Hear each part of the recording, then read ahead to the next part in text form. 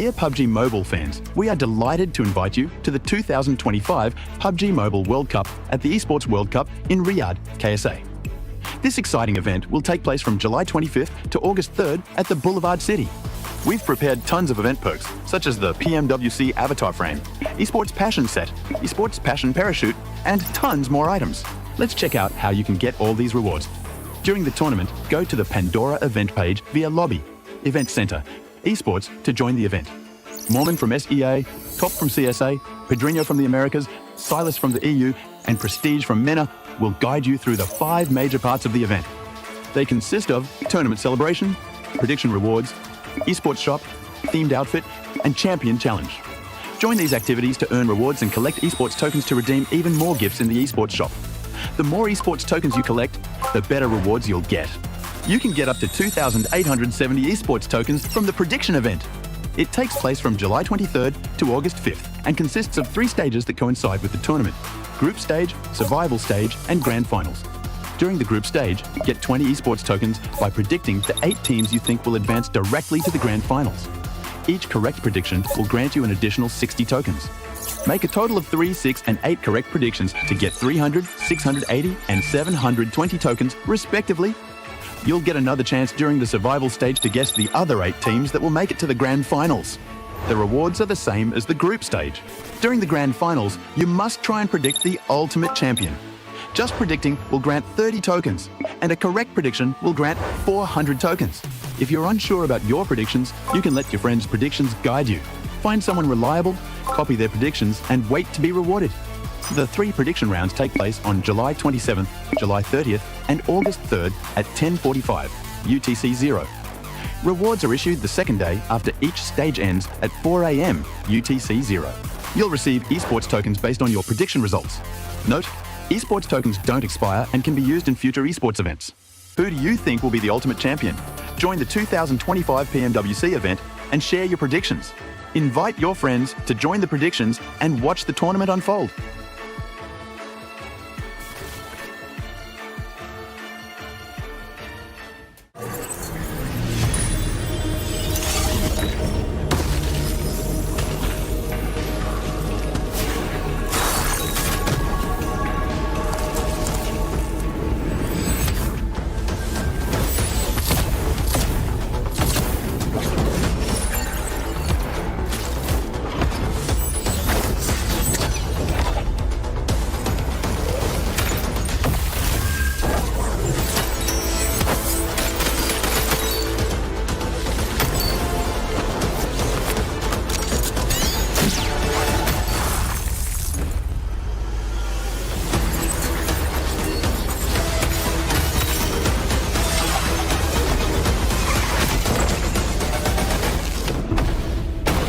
The highly anticipated addition to the Mummy series outfits is here. Paired with the new Ice Tomb Glider, the Polar Spectrophage set is just what you need to freeze your enemies. Or send them ablaze with the Inferno Feed set's new upgradable Chain Inferno Uzi. All the Mummy outfits are back. Get them all. Join now and collect the whole series to turn all eyes on the battleground. Event period, July 10th, 2025 through September 2nd, 2025.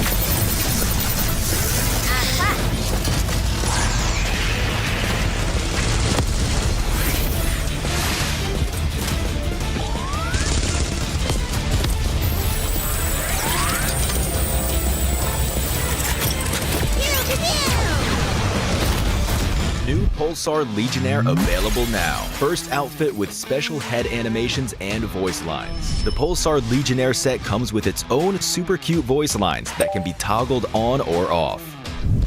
What happened? Bye, friend. Hello, Earth. I'm here. It also features the upgradable Hyperion ship DSR and Jet Reaver glider with special animations. Experience parachuting like never before. That's not all. Even more rewards await. Event period, July 25th, 2025 through August 26th, 2025. What are you waiting for? Get the new Guild set now.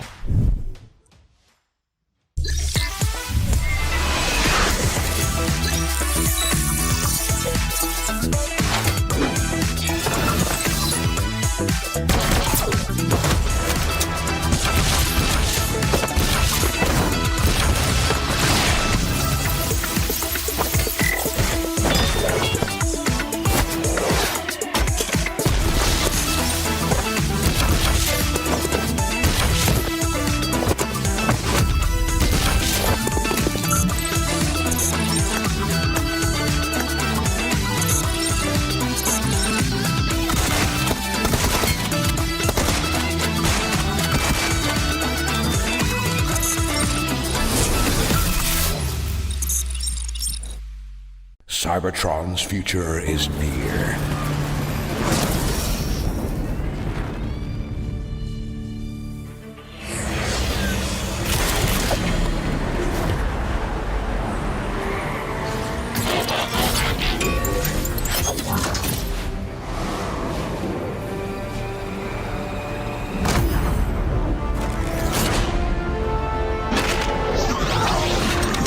Autobots, roll out!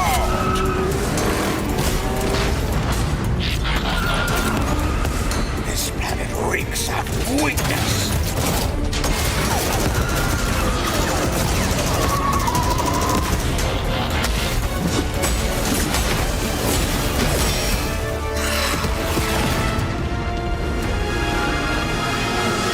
Your courage reignites my spark.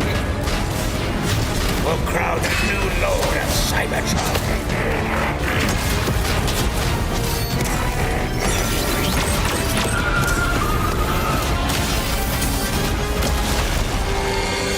Roll for freedom. A victory for all sentient beings.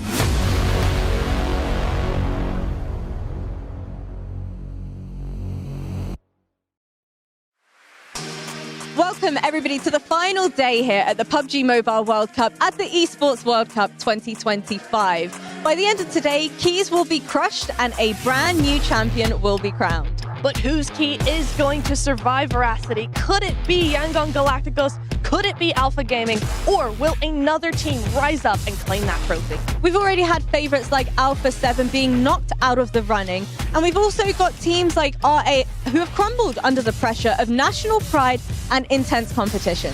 So one thing is for certain, absolutely anything can happen. Yep, in these final hours, we will know exactly how this journey ends. Let's go! Let's go.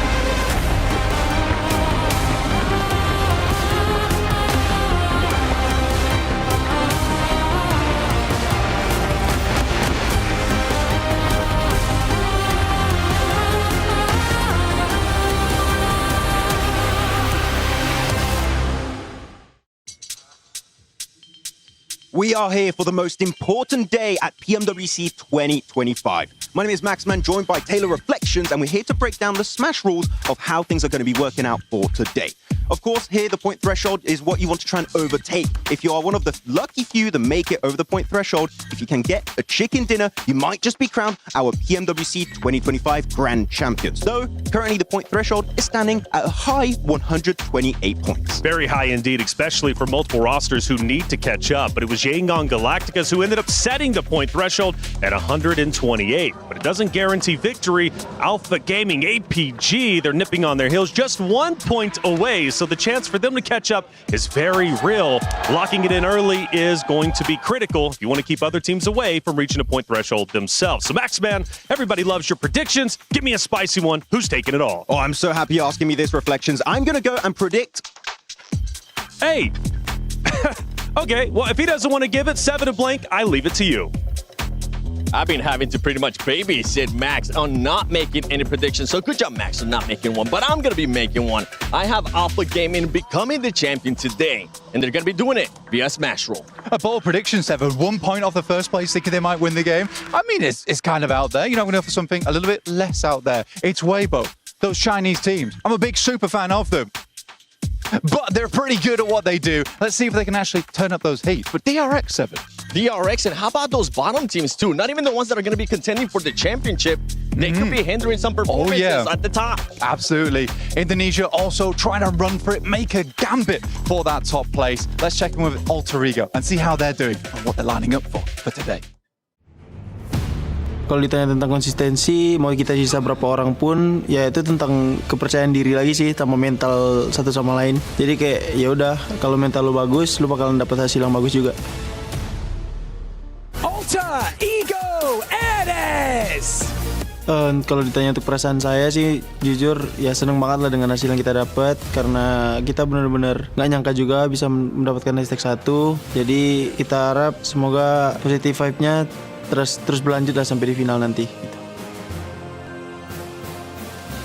Personally, I'm very excited to see Alter Ego take home the first place in the group stage, because it's been a hot minute since we've seen an SEA team be so dominant on the global stage ever since Vampire Esports in PMWI 2 years ago. So the fact that they were already into the grand finals with their slot is very exciting to see if they can maybe bring home a global trophy back to SEA.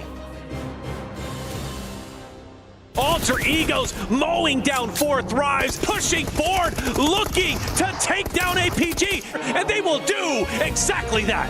A beautiful chicken dinner coming through from Alter Ego. Jujur kalau dari aku pribadi pasti ada meningkatnya karena di mana kita pasti banyak fans yang mengharapkan hal yang lebih kan daripada kita kan buat membuktikan itu semua. Cuman kembali lagi dari diri sendiri gimana cara mendakapinya. Cuman gue harap sih kita nggak bakalan ke-pressure banget sih dengan itu. Malahan jadi motivasi lah kalau bisa. Alter Ego and Fourth Drive, the major threats in this lobby. Oh, wow, but getting that knock is huge. Maybe Alter Egos can start to push up, mind you. When it comes to the reason why they were so successful in the group stage, I'd have to put it down to 3 players, Krypton and also the side of Rosemary in terms of fragging power. They've been very efficient when it comes to just eliminating everyone in the lobby. There's a chance that they could do really well at that stage. 5,000 damage by himself? Yo! It is going to be incredibly rough to make it out of those matches alive. Wow, look at how active Alter Egos are getting. They are taking the fight to everybody and they are winning. Kalau ditanya untuk strategi khusus atau apapun itu di final sebenarnya nggak ada. Jadi kita ngelakuin hal yang sama aja kayak di group stage. Cuman mungkin ada beberapa yang random mungkin yang bakal kita lakuin. Cuman itu kita nggak tahu. Kita bakal lihat nanti tentang keputusan coach aja nanti paling. It would mean everything to Indonesia if they can finally claim another global trophy, because the last time that happened was back in Malaysia in 2019 with Bigatron. So of course, if anyone can make it happen this time around, it would have to be Alter Ego. Untuk fans Alter Champs dan fans gue pribadi mau dari manapun itu tetap support gue, doain kita juga, mau kita lagi di atas atau di bawah ya intinya support dari kalian tuh kita butuh banget dan doa dari kalian juga kita benar-benar butuh. Dan jangan lupa untuk ya bangunin mental kita lah dengan komenan kalian atau apapun itu yang kalian buat ke kita, pasti kita sangat happy gitu dengan itu. Thank you.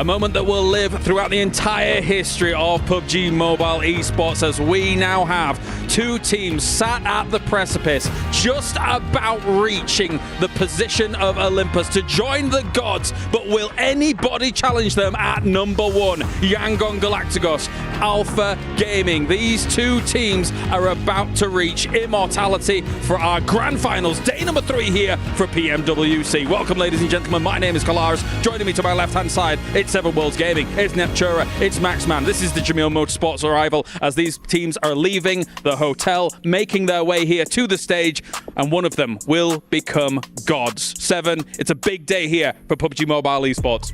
It is. I want to see which teams are going to be shining, which teams are going to be crumbling. We've seen it happen in the past in finals. I'm hoping that it's not going to happen here on the final day of PMWC at EWC. Neptura? I just really want to see a smash rule come into play. We tried. We almost were there in PMGO. We've seen it a couple of times in the regional tournaments.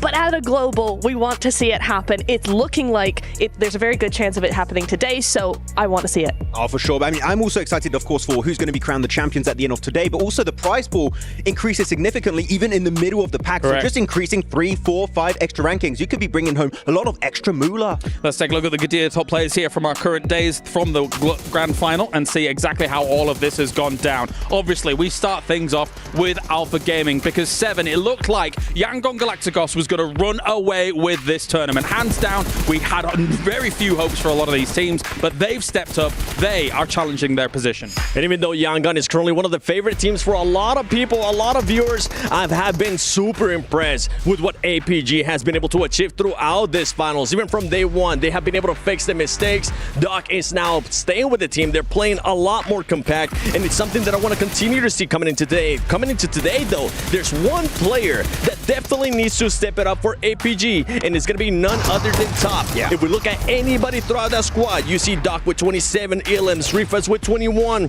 Seal with 18. Once you get to Top, he only has 12. And for a player of that caliber, Max, he needs to step it up. He needs to step it up big time. But you know, of course, Yol has already won a PMGC in the past. We're looking at Top, we're looking at Doc, 2 players that you know are hungry to win one of these big global events, and this might be their one opportunity in a long time.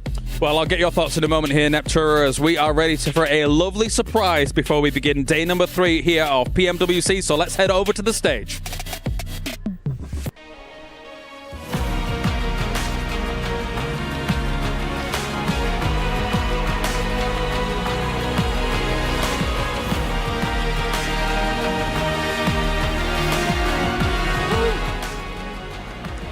Hello, PUBG Mobile fans in Riyadh and all around the world.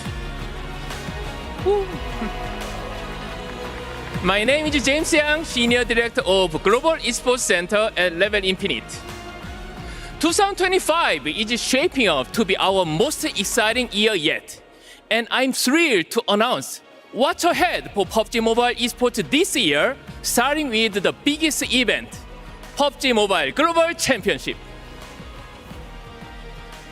This year's PMWC will feature 39 world's best teams battling for the glorious champion. 16 slots for grand finals will be decided through 3 stages.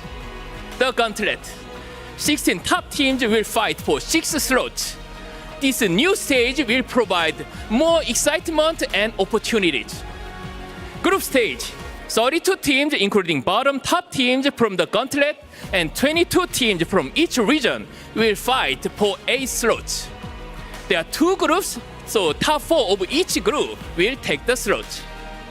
Last chance. 16 teams from group stage will fight, and only the winner take 1 grand final slot. The last slot will be given to the host region invite. Then, who will be invited to the Gauntlet stage, and who will be for the group stage? The Gauntlet includes the top 2 to 3 teams from each region based on fall ranking. The group stage welcomes the next best performers by PMWC point. Let's see the top teams of current PMWC point leaderboards. I'm sure you will recognize some familiar logos, but it's still all to play for, and anyone can be on top. Okay, here is the eye-opening news for you. We are updating the map pool starting from 2025 PMSL Fall. Sarho will be replaced by Londo, joining the map pool with Erangel and Miramar. In response to player feedback, we are keeping the record system in Londo, letting teammates revive in match, bringing esports gameplay closer to the authentic PUBG Mobile experience. Only Londo will have the record system, others not. While the Blue Zone stage standard, some key changes such as Sentry Guard and drops will make the change in the course of fight. The sharp system remains disabled to ensure balance. These all changes will bring a more exciting strategy and action-packed highlights to keep us at the edge of our seats. Now, besides tournaments, let's talk about PUBG Mobile esports story that involves everyone, including players, teams, everyone, and you. Take part in this amazing community with their own PUBG Mobile story.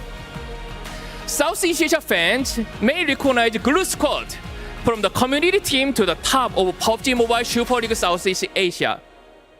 Fans in Africa may have heard about the name Memohito, the first female player reached top 3 in Kenya series. In Nepal, with Hora Esports celebrate to play PMWC Grand Finals for the first time. This all proves anyone can be the one. Also, I'd like to share more personal stories. Team Nile's 11011 enemy, who, despite managing limited mobility due to sickle cell disease, pushes past his limit and even earned an MVP and represented Nigeria in the 2024 competition in Saudi Arabia. The representatives from the Turkey community of gamers without disabilities have also shared their stories of how PUBG Mobile helped them create a supportive group of 50 players, bring them together to form genuine connections. We also saw the soccer celebrity Rick Carlson finding love through PUBG Mobile, and our pro player fathers stood proudly to give all their love and support to their son, just like Silas and El-Haya's dad, as their #1 fans. We'll be sharing more of this touching story, and one day, your story will shine too. That's all from me. We can't wait for the next chapter of PUBG Mobile Esports. See you on the battleground. Be the one. Thank you.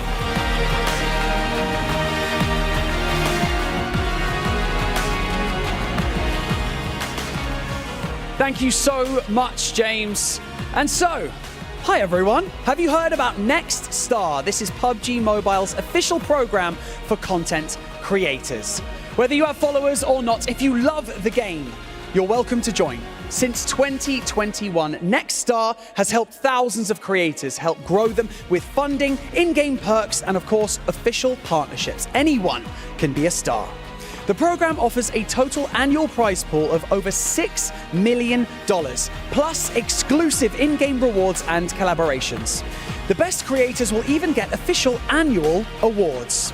And now, it is going global, because starting August the 3rd, NextStar is officially open in MENA, Western Europe, North America, Eastern Europe, Southeast Asia, South America, LATAM, and Africa. So, if you've ever wanted to share your PUBG Mobile moments and build your own community, now is your chance. All you need is passion, and we will help with the rest. So if you want in, just scan the QR code to apply, and of course follow all of our channels for the latest updates. We can't wait to see you there. Good luck, and we'll see you on the battleground.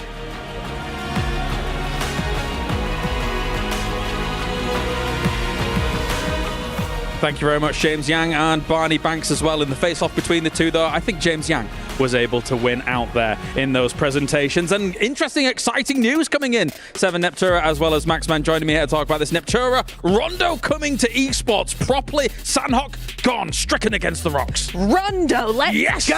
Oh, yeah! We have been playing this map for ages. We love it. I'm so excited to see it coming into esports. I'm slightly sad because Sandhawk's my favorite. I'm sad. Seven's too. But, hey, Seven.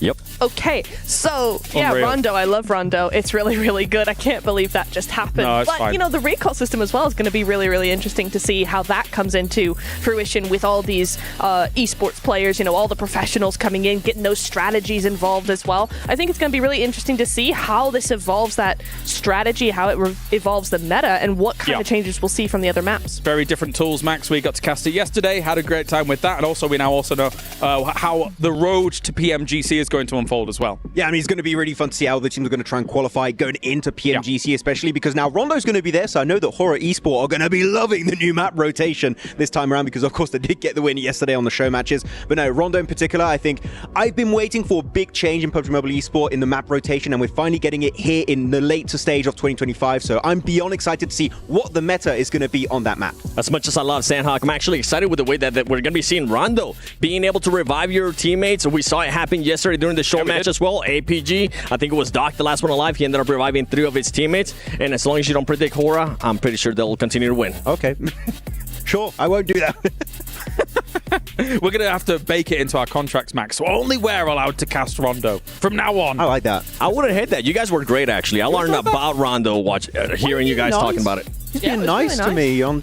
Oh, it's weird. If you had to equate how much you learned from me versus Max, man, what would you say? Me? I would say a solid 99 and 1. Jeez Louise. Okay, I take it. He said I was being too nice, though. James Yang did say you could be the one. There you go. I am the... No, I'm the hashtag one. Yeah, there you go. There you go. All right, let's move on then. A lot of things to be excited for PUBG Mobile Esports here, but we've got to talk about PMWC, of course, because we've got the Crunchyroll reactions coming in from everything that was going on Neptura throughout these last 2 days. Emotions were riding high for some of these teams, but Yangon looking fantastic. They really are. Just 10 points left until they hit that match cutoff, right? Or the cutoff point, rather. So Sandhawk, if they can just do that, that's not even a hard threshold to reach, right? 10 points in one game for these teams, the way they've been going at least, not all that difficult. I would like to see them do that thing again. I think the way the zones have been going, the way they've been able to handle the zones over the last 2 days, if we see those same zones today, they have an excellent chance of actually making it and smashing.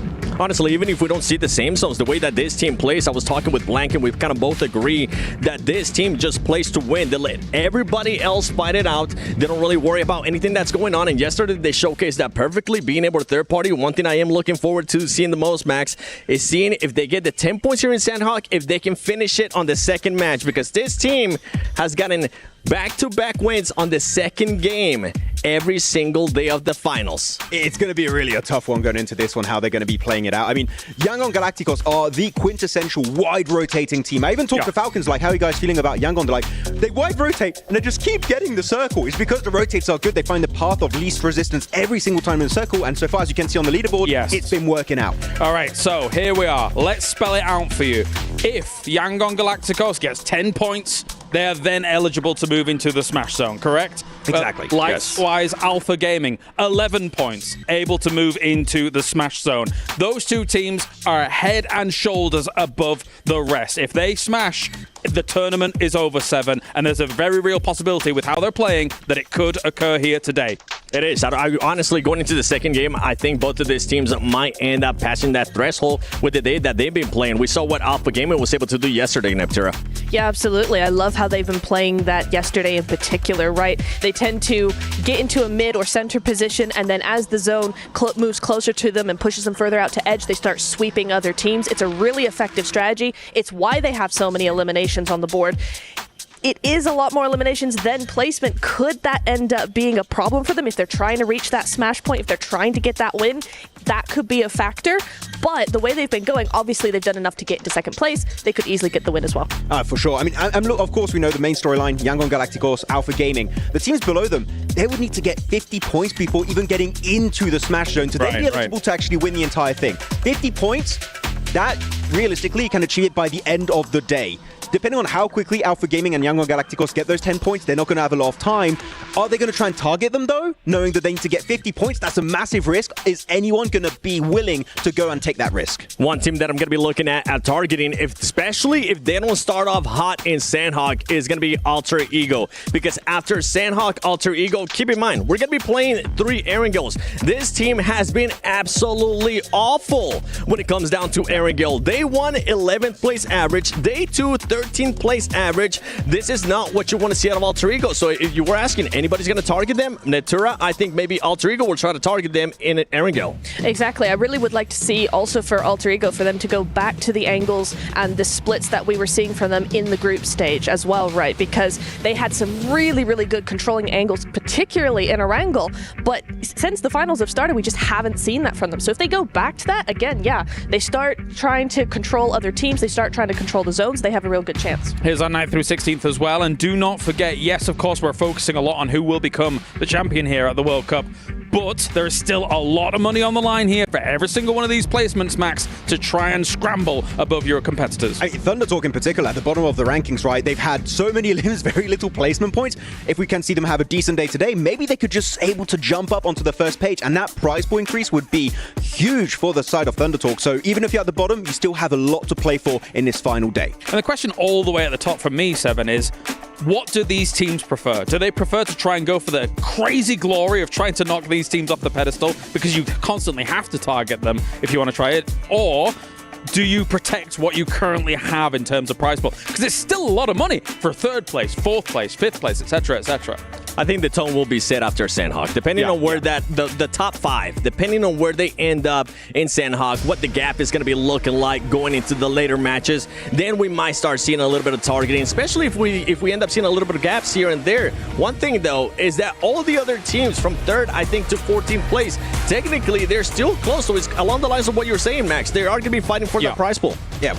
Well, this is Jamil Motorsports' arrival here for all of these teams to get ready and good to go. You can see the tension rising here for some of these teams again, especially for those 2 towards the top. Max, you were saying? No, I was going to say, actually, if we see one of the 2 top teams actually make it in a Smash Zone in the first game, the entire lobby is going to be an absolute shambles because the tournament could end the very next game. Do you want to try and go for Hail Mary send, hot drop the top team so they can't get the smash? Do you want to try and slow down your main competition just above you? Do you just want to play it safe and get points points so you can hopefully get high in the rankings. This is why I love Smash Rules so much. It changes the whole dynamic of how your last day really goes down, what the strategy is for these teams. In CSA, it was all over the place, and I think we might have something very similar here for PMWC. And with that, what you're saying is I'm starting to think about Yangon Galacticos. They need to make sure that they actually get within the Smash Zone, Neptura, because if they don't, this is a team, we just mentioned it, they tend to just play their game, they tend to just play for the win, and if for some reason APG is able to cross that Smash Zone, I don't see Yangon Galacticos being aggressive enough to try to hunt down APG. Yeah, I think that they're very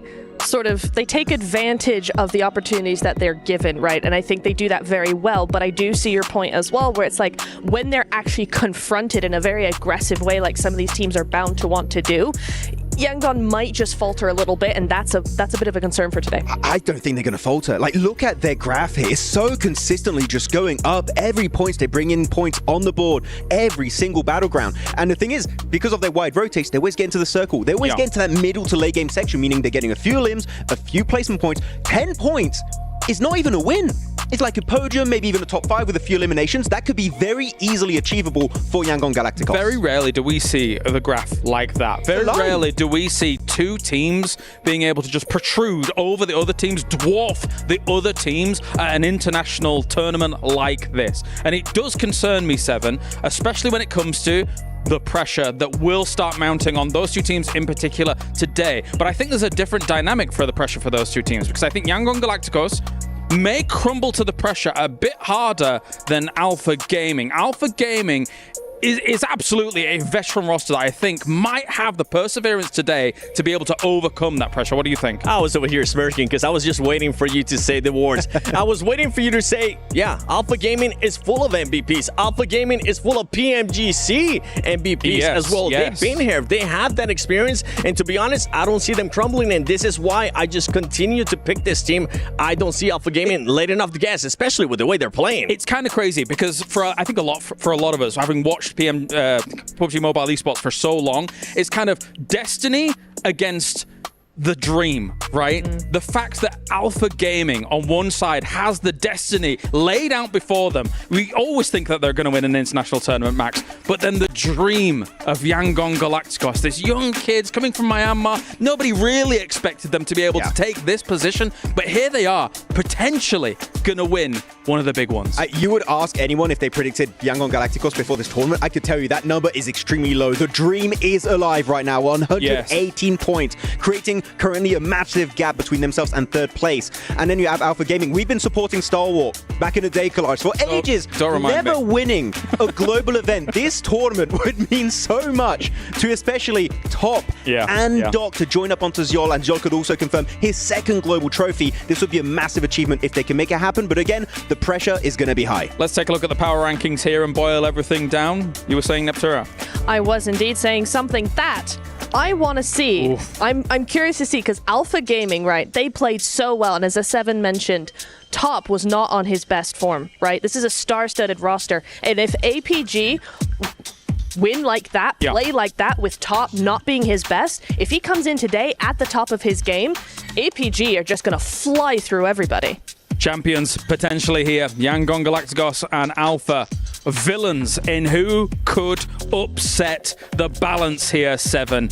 And maybe they're really outside comebacks, but I think a lot of eyes might be on some of those villains to upset the balance for today. My favorite role when it comes down to finals day, championship Sunday, it comes down to those teams that just have absolutely nothing to lose. Now you're going to be seeing all the way to the right of villains, Power. The reason why I want to see what Power is going to be doing in regards to villains is because this team has just been so aggressive. Remember, at one point in day one, Neptura, they ended up with 30 eliminations, 0 placement points. So for those teams at the top, maybe trying to hunt them down, they better watch out for those villains. Absolutely. I think them and also Four Thrives are two teams that I think would definitely hot drop one of the top two teams if they get the chance. I could see them doing that. We've seen Four Thrives hot drop all the time, even when we don't want them to. So for them, they're in the top 8. They're not too far behind. This could be very advantageous for both of those teams to actually do that. I just want China back on top, man. I've been waiting ever since Nova Esports has got back-to-back PMGC. But since then, except maybe Tiamba got relatively close at one point, I want a Chinese team here to dominate. Weibo,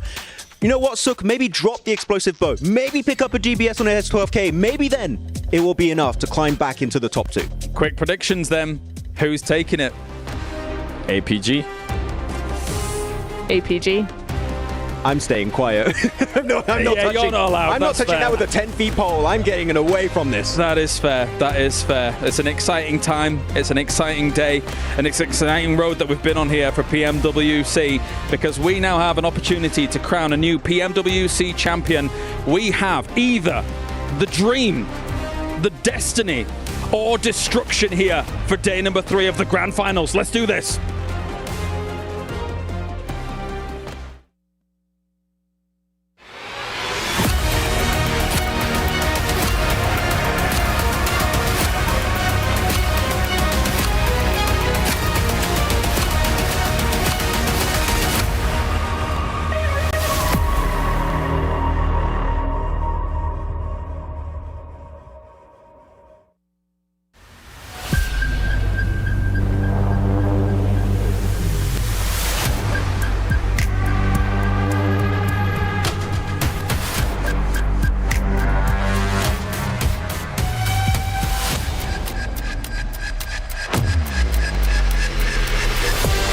The defending champions will not be going through to the finals. Absolutely insanity. This is a sad sight for Alpha 7.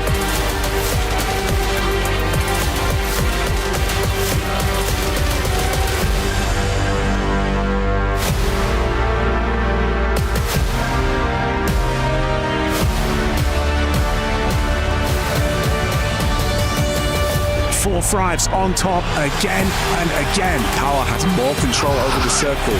Alter Egos are looking like the top dogs here.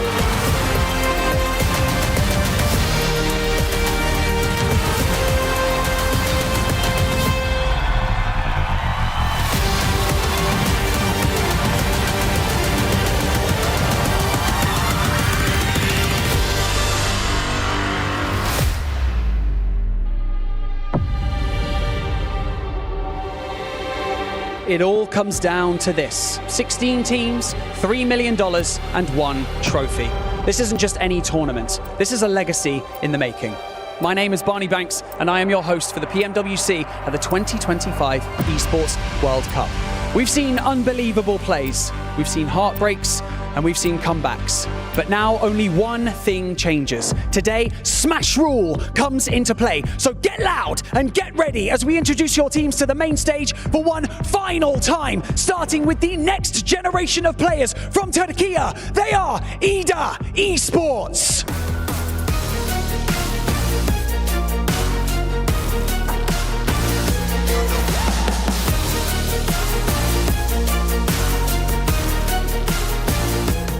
Dominating day 1 and 2 of the finals. Can they cross the finish line in style? Yangon Galacticos!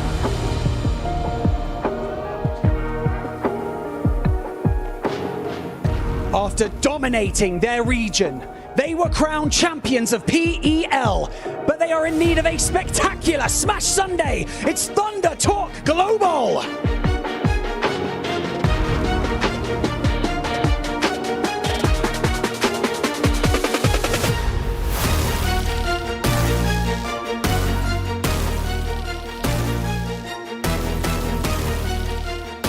Entering this tournament as the reigning club champions. They are also the reigning champions of PMSL Europe and finishing top 3 in their past 2 global events. It is Team Falcons!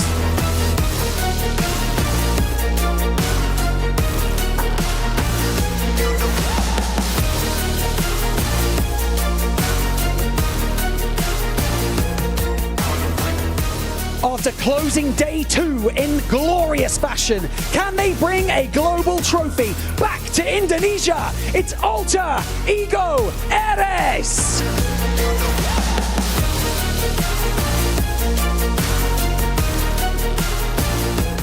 Your reigning champions of PMSL Southeast Asia, E-Arena!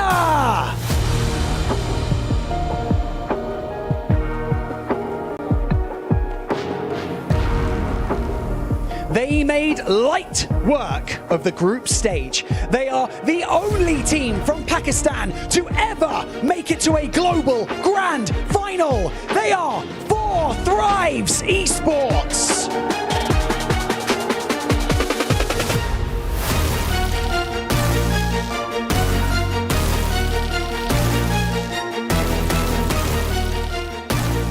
A familiar face on the main stage. They are your 2025 Rivals Club champions, Nongshim Red Force.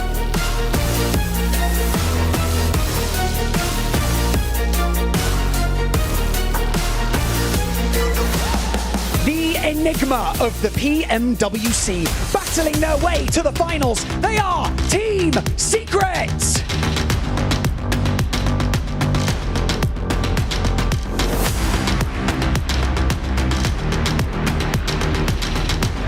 Your hometown heroes and the last MENA team standing. It is Power Esports.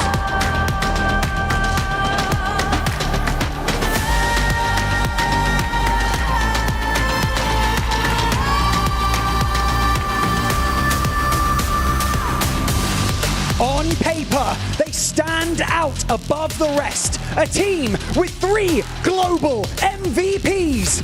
Alpha Gaming!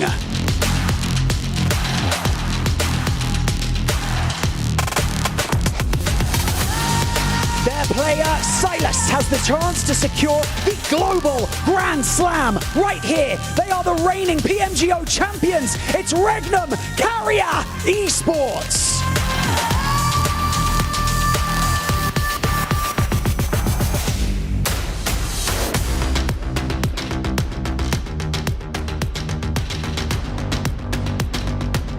The all-star lineup of PEL with 2 PMGC MVPs on the roster. It's Weibo Gaming!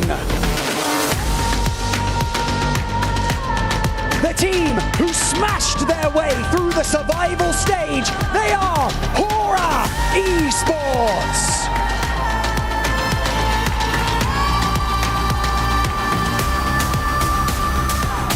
Champions of the PUBG Mobile Pro Series and currently in 5th place on our leaderboard from Korea, DRX.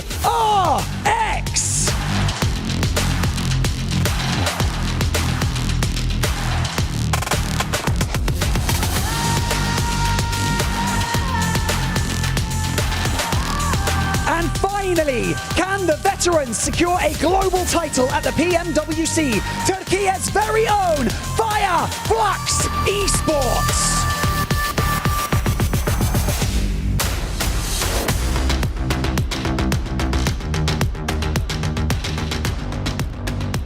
Each of these teams began their journey with the same dream, to become champions. And now, 6 maps, 6 efforts, 6 chances at glory.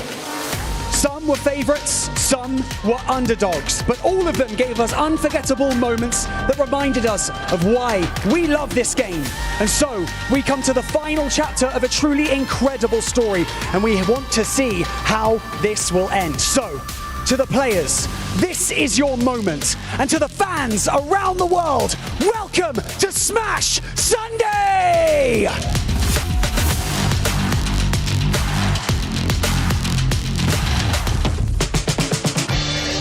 There were so many good teams entering the group stage here at PMWC 2025. You had 4 Thrives, Alpha Gaming, the side of Hora Esports. All of the CSA teams were looking so incredibly good at the start. And of course, Weibo with Order and Sogda had a lot of hope behind this team as to could they possibly make it into the finals. And to make it into the top 8 was always going to be incredibly rough at that stage.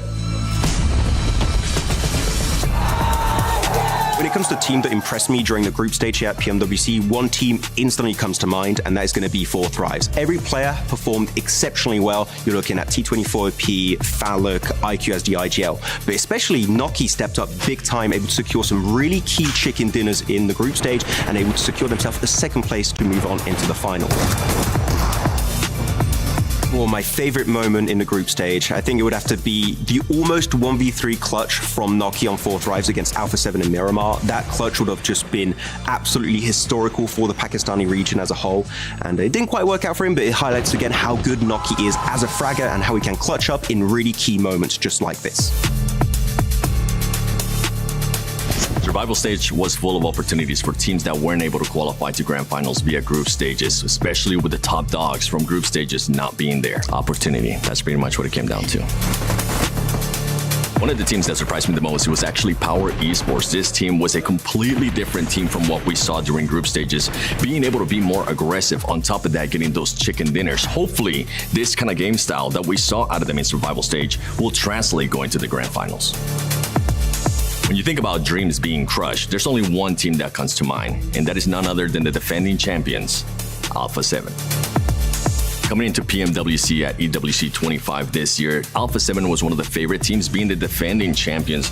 But what we saw out of this team was not champion caliber gameplay. It was actually very lackluster gameplay, indecisions, and just calls that this team had never made before. And this has been a pattern for this team when it came down to global events. It is a big wake-up call for Alpha 7. For me, the best moment, as much as it pains me to say this, it came down actually after the last match. When Hora Esports, a team that nobody has been counting, especially when you think about it from last year, they just look over towards Alpha 7 and they did this. For the grand finals, I expect nothing less than the best that these teams have to offer. They have proven to us that they deserve to be here, and so now we want to see them perform one last time.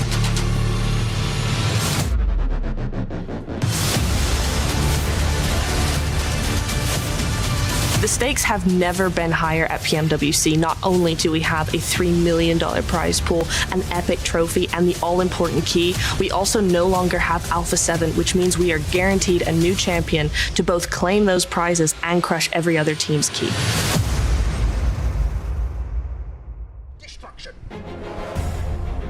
All right, it's time to rev up those engines because we have one final day here for PMWC as all of these players get ready to head on into Sandhawk to determine who is going to become our champion live from Riyadh, Saudi Arabia. We have Seven, we have Neptura, we have Maxman. Maxman did enough talking in that segment. So, Seven, the analyst, what do you think coming into our first Sandhawk? I mean, we already said anything there is to say in regards to some of these top teams. I think we got to look at the middle of the pack, Maxman. You even said there's just so much money at stake. You're going to be looking at DRX. You're going to be looking at ETA Esports. One team that was able to step it up yesterday, 4 Thrives. They're looking to move up on the leaderboard and trying to see if they can possibly get a top 5. We had a glimpse of the group stage again here yesterday in their matches. Definitely a lot more presence on the Miramar in particular, leaving Picardo, able to get so many extra points on that chicken dinner. Very impressive from Pakistan. Again, the first time ever we've seen a Pakistani team here in a global finals. Can they jump way high in the leaderboards? That is going to be their main goal for today.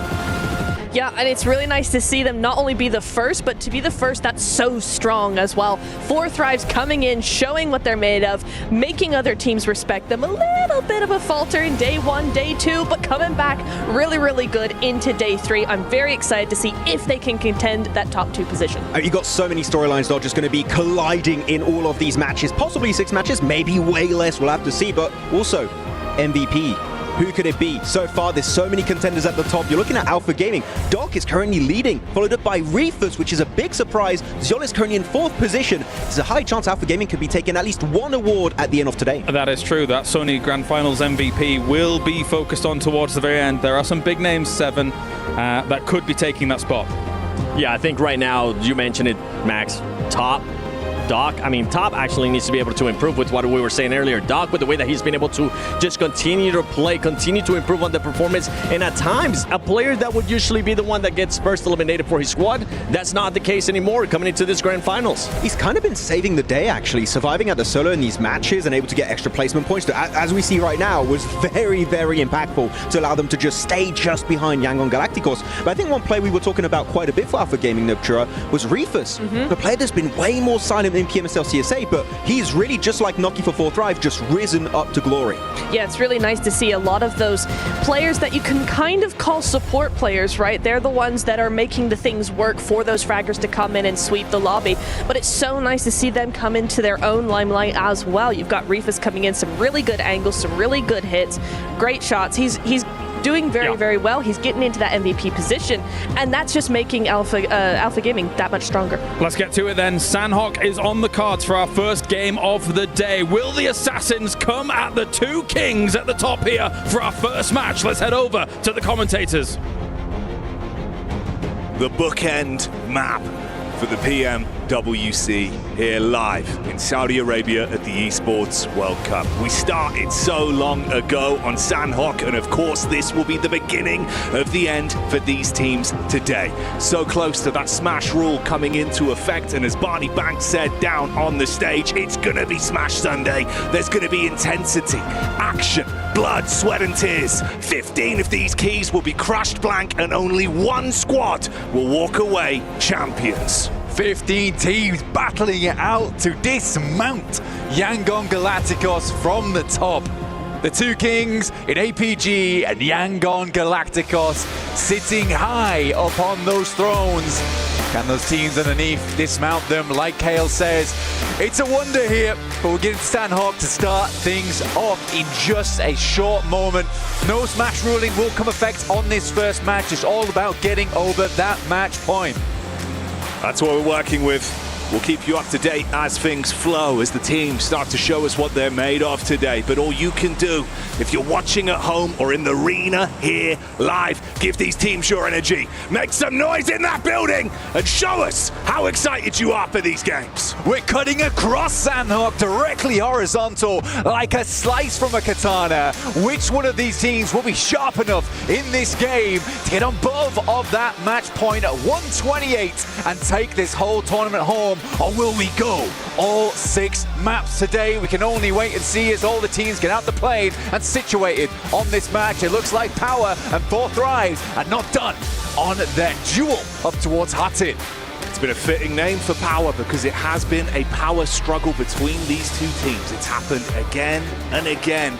We'll see if they actually learn and have some reservations. Obviously, the first time it was Power that pulled it off. Second game, it was 4 Thrives that came out on top. And this time, they both call it quits on the adjustment drops.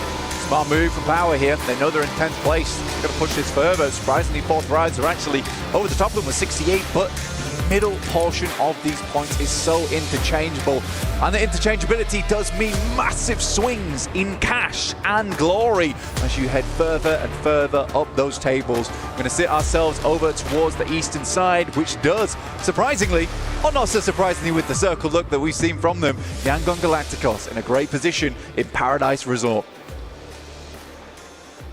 A team that has proved so much in such a short space of time. Tons of talent, very exciting to watch, and I think it's been quite an amazing storyline with how obviously some of us were looking at this thinking, yeah, okay, you're kind of making it work, but is the consistency there? Is this sustainable? Is this repeatable? And I mean, all we've had from the playoffs has been a big resounding yes again and again and again. It's been more of that, please, the entire time. For Yangon Galacticos, their maneuvers have been sound. It has been smart when it needs to be. Some god grenades been sent over the top from this team. No individual player really strikes out either over on Yangon Galacticos. There has been some moments of absolute domination from some of those players in key moments, but it's a different player each time stepping up to the plate to deliver for that squad. And I think that's what makes them so great, is that the players all can perform at such a high level. No one's lagging behind on that team. Everyone's running in lockstep with one another. There's a couple of teams we'll be focusing on this match, and this is one of them right here. It's Weibo Gaming. Currently in 3rd place on 82 points, having a real standout here for their region, with some legendary names on board, such as Order right here. For Order, he's quite consistently been bringing the gavel down on teams inside of these lobbies. We've seen his impact time and time again, but this whole squad goes explosive like the bow that Sook likes to play with so consistently. And right now they're thrown into a clash versus Aura. First tag's good. Able to knock the opening man here into the last day of action. Takes down Jiggle, backline for No Fear. Order goes down pretty quickly as well, playing behind the stairways, but Aura's taking a sideswipe angle here. I think Team Secret starts to get slightly involved. Sky moves up, but he's in the grass, waiting like a blade of grass to stab and strike from the back. He's getting these audio cues as well. All about timing for this one. Slowly makes his move forward. The jump up from Sky might have given the game away, but the periphery wasn't spotted. He instantly engages. Angle peek as well. Good tag from Sleepy. The bite back. It's a hefty hit. Looking for more. 33Z steps up though. We'll find him on a beautiful DBS shot. And Weibo, they've been taking knocks here and there, but this is a resounding success from this team. And again, it's a real fast start here for Weibo Gaming. They know that they need big elims on these matches if they hope to catch up to APG as well as Yangon Galacticos. No fear. The opposite of his name at the minute, man. You are going to be sweating bullets. Head down. Hope to avoid being just an additional point on that markup, because like you say, they'll be grabbing those with both hands. Already some more action from the squads that are at the top. It's Alpha that are back on screen. Looking for a bit of a drive-by. A couple establishing shots that were thrown out towards Fireflux. Weibo Gaming get themselves back up on their feet now, all four players. Alpha Gaming on our screens, down towards the southwest side, coming in contact with Ida probably quite soon, alongside with their Turkish brethren in Fireflux, who are just off towards the east. This is around Quarry. Not an easy position to play, honestly. Will siphon a lot of teams down towards the south side. And they'll have to break fast on either the east or the west. Yangon Galacticos, though, targeted. And why not? Give yourself extra time if you Regnum Kaya, who've had some okay games, honestly, currently at 74 points, but they'd like to bit further up the leaderboards after such success over towards PMGO and overall from this team. They want to extend these playoffs as much as possible. They would need to climb. And like you say, that's starving out these teams from being able to get themselves into a position to win off of that smash rule. The longer the day goes on, the better. Here, opportunities could present themselves. It's Loxic who's hoping to lock in with the barrage of bullets, but the instant response, that was so quick. The 180 off that one, what was that? If you're Regnum Kaya, you're thinking to yourself, I'm working against a reaction speed machine. That's terrifying. That would scare me. That would really scare me. It's like Regnum Kaya now realize that they need to be instantaneous on a knock. They need to get this team shot on board quickly now, because they know they can't take any of these quick stabs in the dark. If they're not successful, immediately Yangon Galacticos is going to know the position. If that's not a good litmus test of what their form's looking like today, I don't know what is. That was absolutely balmy, mate. They're wired right now. They are wired. They know it's at their fingertips. The trophy, the title, the lion's share of the prize money. Oh boy, you talk Alliance, and maybe there's a couple looking for an opportunity to pounce 4 Thrives on a bit of a rotate around. From the north side. Coming down towards the south now. We'll see if they just wrap around. Yangon Galacticos actually sets themselves up nicely on this eastern edge. There's a very, very good area of escape here for them, but the circle will center up on the eastern island, giving both Regnum Kai and Yangon Galacticos a nice springboard here from Paradise Resort. Both Thrives are going to make their way down, though. It looks like they're heading towards the southern arena here, just on the northern precipice of Paris Resort. In the meantime, Alter Ego, who we spoke about a lot, not so much in this game so far, as we were focused over towards Weibo and APG slightly earlier, but another team in 4th place, 78 points. They're slightly further away, but they are the top of the middle of the pack, I would say, in terms of point scoring.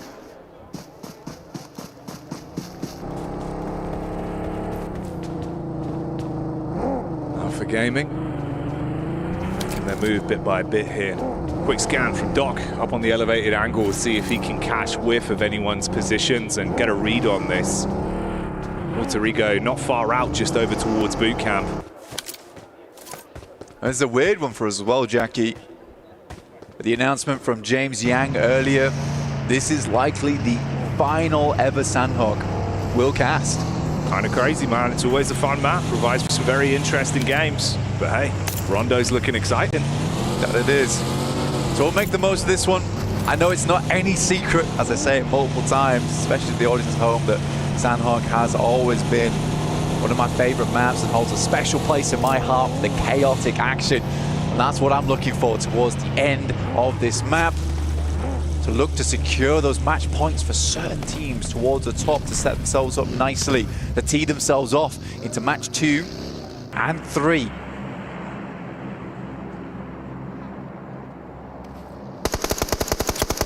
Weibo, the shots down range. It's the RX that are on screen now. We get their POV. Nades over the top.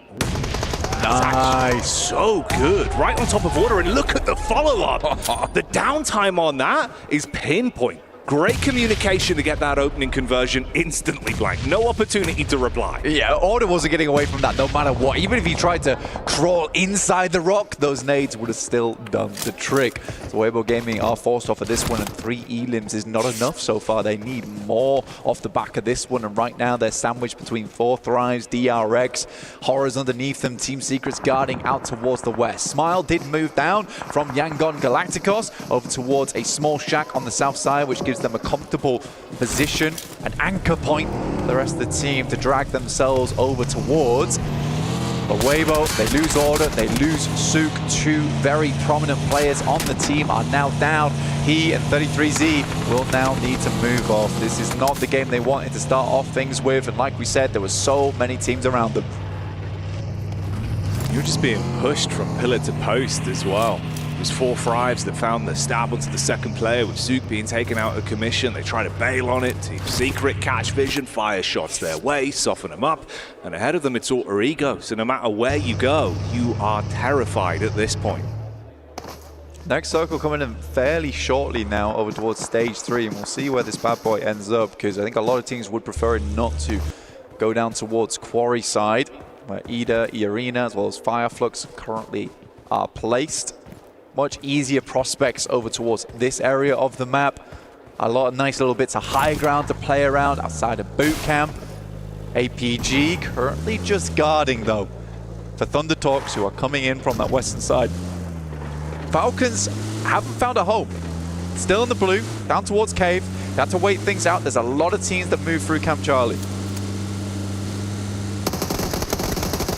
Looks like we're getting some Rondo gameplay early, because those bird cages are going to be startled when they make their move over towards the zone. Non-Shin Red Force ready for the clash, but we're already thrown into one. There's Phalax unloading. The DBS rattles back over though, and 4 Thrives might come unstuck. You think you finished the job, and T24 has to do it himself from the backline. A messy engagement. Noki's gone. You can at least get that pick-me-up play back over onto Phalax. Unless another squad pulls up. Regnum Karia as well, being headhunted by SayCloud. That's another point to the tally for Yangon. Bad start for some of these teams though, Jackie. Weibo down to 1 player on a sliver of HP. DRX out with all 4 players down. Not a lot of eliminations to speak of. The 2 Terrors towards the top, towering over the rest of the lobby. It is the twins in Yangon Galacticos and APG, just 1 point apart.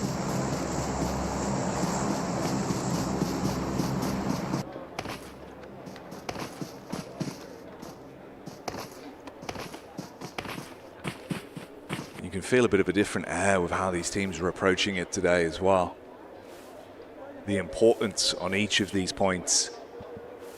And for Yangon, the path ahead of them could be found with resistance from Power, a team that have been no strangers to picking up big elimination games here on Sanhok.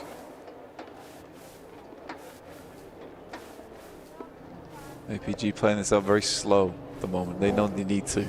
This game's about getting over match point. And I think for APG, it's a slightly different story for them because it's quite an aggressive team. For Yangon Galacticos, they sort of just need to play their own game. They'll have to switch things up too much playing on the outer edge. But for APG, this is where they'd go to die right now if they're not able to get over that match point early in the day. Yangon Galacticos is able to fix that one for themselves. Right now, I'd say APG is playing a smart game. They're not trying to push too far. They're securing that location on the western side. They do not want to be backstabbed. And this is nice. This is nice. They can certainly play this one.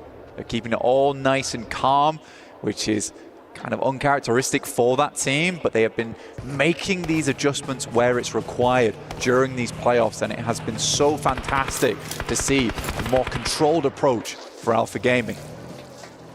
Yeah, it's been wonderful to watch. And they've been running those more passive games. We've seen that on Sandhawk from them. Placements have been huge, and especially at this point, getting those placements, getting into that smash zone, that could be a whole different story. We get the shift on the zone as well. Team Secret not in a bad spot whatsoever, centered up with some cover to play with. Emre taking down Redox as Falcons made a quick rotate towards the center of the circle, going for a lot more of these recently. APG trying to move through the circle. This is slightly late. They cleared the western side, but they were bold on their push rods towards the east. Zhor's already down. Reefus is knocked out the vehicle. Oh, it's a dangerous gambit, Jackie. It's a very deadly game they're playing. Trying to focus on so many different angles because of where they found themselves trapped. Limited cover to play with. Shots in the backline still coming in from Doxy. Ahead of them, it's he that's also trying to take peaks back over. In the meantime, Hora go out. Seems like Power have kicked off the fight versus Yangon as well. And SayCloud, that one gets stolen away from Red and Karia, whilst 4-5s continue the fight versus E-Arena, and Alpha Gaming just try and find some form of cover. SayCloud going down, very dangerous for Yangon Galacticos considering how strong he's been for the squad. They do get a re-knock, but now Yangon Galacticos down to 2 versus the 3 coming through from Power.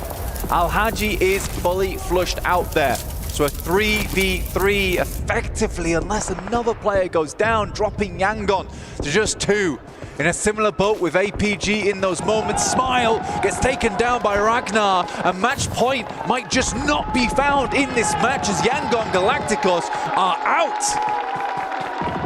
A sigh of relief for many other teams in the lobby with Power pulling off that play. Their eyes lighting up as they see the Elim feed starting to fill with Yangon's name. But for Alpha, the journey continues. Fragmented though, down to the 2 players, just Doc and Reefus that are trapped apart from one another. Bullets out from Reefus onto the back of Doc C. He's trying to take the peaks on this.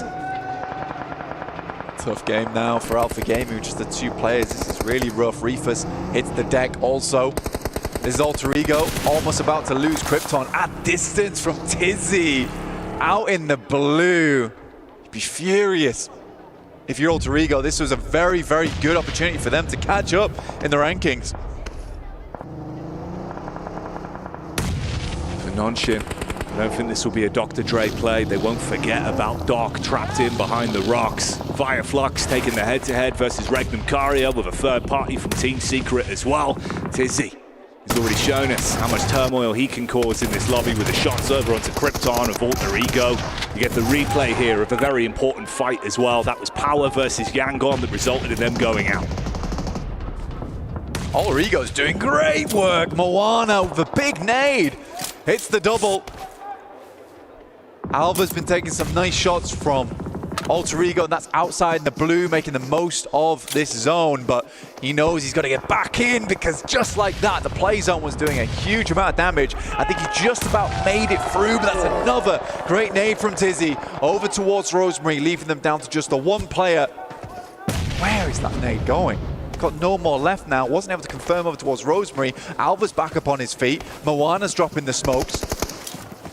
Tizzy's trying to get in close range. Wants to put the shot into good use. Tag from the side. Alva gets a visual on him. Nade up from the teammate. Good peek back in. It's Binny in the back that hits heavy with the DBS. You're going for the pickup. The car drives by. Moana runs into the barrel and goes down. See you later, Alter Ego. Almost all of our big ticket teams are down now. Regnum Kaya, DRX, Alter Ego, Weibo. But it's Alpha Gaming surprisingly getting Reefus back up on their feet. This game's not done yet for this squad. It seems like they smell blood in the water off the fight from Alter Ego. The bounce on the nade. That one's going to arc you back up and get you a little bit clammy in the hands. Reefus has 4 nades of his own to reply with. Casts one in close. Binny rocks over. They can play off one another. That's the manpower advantage they have. And Reefus, he's on an island. The nade bounces bouncing over the top as well. Reply with the molly to force him out of position. He's being burnt, cooked in position. They just need to get close to finish him. Oh, gets tagged by the flames as well, and that will be Reefus going down here. Now just Doc, the big man himself. 27 elims during the playoffs. It is a massive result for a singular player here. Can he hold his own?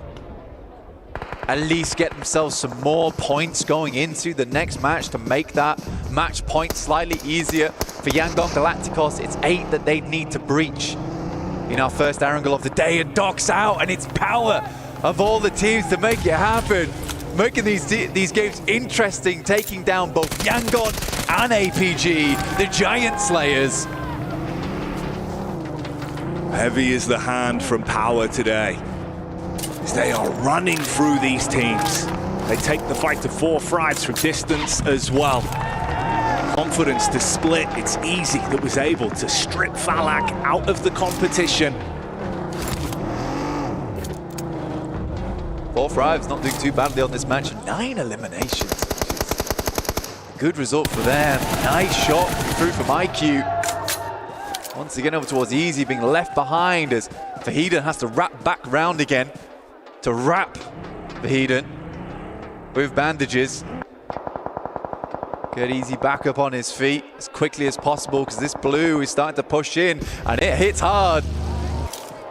That might be both of them going down, in fact. Vahiden's very lucky to get out of there as quickly as he did.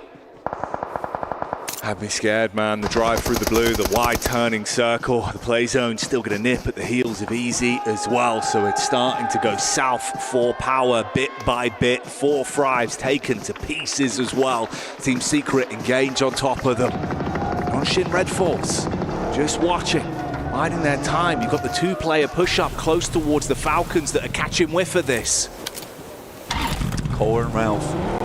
Deadly duo here. The IGL. And the slayer of squads, Koa himself. Good nade up from Zizzy. More Molotovs thrown through, just delaying what Falcons can do here.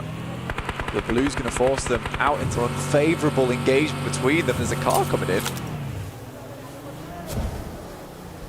Nice Team Secret having a bit of a scout on that one. See if they want to commit to it. Zizzy on the peek-up, only able to grab one. The boa constrictor himself poises, hits back. Oh, straight into the nade. And goodbye Falcons, as Team Secret shut them down. Power are still in play, but of course it's only that duo that remains alive right now. Team Secret whispering death in the ears of these other teams.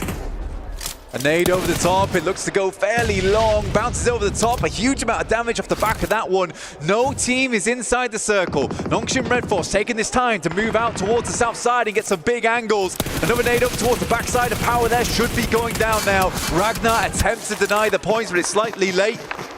It's Team Secret up against Nongshim, a 3v3.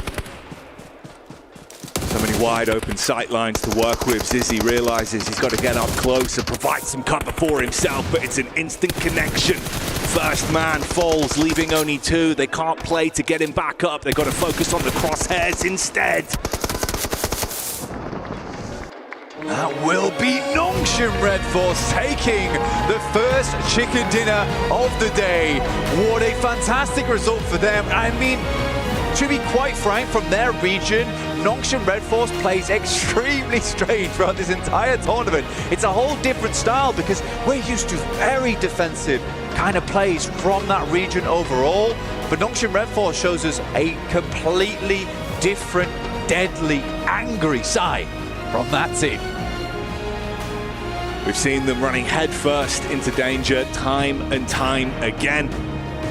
This is another one of these games where they come out swinging. Exciting stuff though, with Power causing that struggle in the lobby, taking the fight to the teams that are so close to that point barrier and making it uncomfortable, giving other squads a chance now. They've just painted a target on their back. Oh yeah. Power's made some very powerful enemies in this game, but I don't think they'll be stopping anytime soon. I like that they're just playing these games out with not a care in the world. They just want more points on board, but the same can be said for a lot more teams. Getting towards their angle, no team on match point just yet.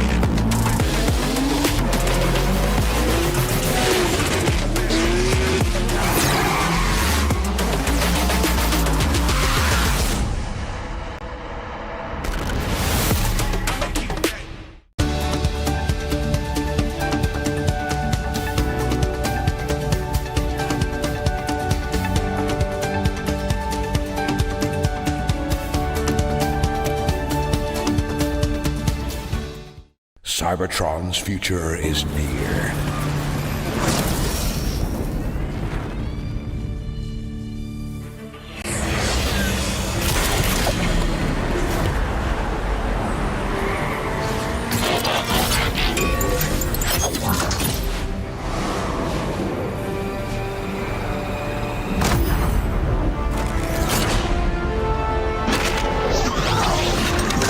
Autobots, roll out!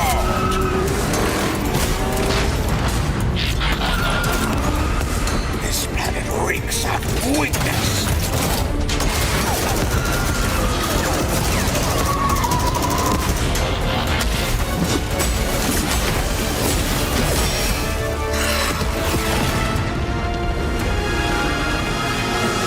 Your courage reignites my spark. We'll crowd a new load of Cybertron.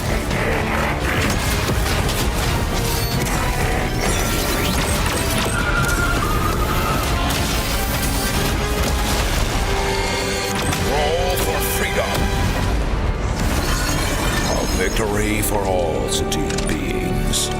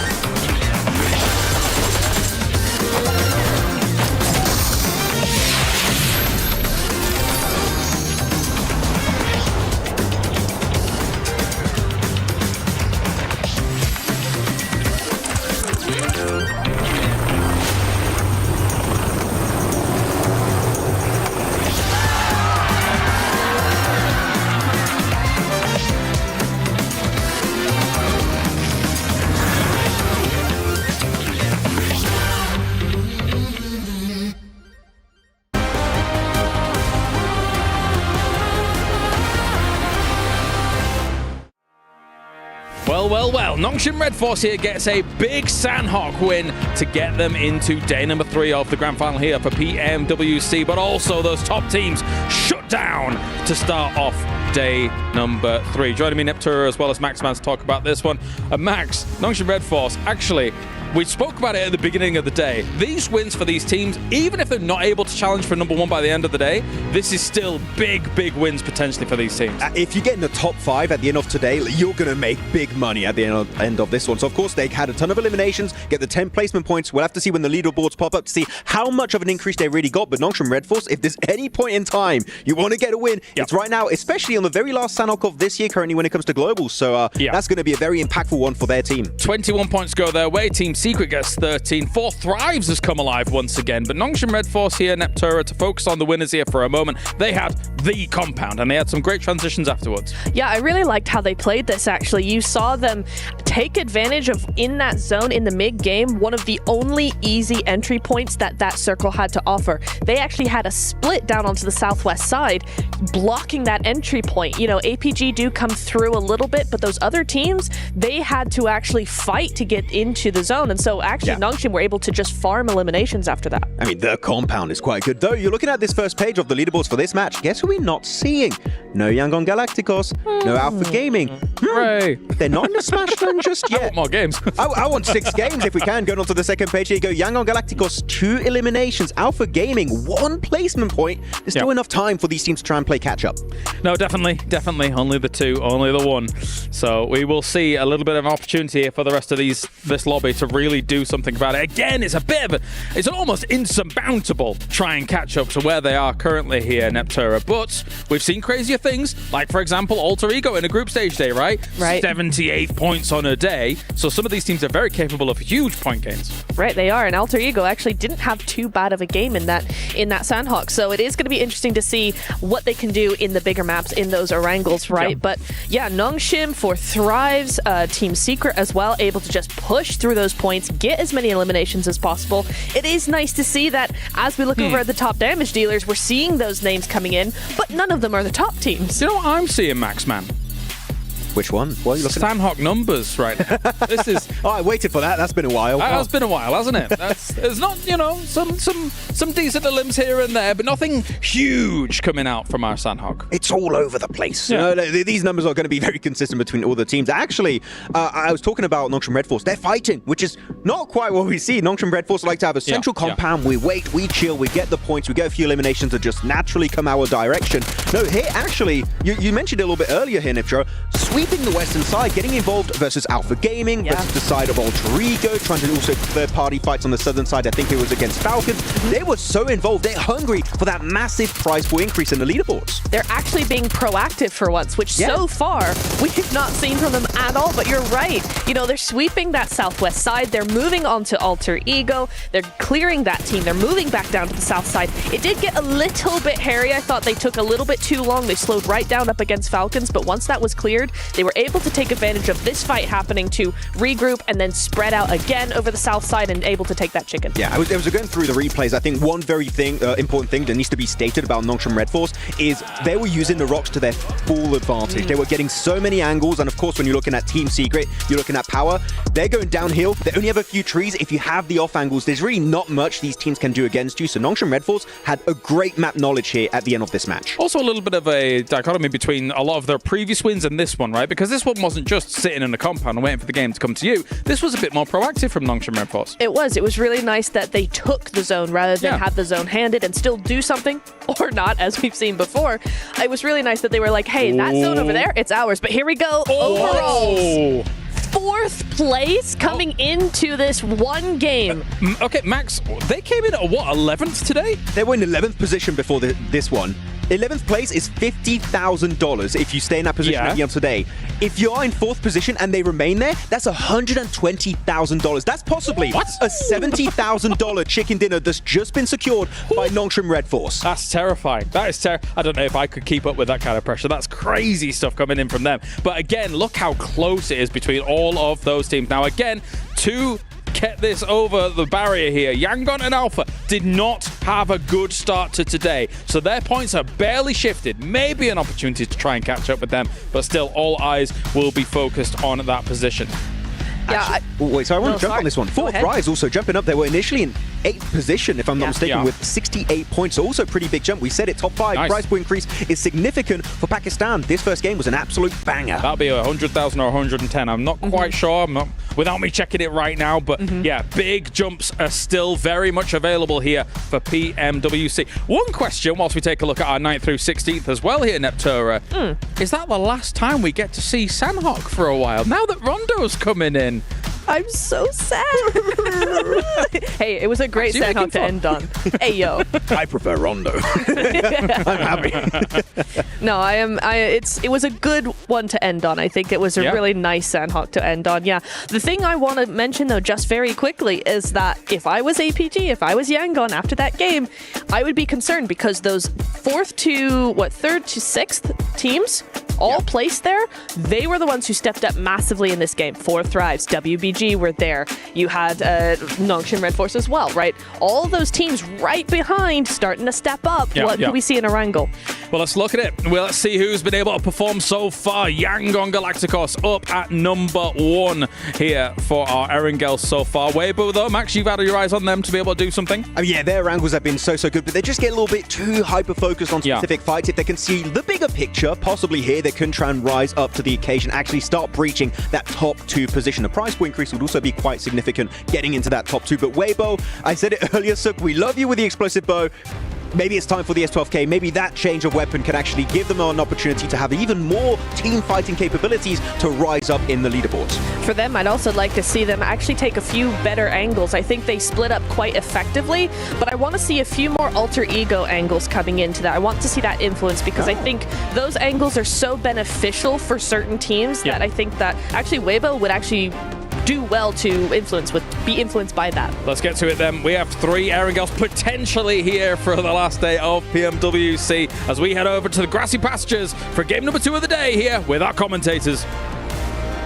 Thank you very much. Kale and everyone on the desk. It's been exciting and you can feel the anticipation at the storyline starting to build. But we appreciate you switching over to us so we can give you the breakdown. Of course, if you want to stay up to date in your own way and follow all of the action, head on over to the official map feed so you can check it out and follow it exactly how you'd want to with a full lay of the land. And you'd need it, Blank, because we are at the precipice of greatness for so many teams. Of course, though, because of that man on your screens and the incredible power roster taking the fight to our top dogs, they were starved out from being able to break into that 128 barrier. I want to keep tabs on these teams 100% because right now there is certain jump ups which, like Max says, are worth a whole lot of money. Nongshim Red Force, they can stay up towards the top of those tables. Might have just salvaged their performance here in the playoffs. They very well might have. But it's time once again. Glue your eyes to your screen, strap yourself in with those seat belts that you're going to need, and keep your arms inside of this vehicle at all times as we're going back in to those beautiful, lush pastures that come before us. Let's get into this one, Blank, and see how things are going to start to shape up once again here today. Right now, we're at the vertical drop, just waiting for this ride to get underway as we're in the plane heading down from Kameshki all the way through to the western side in Quarry. While teams get themselves out in action, Weibo going to be out a little bit later down towards Primorsk unless they go for a slightly different drop here. Oh, but look at the drop in points right now, Jackie. 85 points down to 77 in 10th place. We've got triple 77s across the board from Regnum, Kaya, Power, and Ida here. Oh, it's nasty. Real nasty. Whole lot of 7s, but will they be lucky? That's the question. Or will it be the wrath of some of our top players back out, proving they're the top dogs in the lobby again today? Doc has been living up to the name. It has been surgically clean. 3 players that we talked about a lot here. Doc, Rosemary, Falak, all putting on a performance of a lifetime in this one. Davot with a 405 meters. I think that's breaking the record. Crazy stuff coming through. Nongshim Red Force straight down towards the south side, looting around yellows. Falcons, as per usual, in Pochinki. But check out this circle, heading directly southeast into the uncomfortable trees, the dead woods. Will these teams be able to get themselves out alive, though? And across that match point barrier, not possible for teams in 3rd and 4th place at the moment. All eyes on Yangon and APG. You can see them parachuting in here. The Alpha squad that have shown us that they mean business. An uncomfortable rotate for them back on Sandhawk that resulted in a fragmentation of that team blank. Starved down just to dock before they were taken out of the runnings. But a comfortable rotate here, actually, if they can head down towards Sosnovka military base. They're fully committing for this one. I think that maybe in different times they wouldn't go for it. 4 Thrives are at their back, though, so they need to get a move on, get sprinting at the moment. But if they can get down towards Sosnovka, they can make a comfortable rotate over towards that eastern bridge. We'll see if anyone tries to hold them out, but likely Thundertalks are going to hold in Milter.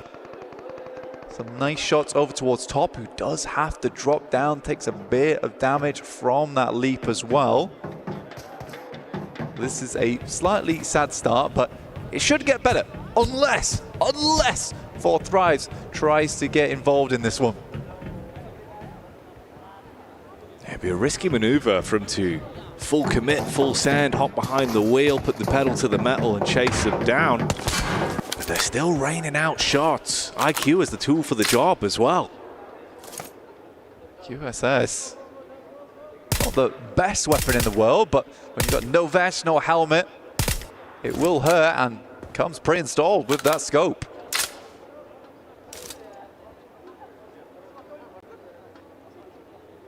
Just like acrobatics on display right now from APG. The outlines. Yeah, parkour in the entire time. Oh, it's good. Leaping over railings, getting through the girders. A bit of a terrifying, man. Yeah, a bit of a jungle gym for them. Just constantly trying to get out of there. Keep their noses clean, but already some obscene plays thrown into the mix. Non-Shin Red Force up against Fire Flux there. Matcat being able to find one of those for free. I'll tell you what, as much as some of the plays from Non-Shin Red Force have very much frustrated me in the past, I do respect that no matter what, they're just going to keep giving it. They're going to keep being aggressive. They're not changing anything. And I think that's a mindset that can really affect you going into the finals, where you want to play passive, you want to get those points, you want to get placements on board. But for Non-Shin Red Force, fair enough. Some of these engagements, some of these fights, you're going to mess up. You're going to do something a little insane.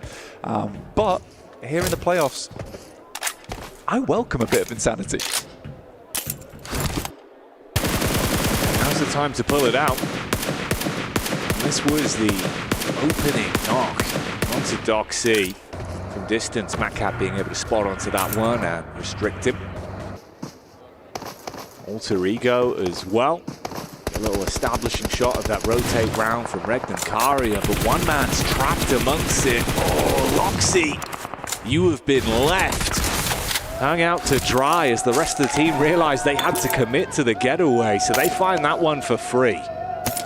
Origo started off pretty quickly on that last game, looking to do it again here. They get themselves down into a nice position on that southeast side. Sadly, Regnum Karia will lose a player off the back of that. But they're no strangers to these types of circles. Usually do have a fair amount of success on them. Losing a player at this stage of the game does hurt them, though.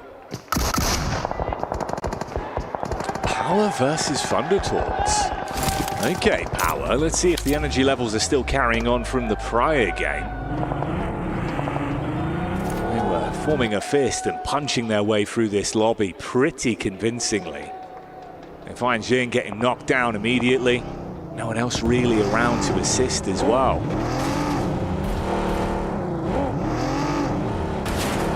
Power pushing up. This is not a bad spot for Power either. They can play this. Regnum Karia do move up.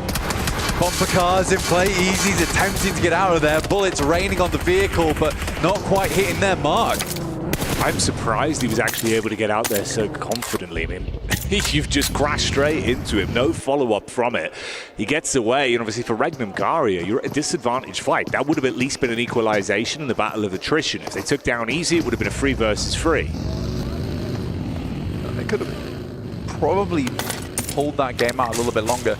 I think for Yangon Galacticos, though, as well as APG, they're one of the few teams out on the western side and down towards the south that just have not found a home here over towards that southeast side, where most teams are confirming their position. There have been a couple of times where we've seen more teams spread out over towards Mansion and around Shelter, and likely on this circle it does center up around Mini Milter as well as Milter itself. And this is the smart choice of them all sending central. does give some more time for squads on the outer edge to play this game slowly, though.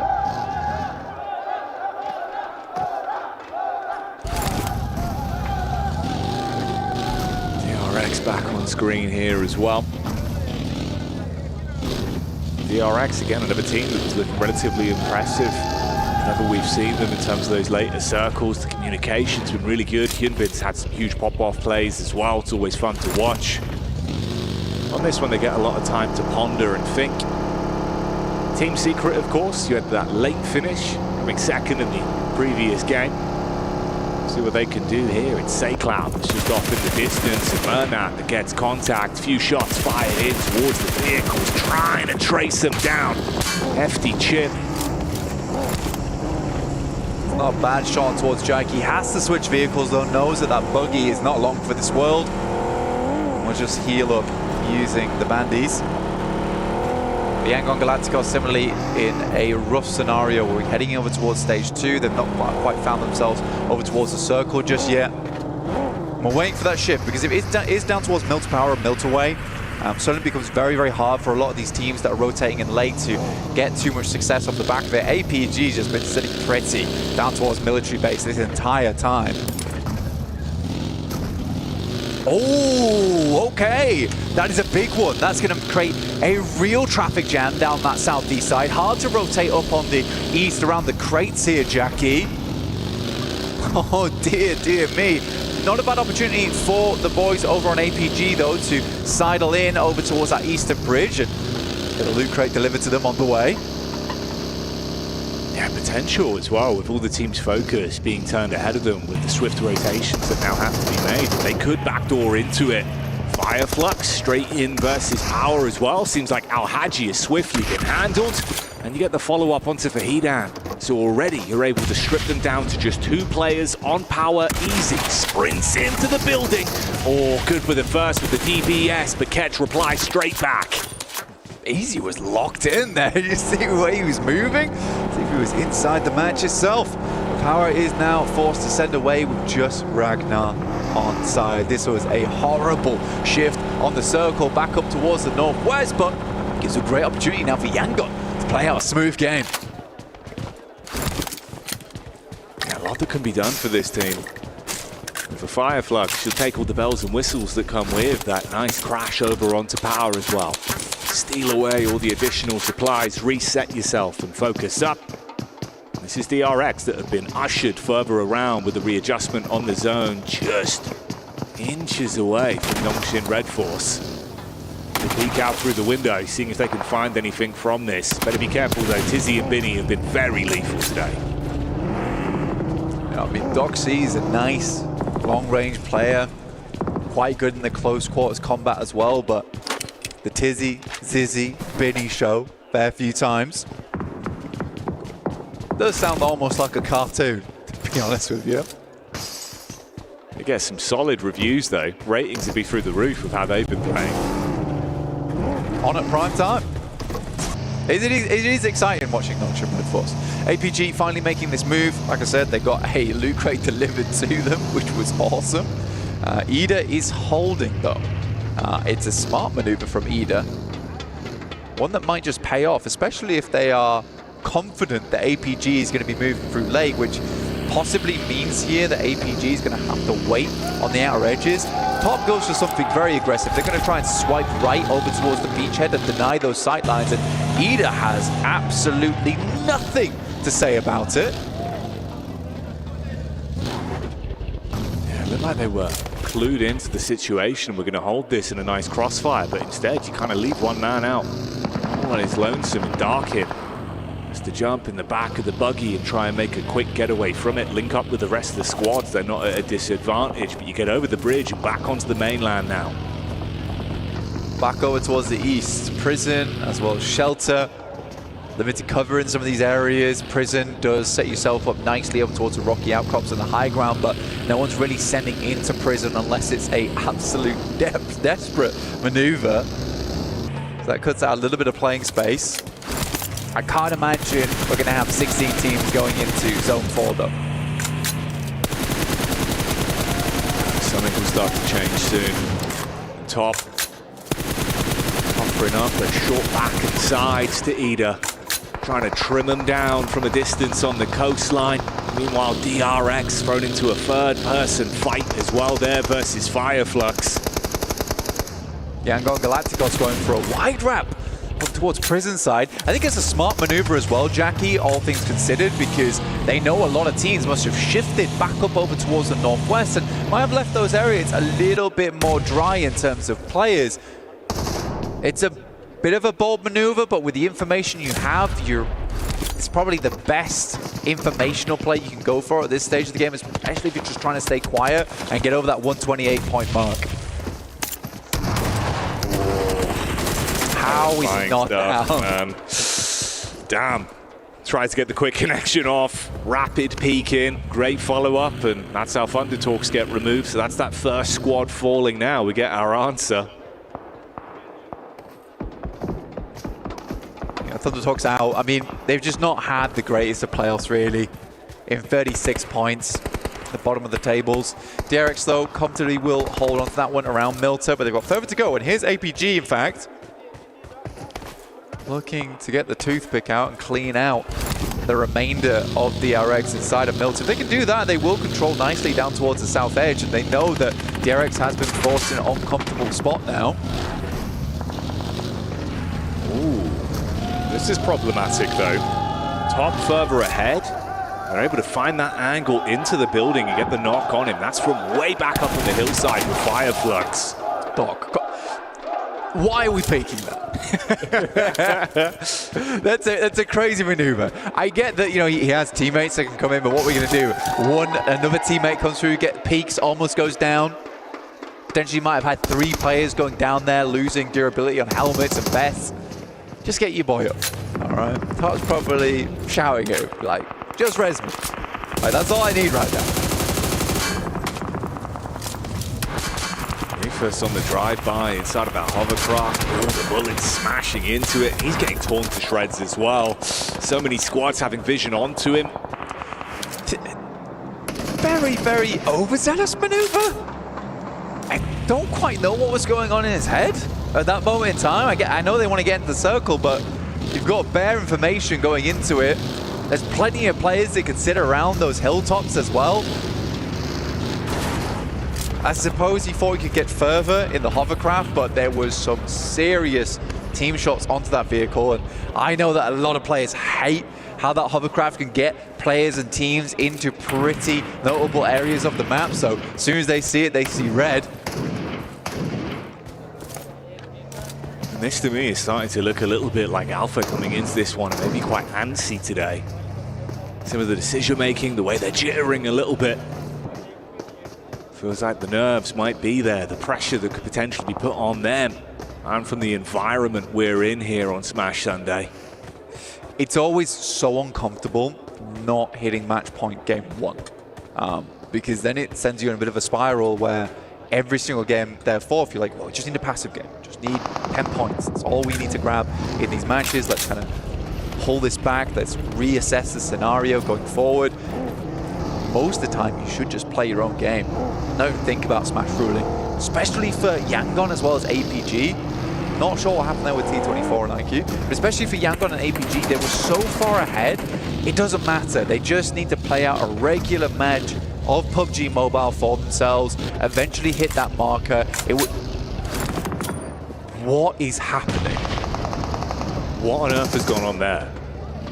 T24 nades. Double team knock.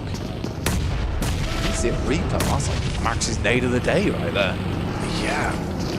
Max a minimum on that one. We'll forget about that. Focus up on this. Nonshin Red Force versus Fireflux. Throwing out fists inside of the building. Close quarters engagements with that third party of DRX. Trying to get a look in as well and see if they can snatch points from this. So we do lose out on Scarface. Matt Cap goes down, so the Fireflux cleaned out on this one. Alter Ego with the read over on the side. It's Krypton that's quick to the hit. So with Hyunbin falling, DRX starting to lose some manpower as well. Yeah, more shots coming through. Great rotate from APG, by the way. They saw this fight break out between DRX, Nocturne, Red Force, and Fireflux. That was their direct competition on that north side. They used that moment to swing round to the west. So I really enjoyed that coming through from APG. Don't even want to think about what happened in the Four Thrives camp. I think they're quite frustrated with what just occurred. Yeah, that is a comedy of errors that you will be very quickly clambering to forget. Meanwhile, though, you're going to be having your eyes light up if you're a fan for Yangon, as they're in with 3 eliminations off the back of that. Oh, getting a replay. Don't show us the replay. Oh, no. I'm glad they at least didn't show us the Molotov as well. Dear me. Yangon, though, that is 3 separate teams they've been involved on. It was Team Secret, Ida, as well as Alter Ego, and they just keep going. They just keep going on that one. At this point, even just off elims alone, I mean, only 4 more to find now. You've already grabbed yourself so much stock inside of this game, and it's very early doors. We're already 17 minutes in. Yangon Galacticos down towards plenty of teams, and they took advantage of that high ground that Prison affords you on that eastern side. They knew they were lacking information and they're coming in from that northwest, so they change up the game and they use the plane map as well as the circle that came through to identify an area on the map that might be a little bit more open. They can start to develop that intel. The Arena Gladiators swinging and showing us they're handy with steel up against Team Secret, but the clap back from the hillside is Yangon that try and get a spot down and see if it's worth committing to this one. You know, there's been a fair amount of chip damage, and there's even more follow-up coming in as well. I think when you look over towards E-Arena as well, the fact that they delay them here almost certainly should count them out, because the circle is going to push them in. They are on the short side of it, so it will take a little bit more time, but all Yangon Galacticos really need to do now is just send a couple of shots, a couple of bee stings down towards E-Arena and keep them locked down. It's not just that Yangon are playing well, it's that Alpha are obviously having a real struggle of a game as well. I mean, it's just Shoal now. You have the sideline shots that came in from Falcons as they were trying to make their way over, so it's just down to the solo man. Again, another game where likely APG is not making it over the match point. Rests on the shoulders of Yangon. Should get at least 4 points off the back, or at maximum 4 points off the back of the arena. This moment will be stolen away by Horror. That could have been right there, right then. If they took out the entirety of E-Arena, Yangon would have made it. Need to get themselves into placements range now, though. I honestly think that's what they were debating as well. You can see kind of the difference in the 2 players that were further up, almost feeling like if they went for that one, it would have been worth the risk and reward potential. Falcons back over onto Alter Ego, giving as good as they get, with Nunshin also looking to see if they can snatch away some points from this. Falcons actually not playing a terrible game right now over towards the south side. They are roaming, they are making sure they keep track of a lot of the players coming through. The circle will start to push E-Arena in. Now for Yangon Galacticos, this is less of a matter about battling against E-Arena and more of a case of battling against Horror stealing away these eliminations. It's Myrna and SayCloud that have basically just had to prevent anyone sneaking in from the backline, whilst the raw focus from Romeo and co is just thrown down the hill onto E-Arena. They're finally getting what they were building into on this one and converting those knocks into full eliminations, take down the squad, mop them up, and keep those elims building. 7 elims, 1 single point away from beating the 128 barrier now. So Yangon Galacticos just need to get themselves into 8. That's all they need. Krypton tries to take it up towards the Falcons, but they will swing back with the wings, blast them away with the Air Force. Now just Regnum Kaya up top side. Can Falcons make a push through 2 teams? It will be a good result for them, and something we've not seen for quite some time. So many nades thrown at Toshpik. Had to give up the cover he had to play with. He's trying to see if he can get an angle. Oh, if he got the shot back over, it's that backline with Narvalo and Koa. you could completely fragment the Falcons, leave them in a position where potentially they can start to take the fight to them. Silas rocks over as well, makes his rotate in the back of the buggy, looks for the peek up. They might have got the pick-me-up, sure, but can they still hold on to this ground? Falcons looking over towards Silas, who backs straight back in towards the buggy, hits the deck.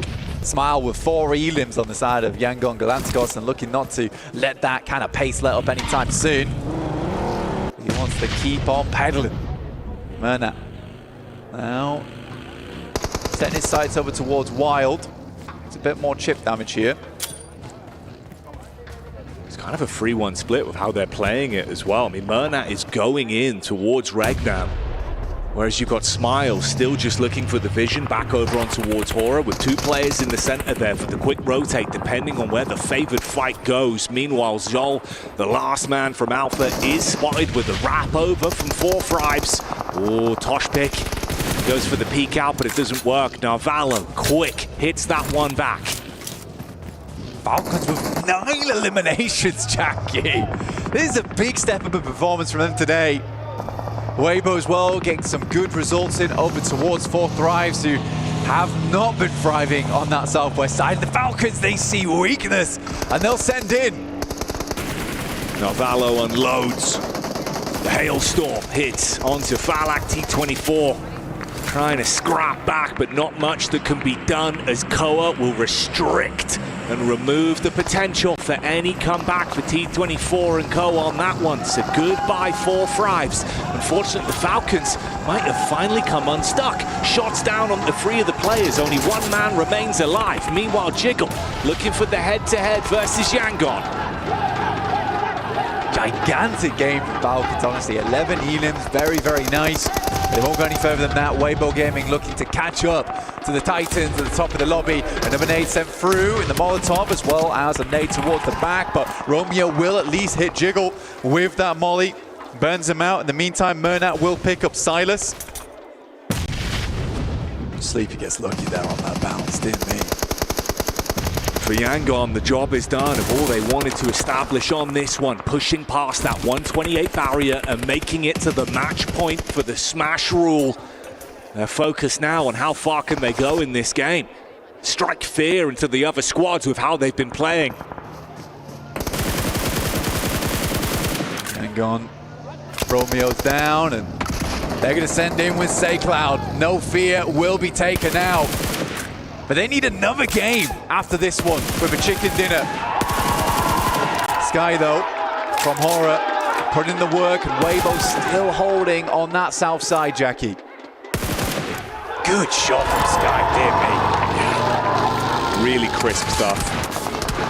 Yangon have finally met their match in Horror with how they've been able to play. Wide open angles and quick shots from Sky. Murnat, though, frustrated, wants to grab even more points for them, push further up the standings, and leaves these squads knowing that if you come to the best, you better be able to strike them down. Weibo needs to get moving, though. Like, this is a fight that they could capitalize off the back of. Yangon needs to push up the hill, and Weibo's had no influence here. Order finally looks over. SayCloud is down, and do the boys want to move over towards his way? He's gathering as much information as possible. Now with the big weapons in the back pocket, looks to put the hurt in. Ragnar with an off angle towards the back. Order jump spotting. SayCloud's still down. Might have just not seen him there. They've both got so much utility to work with here as well. In a position to provide themselves some better sight lines, get those smokes down.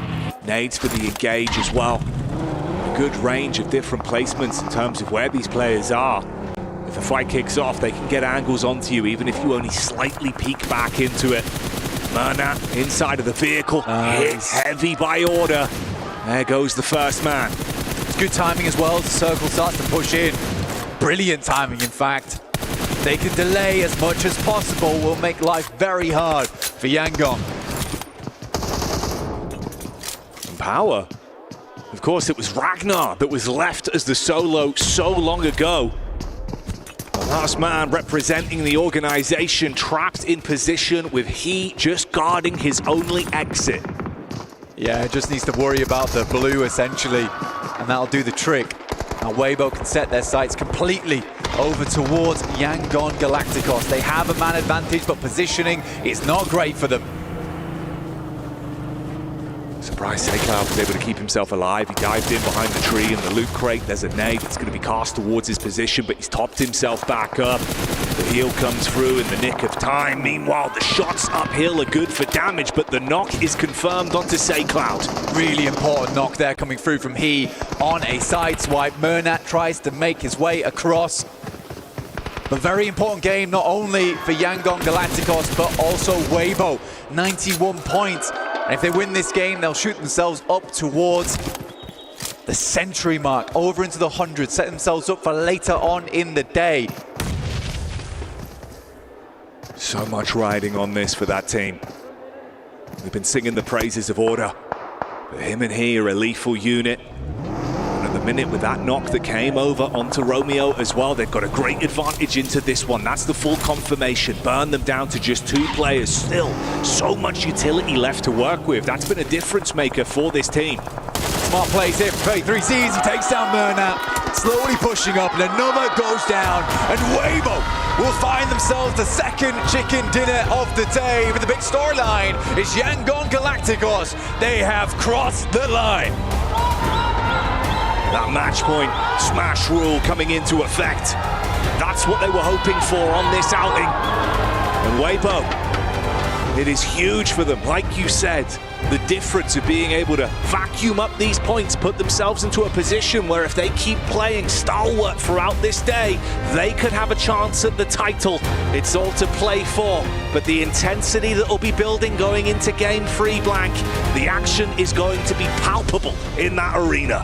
The bowstring is pulled taut right now for Weibo, and they're hoping to keep that tension in place to accentuate that gameplay. You look towards this team, they're pretty strong, but I think Yangon probably quite happy that they get the chicken dinner. It feels bad, hard finding it a second. Let's wait for the third match today over on Arangol. In the meantime, we'll be heading back over to the desk.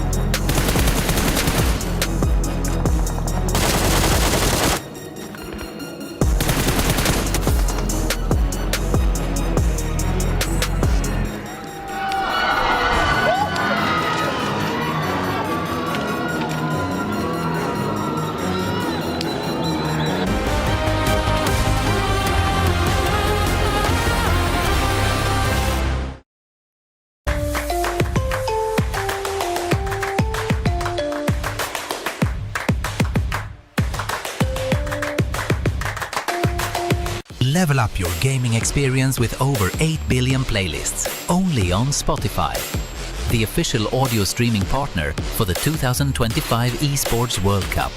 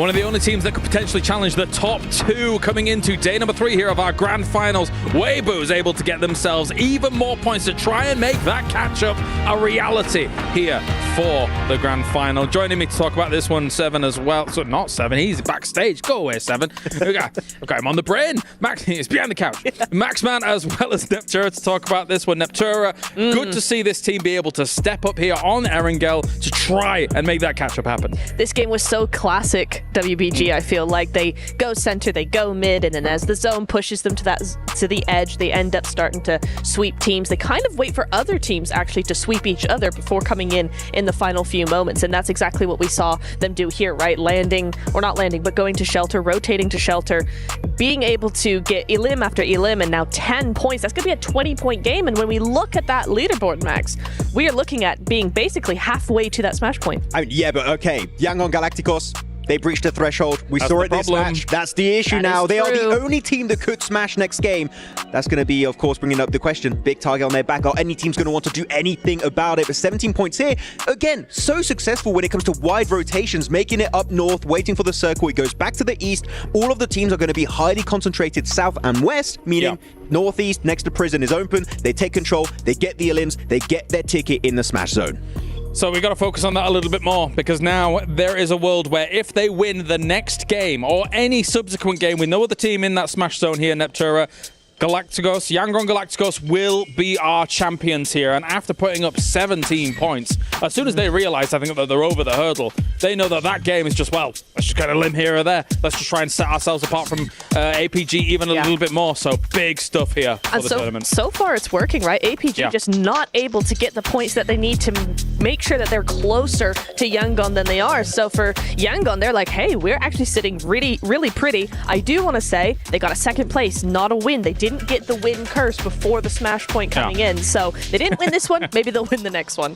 The other team, though, up at the top, obviously APG. I initially want to make the point, Max, and then you can continue on, because I am of the belief if you're a military-based team, you have to have a drop-up spot. And to watch them try and run over the bridge and dodge bullets and all this stuff, it's not enough when you're on the hunt to try and make something happen. What do you make of it? It's like talking to a wall, Kalaris. We've been doing it during PMSL CSA. You drop in a military base, you should have a secondary drop, but they've never done it now over the course of a year and a half since I've known this team, and especially since the brand new iteration of this team for Alpha Gaming. They're just so committed, and they almost lost players against 4 Thrives with a VSS from IQ across the bridge. Yeah. It was rough, but here, as we can see on this graphic, they only jump up 1 point per game. 119, they started off with 117. Alpha Gaming, you still need 8 points. It is achievable, but the way they're playing, they might take 2, maybe 3 matches before they even get there. I think with Weibo getting this win, it couldn't have happened in a more perfect way here, Neptura, because now we came into today thinking 2-horse race, absolutely. Yeah. However, if Weibo suddenly just pops off once again, we're right there. 3-horse race here for day number 3.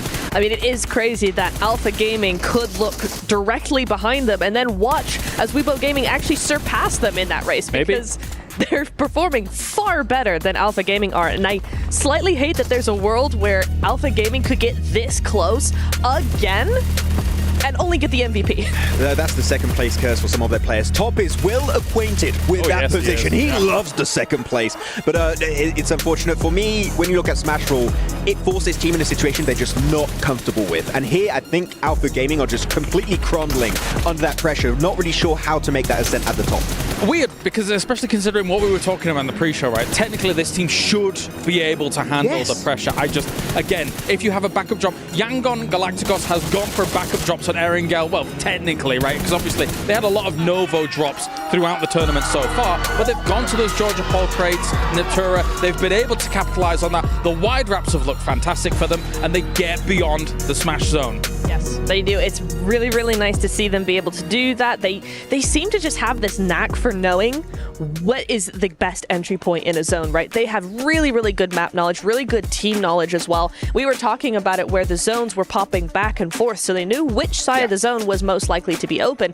Just taking full advantage of that, not overextending, not being too reckless, just very careful, but aggressive. And I think that's something that in the last 2 days, we've not seen the aggressive side of Yangon too much because they've been been able to have a compound in the zone, kind of just take on the last couple of 2 stragglers that are there at the end of the game.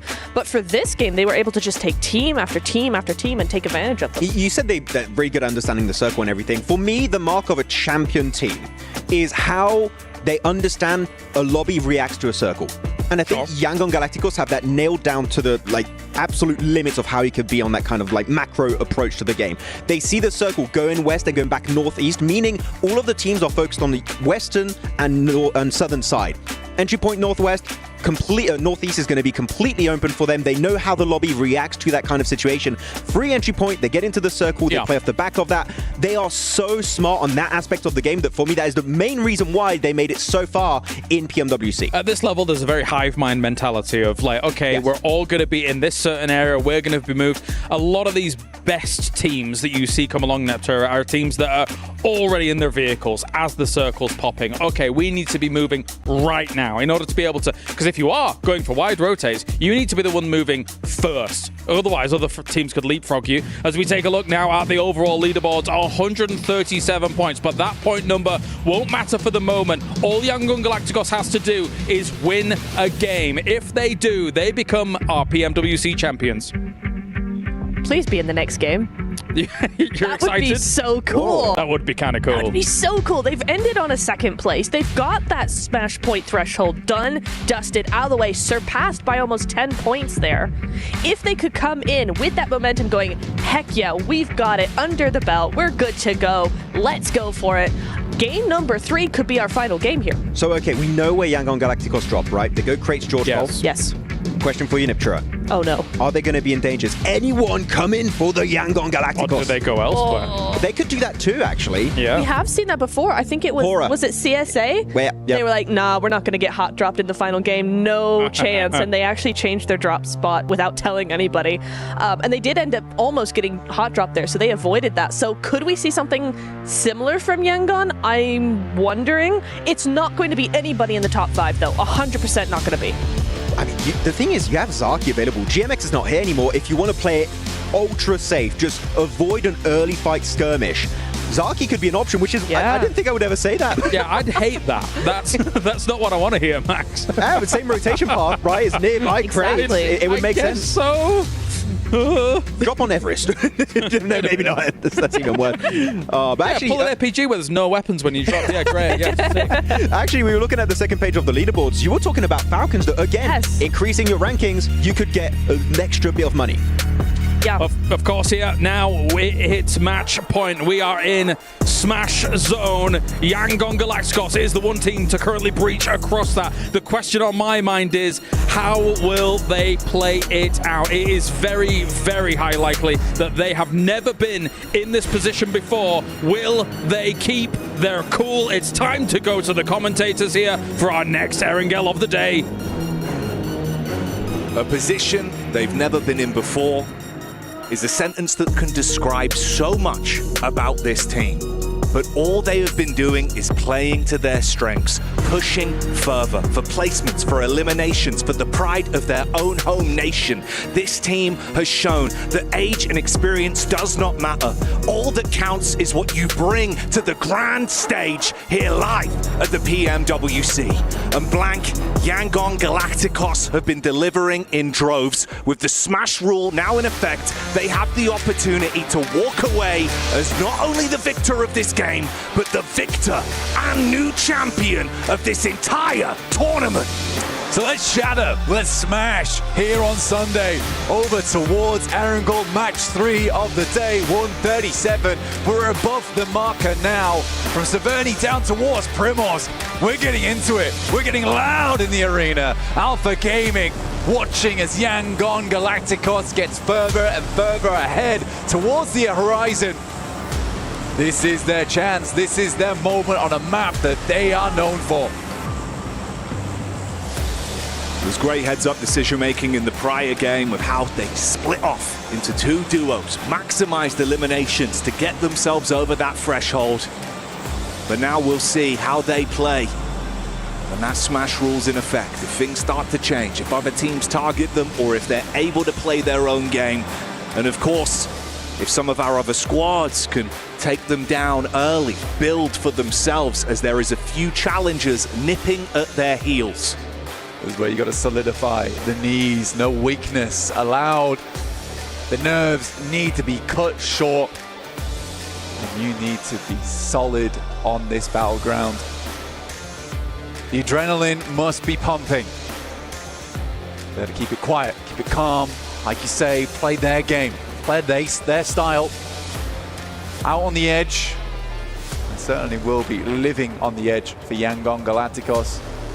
Over towards South George at the moment. A very, very central circle. It's anyone's game. But Yangon Galacticos have set their sights on it. Zeroed in and ready to take that chicken dinner. But it all comes down to the action in the lobby. And we'll keep you updated with how it develops here. Issue is, Romeo's pulling a classic here. Starting out in Ruins. They revealed that position though, to one team in particular. That was Regnum Karya from yesterday. This might not have the same effects as Yangon Galacticos are hoping for, especially if Regnum pulls out early and will look over towards Romeo, take him down, leaving Yangon on just the 3. It's a nice position for Romeo to have. It's a good anchor for the team to refold over towards. But it is known. That's the interesting talking point, right? Obviously from yesterday's set of games when they rotated through Ruins and Romeo bided his time until it was one final player. I believe it was Loxy that was the last man to go through. He took shots at him. So like you say, they're aware of this. It wouldn't catch them off entirely.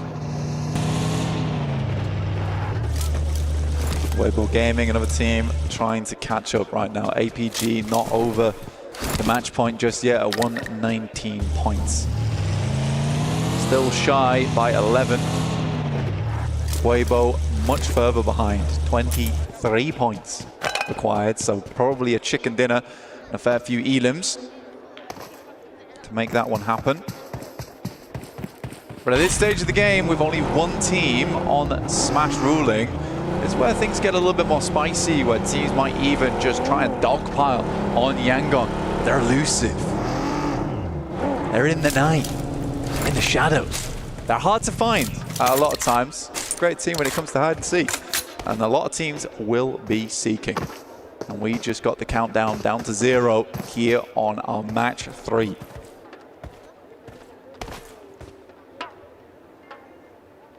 For Power today, seeking fights has been something they are no strangers to whatsoever. Feels like they have been throwing carnage at so many teams and causing issues for some of our top squads. And that very central position right now up against some other teams that love an early scrap. We'll see if they can find an opportunity. For Joker, maybe there's an opportunity just over this ridge, down on his belly right now, looking for the sight line with the AUG to play with. 6x as well, so he's got the distance, he's got the range. Cloud sends out, leaving just one player behind. Smile already rotated back across to Romeo. Bernat's still looting, but might just be a casualty for Yangon. Finally gets in the buggy, and by the time Joker is moving out, he may just be long Yangon.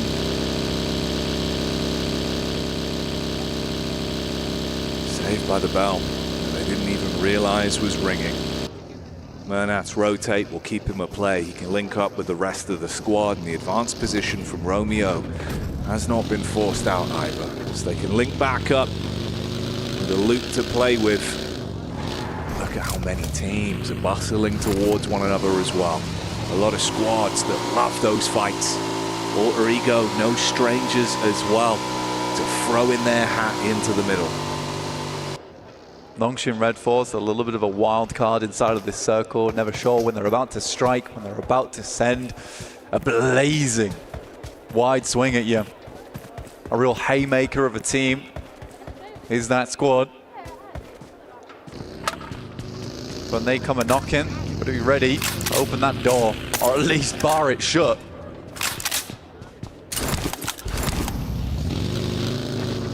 barricade would be preferable. How Nonshin have been playing. They'll throw the C4 on the door, and anyone in the building won't be breathing no more if you give an opportunity to Doxy. Vinny and Tizzy as well have been a very lethal duo, and lethality is shown here from Hora. The first punch is thrown out. Hyunbin gets an opportunity to strike back versus the Falcons again as well.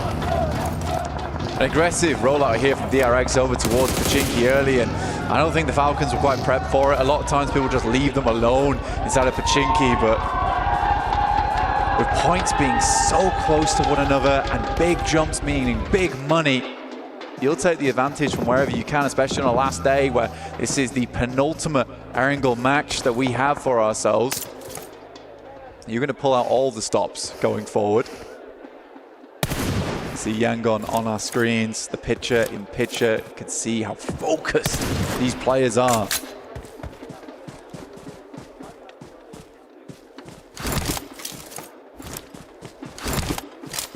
I think that's been the interesting thing, right? You know, we were talking about the reaction times way back at the start of the day today, but just the laser focus you see from the body language, that human element of PUBG Mobile. This team have looked like they are here to play. They've been limiting mistakes, focused up mechanically and with communication. That's what's setting them further away. That's what's bringing that skill ceiling higher and higher. Slightly weird one, because the way the circle sits at the moment, it does force Yangon into a different style of gameplay, where usually they would be out on the edge here, but the circle favors them, so they have to play something a little bit more different, hold their angles on the side. They know E-Arena plays over towards the western area of crates, so they'll have to be prepared for when that team starts to push on in, and they're not in the most defensible positions, playing out in the fields. No compound found as of yet. Heading over towards Zone 2 in just 30 seconds now, which will define the main playing area of the game.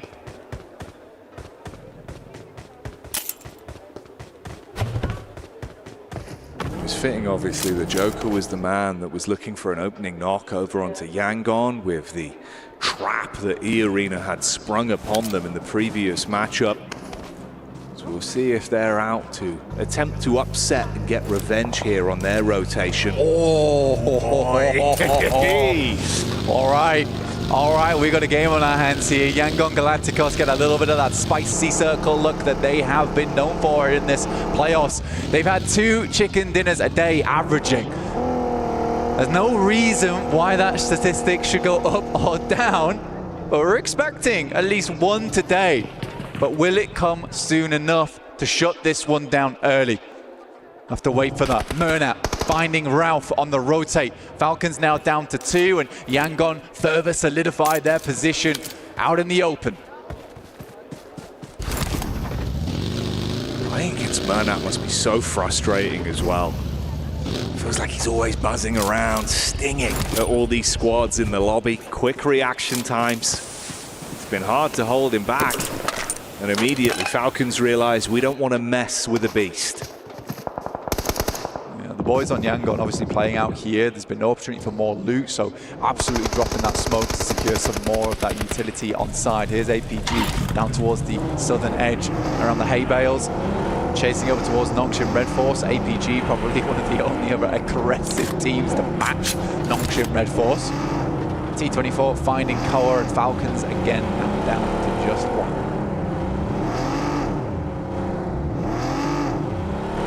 Topsy-turvy day for 4-5s.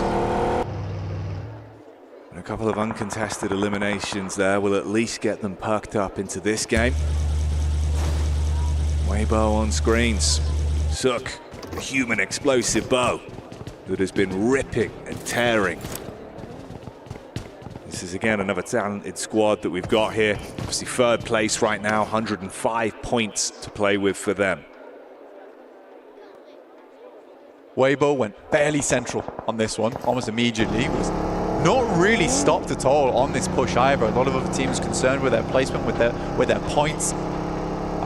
It's a hidden blessing, really, where most teams are just looking to get towards that end game, because they know that even 3 or 4 placement points could be the difference between tens of thousands of dollars. here at the PMWC. So Weibo was able to send in towards that center area of the map with little to no contest.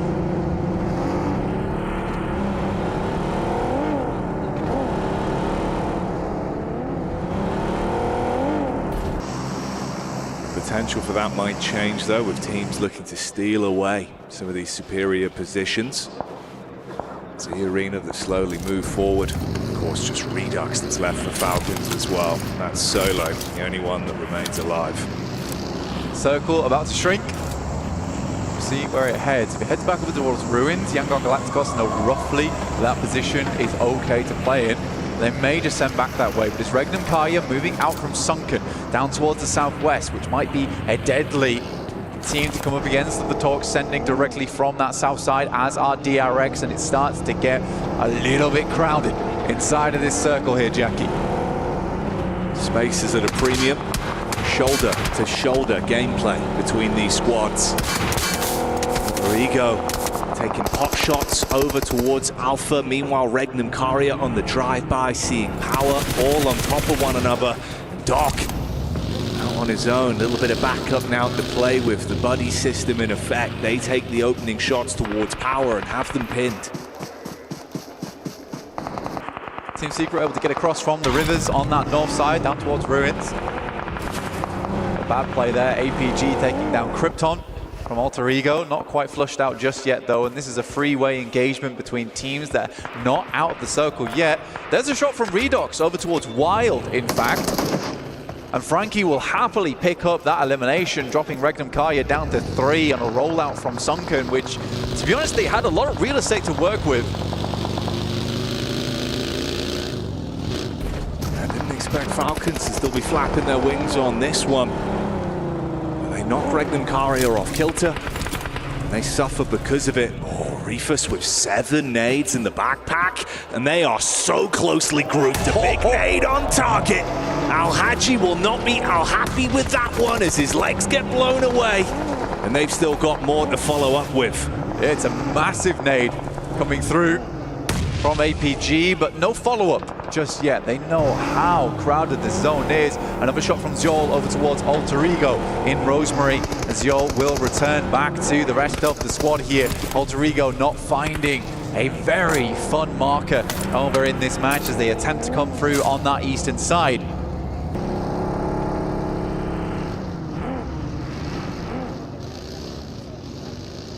Longshin Red Force down towards the southwest side of Gatka at the moment in the fields. Yangon Galacticos currently holding a, let's say, a 2-2 split at the moment. Players down towards the south side watching the roads. Romeo inside a compound on the north. Looks like they are going to regroup on top of it now, though, as Loxley starts to get a little bit closer over towards power. Danger close at the minute. Nades on top.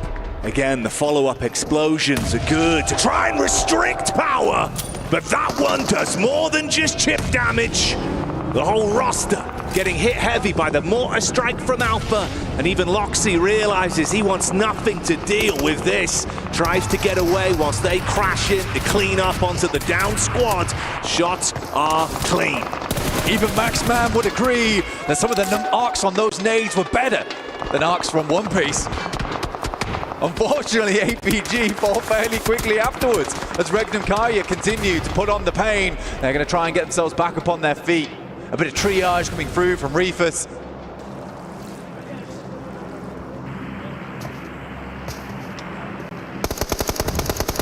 It's Murnat that had the quick intuition to make the backstab here as well. It's a good tag, bit of an opening knock to give them some room to play with, but do they want to run the risk of over-egging the pudding on this one? Letting the infighting continue between Regnum Karya and Alpha. It only benefits them at the minute. Yangon Galacticos can cleanly clear out both teams in Regnum Karya and APG. It's a massive result for them. Moana even getting involved alongside with Alva from Alter Ego, who are still up and kicking, and a massive long-range shot over towards Loxy makes Regnum Karya all the more uncomfortable, and another nade over the top will do the justice from APG.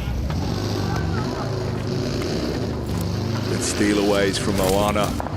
But Alpha, even with this trial and tribulation of a fight that they've had going on for quite some time, they're able to keep all 4 players alive, and you can see that they're taking the fight to these other squads now. The DRX pulling up. Oh, Korea arrives and instantly hits from the sidelines. Goodbye, Reefus. Top now in an uncomfortable position. Murnat could even peek over the top, but looks like he's going to send back up towards the rest of the team, realizing that things are about to look not so pretty on the eastern side of the map.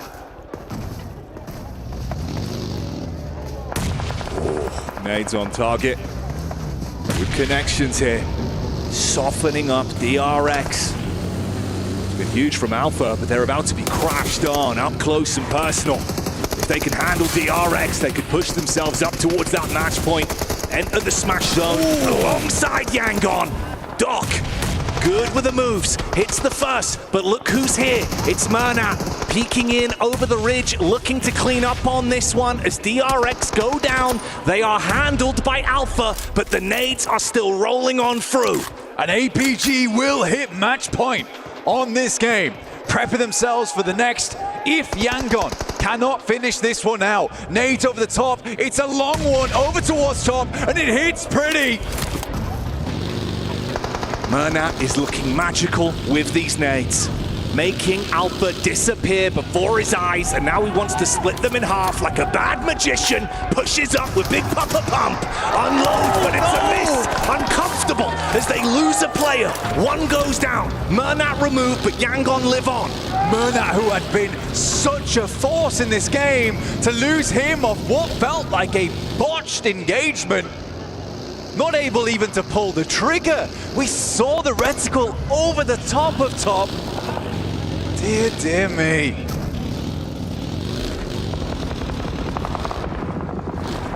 Yangon instantly on the move. Rotation from fight to fight. Hearts must be pounding in their chests right now. It's T24.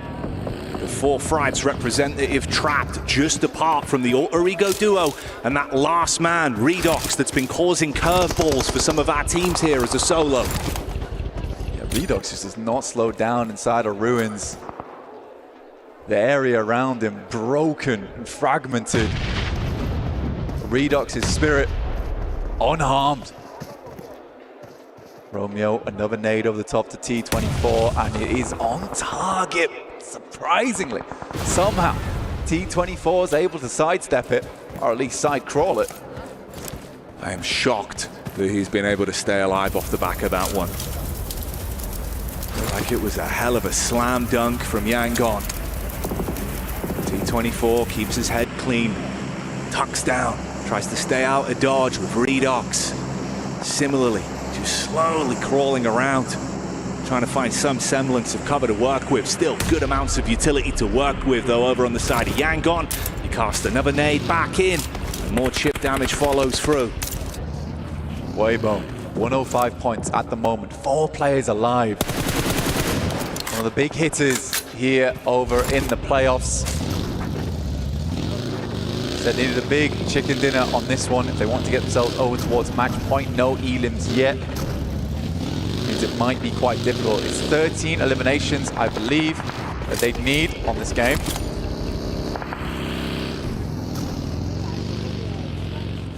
There is never a second where Yangon are not looking for the next opportunity to fight.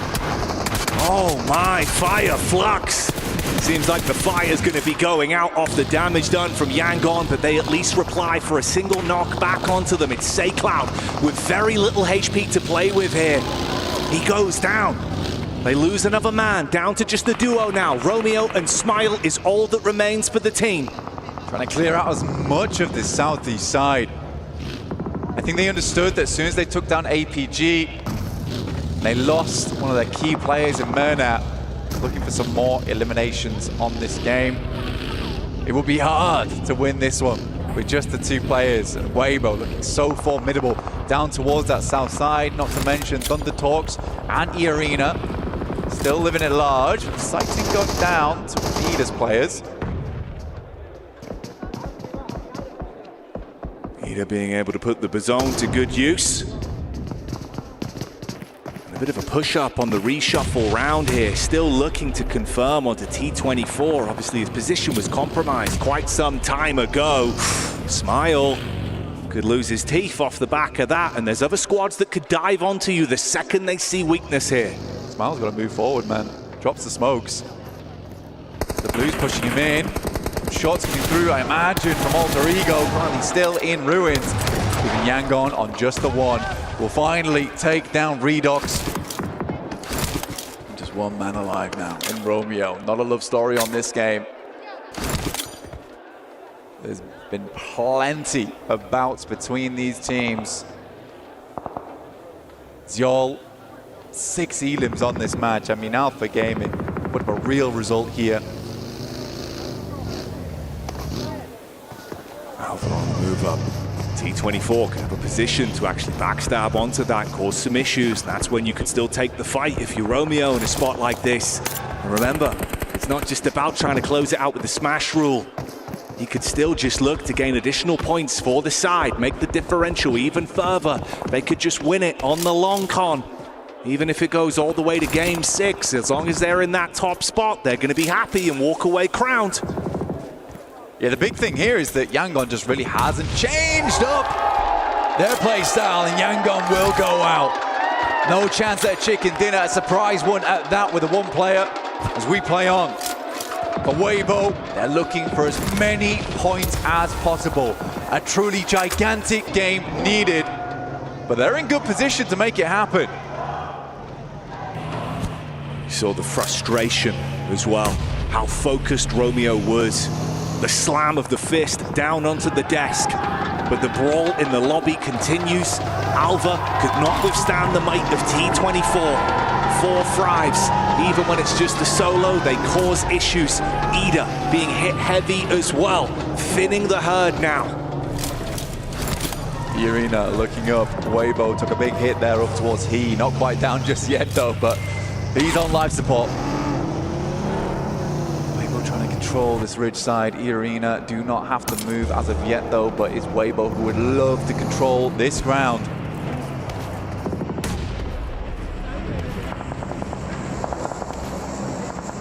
How good this team's looked. A late circle with them having good manpower, 4 of them still being alive. There's so much that could be done. You get the replay here of the takedown onto Romeo. It was a nice nade from Moana that blew him out of the runnings of ending it right here, right now. So the fight continues. And on our very screens, it's Horror that are being pushed in by Thundertalks. Quick peeks, more damage done. Jiggle out of commission. Sleepy hit from the side of the arena. Sky looking to handle it all on his lonesome now. Sky hitting some good shots, but it's the arena looking down this way. 18 bullets in the M4. Not a lot of ammunition to take this game further for E-Arena. A nade goes through. Sky's not done yet. But AJ finally put him down there. 4 Thunder Talks down to 2 players. 1 player could be res back up again, but E-Arena keep peeking. I know there's chances. Seeing if they can grab onto this. Quick peeks in, trying to keep their focus on either side though, with the rotation in for the backline of Weibo. You got Suk scouting out in the vehicle to get a read on the lay of the land as well, but not overextending too far. He can still get back to the squad. Unfortunately, for Weibo now, there is just not enough players in the lobby to even get the eliminations that they need to hit a match point. So a good game from Weibo to catch up, but you're still opening the door now for APG and Yangon in that next game. But I respect that Weibo was more looking here for a strong game. They didn't over-egg the pudding. They didn't push too far out. They're just trying to catch up. And this is a difficult scenario a lot of teams get themselves into, is to play scared, to play under pressure and make mistakes in these final moments. But Weibo's playing it calm. They know that even a podium finish is fantastic for them here in the playoffs. And it's no guarantee, even with those 2 teams being in the smash zone, that they will just end it early. So for Weibo, walking away with another chicken dinner and getting as close to the margin as possible, it would be unreal to set them up for an opportunity to be another horse in that race. There's absolutely time for this team. Thematic continuing to send shots, bringing down towards E-Arena's position to get further towards this endgame. Team Secret been very quiet over towards the castle, but they'll have to leave those ramparts soon. Undertalks in the arena, that's been what's taking so much of the attention, but for Weibo, is it finally time to go? They've got the vehicles to work with. Focus back over from Joker. He's a man that's done so much time and time again for this team. He's got backup and the nades are raining over. Chip damage in from Order, looking for the prime on the follow-ups as well. Mormon got to cast further back, find any kind of cover to play with here, top himself up. Order taking a bit of chip damage of his own though. Low at the minute, hops in the vehicle, playing with his mates. Team Secret send the soldiers out the drawbridge. But let's see if Weibo can draw this fight to an end, or will it be E-Arena standing tall over the top? A lot of damage going through. 33Z has to back this off. Sakura just trying to give that information back, but Team Secret gets ever closer to Weibo. Soup's able to run down T24. Sakura is directly in the sightlines. What is this? Oh, Sakura! He saw the opportunity to crash with the bonnet and shut down Order, but the damage is coming back from Sook up close and personal. They go for the commit, but it doesn't work how they wanted it to. It's fragmented either squad, yes, but no one's walked away the winner yet. Weibo needs to quickly get back up on their feet. They're healing right now. Order being dropped back up into position. Sook makes a quick swing by, adrift, but it is Thematic to stay alive. Two nades that could be dastardly, and Team Secret yet to make a mark on this engagement. So closely grouped, the difference of that nade being on target could be incredibly influential for him. One left to play with. They're starting to spread themselves out. Good decision making. Pulls out the primary. Bullets down range. Connections are clean. But 33Z tries to zip back in from the side. A fight on two fronts, but now Team Secret has to take the fight over towards Thundertalks, who have stormed the castle. And the siege looks good so far. But the problem is, Secret clash back. The thunder is gone, and Weibo is here, trying to keep this intensity going whilst they know that Secret are weakened, and they are finding what they need. Inside the church, the bars on the window, a prison cell for Team Secret as more bullets rain through. Thematic, the final player now here for E-Arena, but Weibo looking to finish strong. Inches away from another chicken dinner, and Order looks to command respect, runs in with the DBS, fires out the shots, the paranoia kicking in, and E-Arena are going down as Weibo stands strong in the lobby and in the arena. This team is back for blood and proving that they've still got the fight in them. Weibo, once again, what a win from them. They are not giving up today. It has been a gigantic performance from them, and they are catching up. These teams in the front better breathe heavy right now, because they need to get a move on. The eruption from this team. The knock-on effect of the crowd going wild. The support is here in droves. The fans at home will be ecstatic with this result, but it is the first step. More to be done for them, Blank. They are close, but there are teams that are even closer. The intensity keeps on building. Do not go anywhere as the action reaches its climax.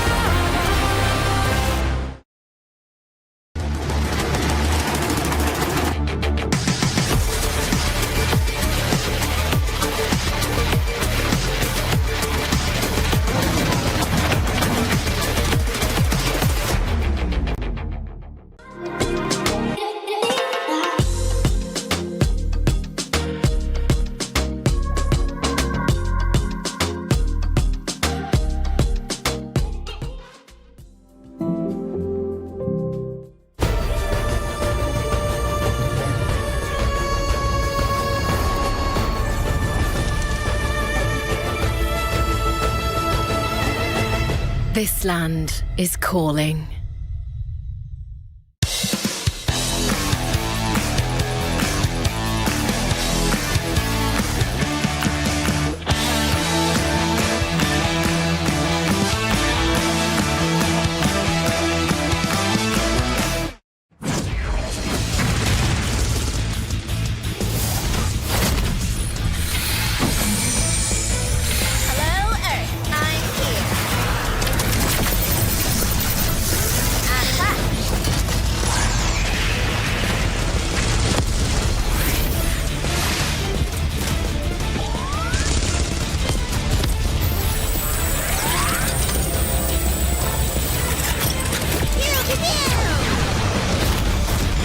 Pulsar Legionnaire available now. First outfit with special head animations and voice lines. The Pulsar Legionnaire set comes with its own super cute voice lines that can be toggled on or off. What happened? Bye, friend. Hello, Earth. I'm here. It also features the upgradable Hyperion ship DSR and Jet Reaver glider with special animations. Experience parachuting like never before. That's not all. Even more rewards await. Event period, July 25th, 2025 through August 26th, 2025. What are you waiting for? Get the new guild set now.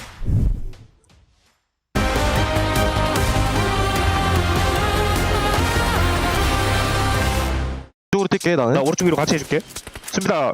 천천히 해. 피킹 안 해도 돼. 앞에 라인 기는 거 조심. 야 둘이야 둘 바위랑 이거. 그냥 받아먹으면 돼 얘들아. 앞에 받아먹으면 돼. 바위 안 내면 돼. 형만 내밀지 마. 삼각바위 하나. 이제 나온다. 삼각바위 기다. 삼각바위 하나 더. 나이스. 야. 나이스 준호 형. 아. 나이스 동훈이 형. 我的意思是说，加入我们俩去左下，懂吗？可以，至少可以打，至少可以打。再看他，我们可以顶着。我打这个石头中。别急别急别急。有个人要守。我看到一个。我看到一个。打，你们别担心。叫我叫我，你们冲你们冲，他只叫我。牛逼！还最后一个，还上来。就在眼里边。牛逼！带他。牛逼牛逼牛逼！对了，哎。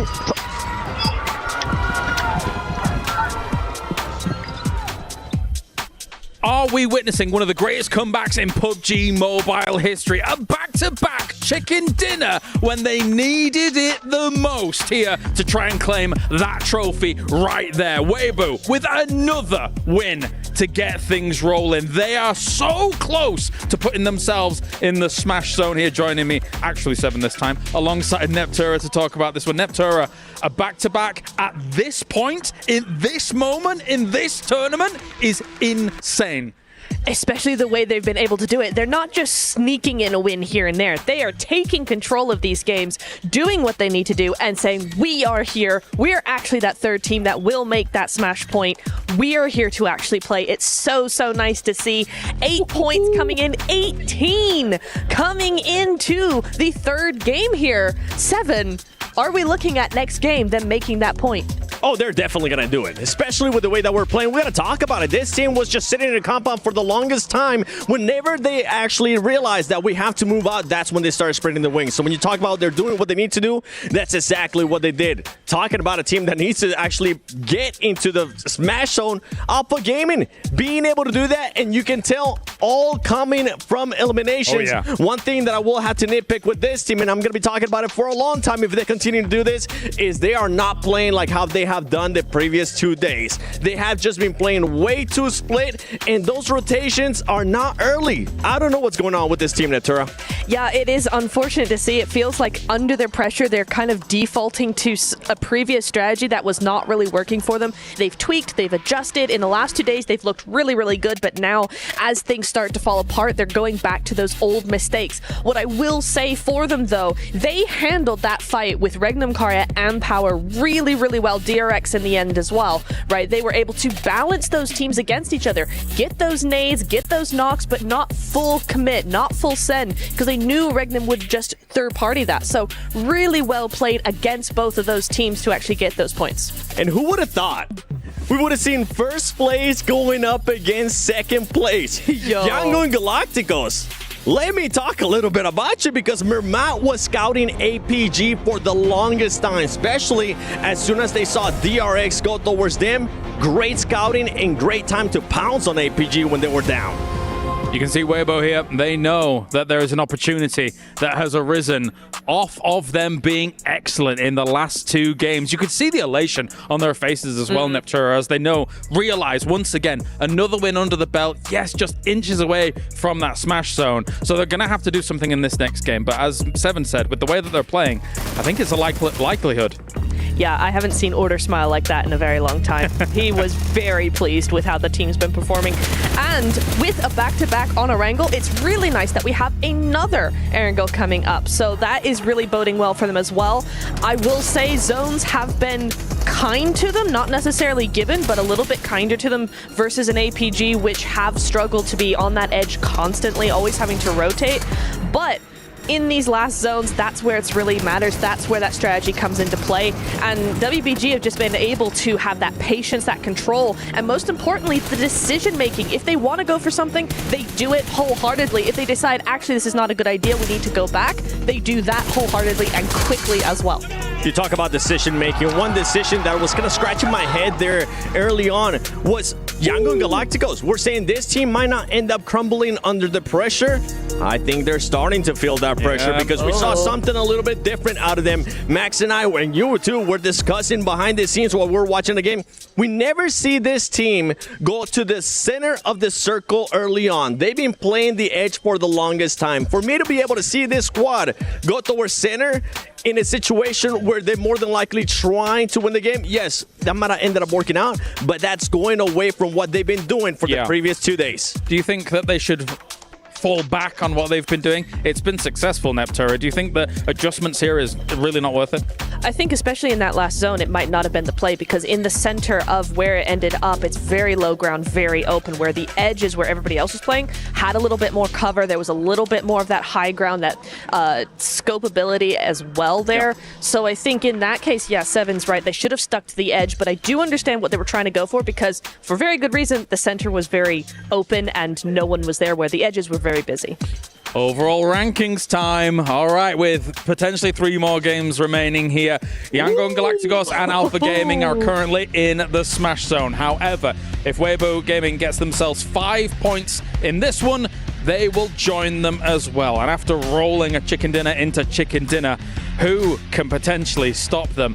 I am very concerned here, Seven. Either we get one of those 2 kings that coming in from the previous 2 days, being able to take a victory, but it very clearly seems like both of them are either feeling the pressure or adjusting their strategies to the point where they're not exactly comfortable where they need to be to win PMWC. I'm going to be looking at Alpha Gaming. I got to call them out real quick. I feel like if they want to get a chance at actually winning via Smash Roll, this next Erangel would be the one. We've seen Yangon Galacticos win in Miramar. Weibo, I mean, we know what they showcase, especially in PMHI, getting the championship there, wanting to continue on a trend here. But I'm also looking at some of the other teams. I'm looking at some of the other teams trying to stop their squads from getting the points. We saw Turning K from E-Arena stealing those elimination points towards the end. And I mean, these are teams that even though they are towards the bottom, they are fighting for that prize pool. Yeah, it's really nice to see them because even though they're not in contention for those top 3 spots, right, at this point, they're just not. But they're able to take those placement points away from a team. They're able to push those teams further down in that game, and they're able to steal elimination points, as you said. So they are still making a massive game for themselves. All right, and you guys at home, of course, can be involved in everything that's also going on around the game here, or for also PMWC. Starting from August the 1st, which was 2 days ago, the PDP Global Fashion Icon Contest officially has kicked off and is currently ongoing. This competition accepts both in-game outfit design submissions and participating by showcasing real-life outfits for you to wear. Use your sense of fashion to influence the world, and the total prize pool reaches up to $120,000. And with that, we are going over to the commentators. One final Erangel. Let's see who can take it. One final Erangel, one final chance potentially to play during PMWC 2025. 2 eligible teams currently on Smash Point. Of course, we're talking APG, who just makes it off the back of that game number 3 Erangel, and for the other top dog, Yangon Galacticus, who's been here now for a couple of maps, but they haven't been able to seal the deal.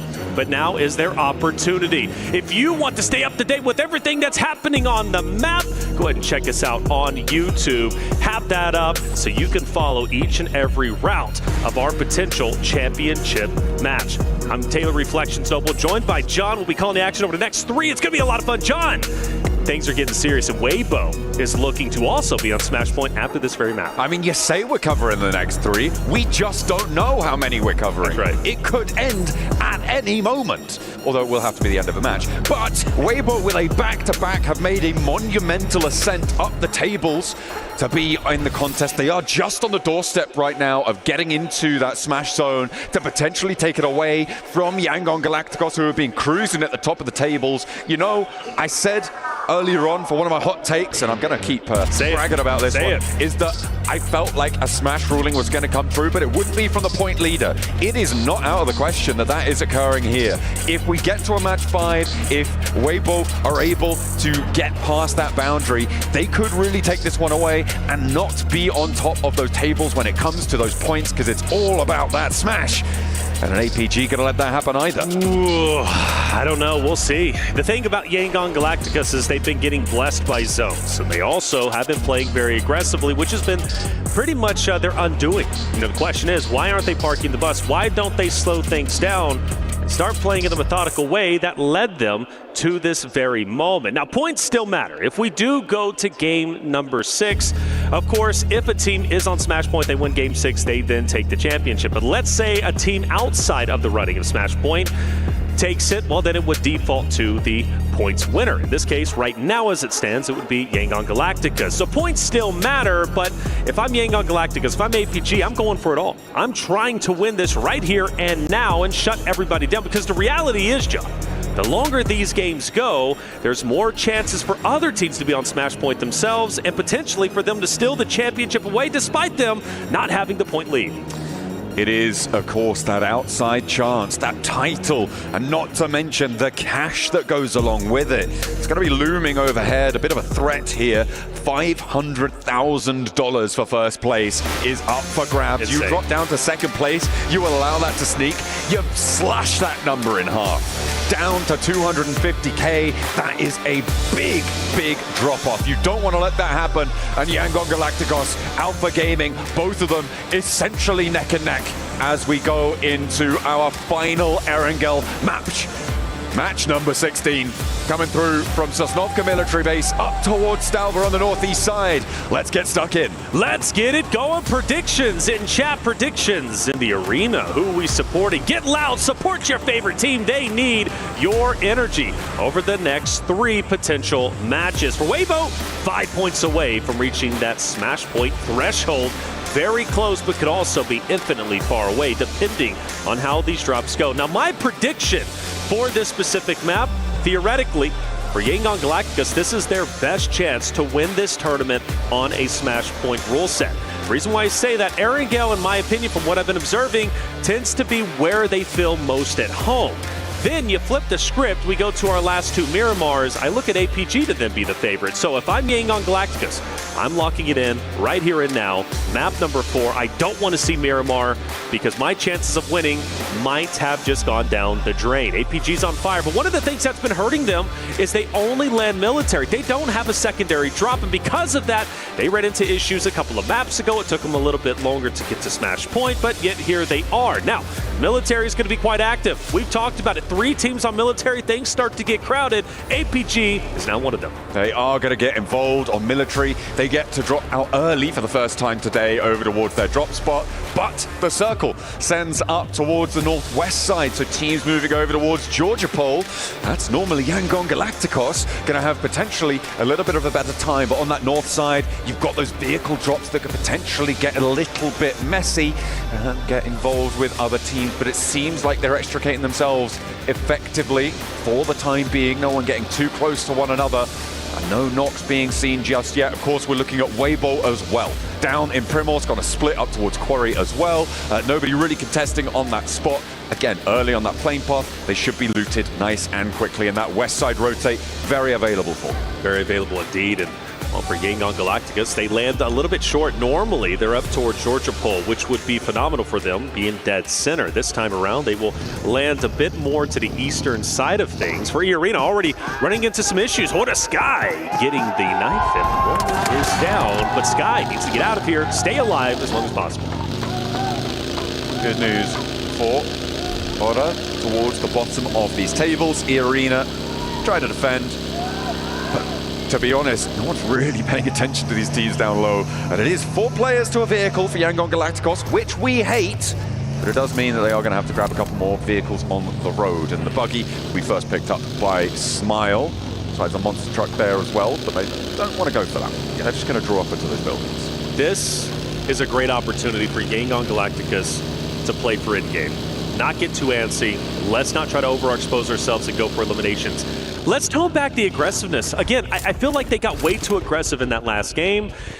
Would they still have won? I don't know. It would have been tough, but they were getting blessed by zones. Here, they have the best chance. This is quite literally the most perfect opportunity as it currently stands for Yangon Galacticos to hold it down, center zone, play for late game, and just stay quiet. That's my game plan if I'm them. Now, you do have teams moving in. Team Secret's going to be on the other side of the river towards Georgia Pole, and then, of course, E-Arena starts to come in as well. Maybe tempting fate to go into where Yangon Galacticos is currently at. They might go where Team Secret is. But we also shift our attention to APG. Once again, center of military, and they've got to make a decision. Eastern Bridge, Western Bridge. Where do they decide to go? Well, they've got 4 Thrives or Ida potentially to deal with them.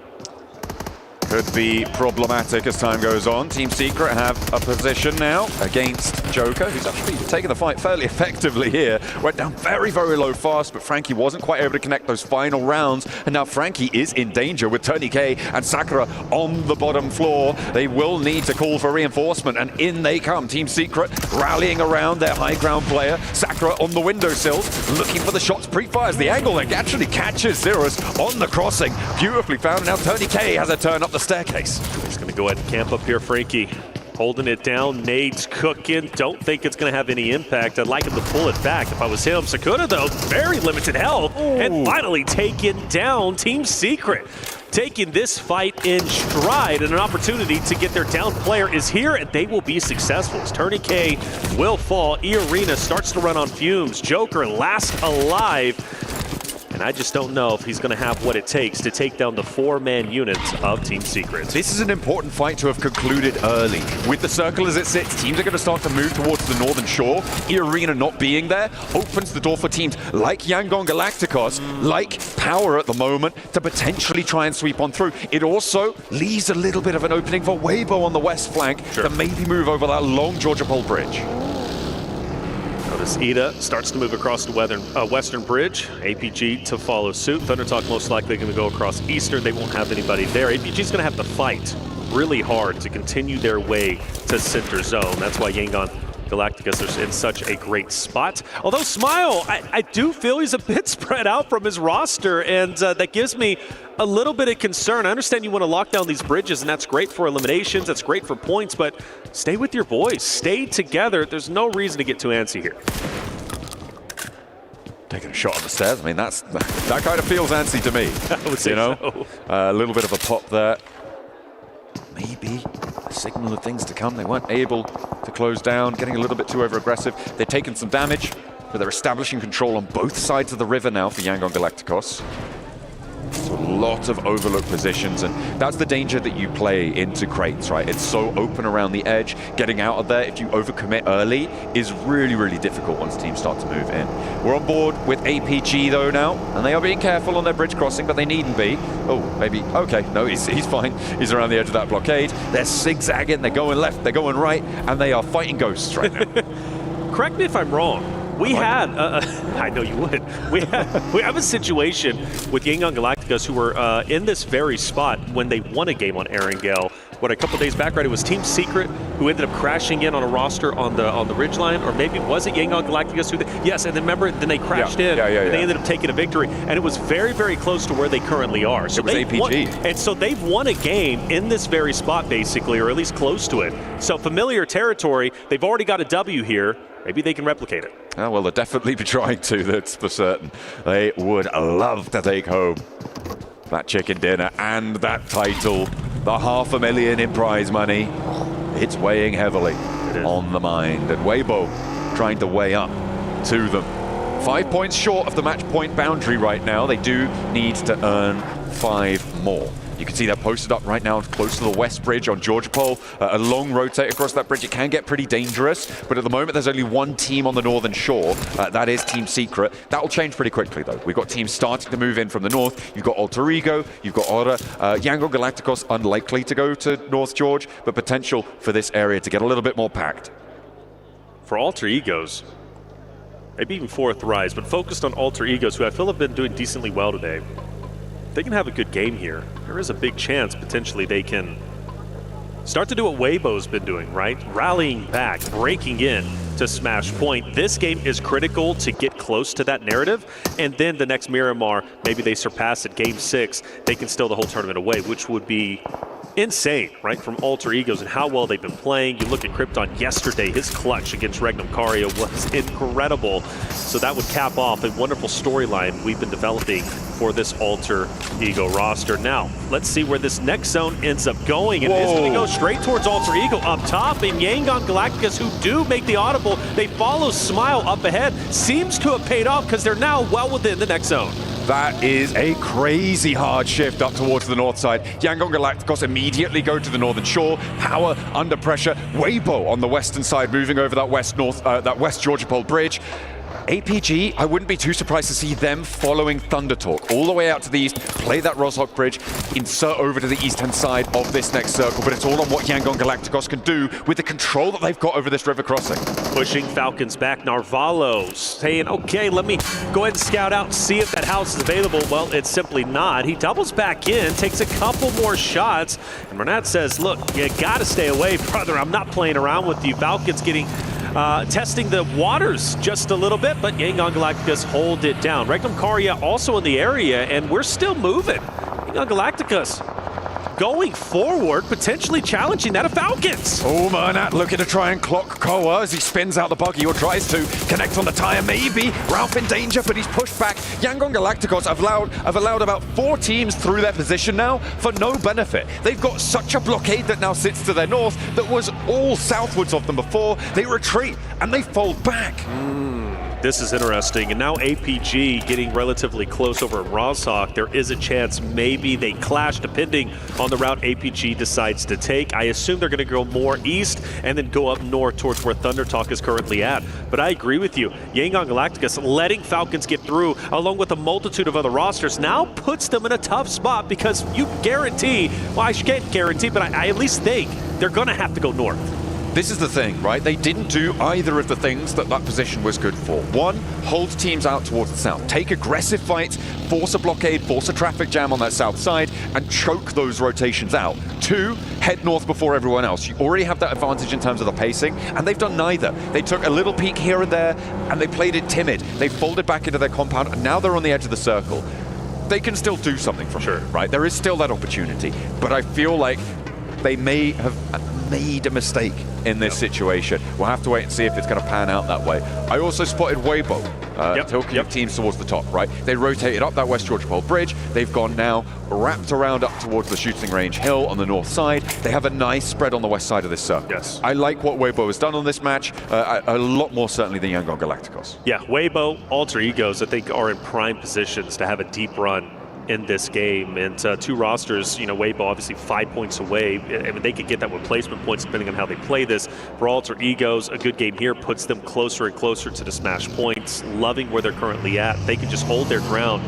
They look strong. APG finally starts to get up towards the top. They rotated up through Roshok. We have another shift, which surprisingly still has Yangon Galacticos in it on the southern portion, and they are relatively uncontested, so another deep run potential. But for that narrative against Alter Egos, they now have to go down south towards shooting range for Weibo. Still relatively strong opposite of Team Secret. It's a non-zero possibility that Alpha Gaming crash into Yangon Galacticos' position here, and we get a fight for the smash point. early in this game. We're still waiting for teams to start to drop here. We have already lost one, but there's still 14 more to go. As of course, we do have to have a chicken dinner winner at the end of it all. Fireflux, they've been busted down to 3 right now. They're playing on the northeast side. Gonna stop a little bit short. Can't stay in this compound.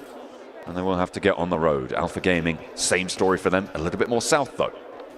So 4 Thrives pass just north of them. Phallic catches one off guard. I mean, Fireflux Solish, yeah, just pumping gas over there, unfortunately, instead of moving forward. And that will take, of course, they will take advantage of that situation. 4 Thrives, a team that played so well throughout the group stages, now find themselves knocking on the door, potentially reaching Smash Point. Another roster that needs a solid game here in map number 4. It's a possibility. And that's what makes this grand finals great. We've got 2 teams who are already on Smash Point, but we've got teams who are definitely looking to make their way. We get to game 6, I'm expecting maybe 4 or 5. I mean, it could go that way. It depends what teams like Alter Ego, what 4 Thrives are able to do here. It feels like those are the 2 teams who are, well, they are most likely to join, right? Especially with 4 Thrives already getting 3 points. They're up to 95 now. It's still quite a way to go. I think it's safe to say it is still very much a way to go. Unless you're just going to do back-to-back chicken dinners, a la Weibo, it's going to be very, very difficult to make that one work. With where 4 Thrives are right now out in the east, it's going to be pretty tricky for them to enact that. So before Yangon Galacticus had Smile go as a solo across the bridge, this time around 3 go up. Team Secret gets close, but they leave Renat down low on the shoreline, potentially closing that in if they do need to rotate back depending on where the zone ends up shifting. But I get so nervous when I see those solos out in the open like that. I really hope Renat does not get caught off guard with a third party. At the moment, though, we're on board with Alpha Gaming. They are circling around the south side of Falcons, who are crunched in the middle of a bit of a standoff here that is sort of concluding towards their north, and I imagine the Falcons going to want to get stuck in. Alpha Gaming, they're rolling around these hills, they're not peeking, they're getting information, they can hold out here for a little bit longer. Yangon Galacticos, in the meantime, have got a player from Team Secret now playing to the ridge, to the west of their north point. See if they can do a little bit more from there. 4 Thrives still fighting on Alpha. They've lost IQ. Noki is down and exposed from the rest of these rosters. Alter Ego as well on the north side. Got to make this rotate very, very tricky. Got Fireflux in this area. Alter Egos. Noxium Red Force also moving in. If I'm T24, I'm trying to get Noki back up, take the hovercraft, and potentially disengage if he can, but they've got to go through multiple rosters, so it might not be a possibility. Phallic, the smoke's going to help a little bit. He'll get behind the car, and is Noki getting picked up? Well, is this nade going to connect? It gets close, and it will knock Noki once again, and that's going to leave 1 4 Thrives member to still try and fight for his life. Actually, none, as they're fully eliminated. That narrative, we said they needed a good game 4, going to have to wait until the next game potentially, but we still have Yangon Galacticus, APG, 4-man units, and they are deep into this game so far. It's going to take at least 2 matches for 4 Thrives to get up into the Smash Point boundary, which means match 6, their only hope to maybe sneak in and get a chicken dinner there. But again, it's on back-to-back chicken dinners at this point. Eyes on the top 3 right now. Rosters on the table. The circle went up northwest. That's going to help Weibo potentially. Yangon as well, bolstering their position on the northwest side. So we'll see if they're able to find it. With Alter Ego stuck in this scrap on the northeast side, I don't think they're getting out of this one unscathed, especially with Alva already down. Fireflux are right next to them. Falcons are to the south of that. Thundertalk and APG beyond them on the horizon there. I don't think Alter Ego are going to be able to push through this one in a healthy way to take that chicken dinner on this match that they would so desperately need to get up to that boundary. Well, one thing we know about Alter Egos is they know how to fight. They know how to get scrappy, and that was represented in Game 6 on Miramar just yesterday. With all 4 still up, well, maybe 1 down at least currently. I think Alter Egos might have a chance, but you're right. It's not going to be easy, and with Koam knocking down Rosemary, John, I'm starting to believe in what you're saying. This fight on the eastern side has been taking place for quite some time now, and it's still going to be probably another minute or 2 minutes before it's concluded. Falcons picking up a few points there, picking up their teammate too, as they take the fight and they draw it away. Fireflux will fall in their face, but Yangon Galacticos versus APG. This is the fight for the top side of the tables. Hang on a minute, on the ridgeline, Yangon Galacticos have position, but Alpha Gaming rock on up. They swing from the east side and they're pushing in. First player to go down is Myrna from Yangon Galacticos. Nades over in, and there's no equalizer. Smile starts to back away, reposition. Top's going to try and get his teammate back up into the play. Smile, though, he's not going to relinquish that pressure. He's going to continue to push up. Doc does have a great angle if Smile overexposes himself. This is a critical fight. You have two Smash Point teams facing off against each other, and arguably, you could say whoever wins this, and especially if they win it in dominating fashion, most likely could, in fact, win this game and win the tournament. Doc gets clocked from the sidelines there, and it's Regnum Kaya to try and take him down. The SLR finds the angle. Doc potentially Reservoir behind this tree. Regnum Kaya will come under fire from teams like Hora, from teams like Team Secret as well. And Zjol has an answer. Over towards Wild, he'll get that knock, and Regnum Kaya's sightlines will start to get diminished here. Playing that forward position towards that north side hold, it's going to work out well. And Regnum Kaya now playing only as two.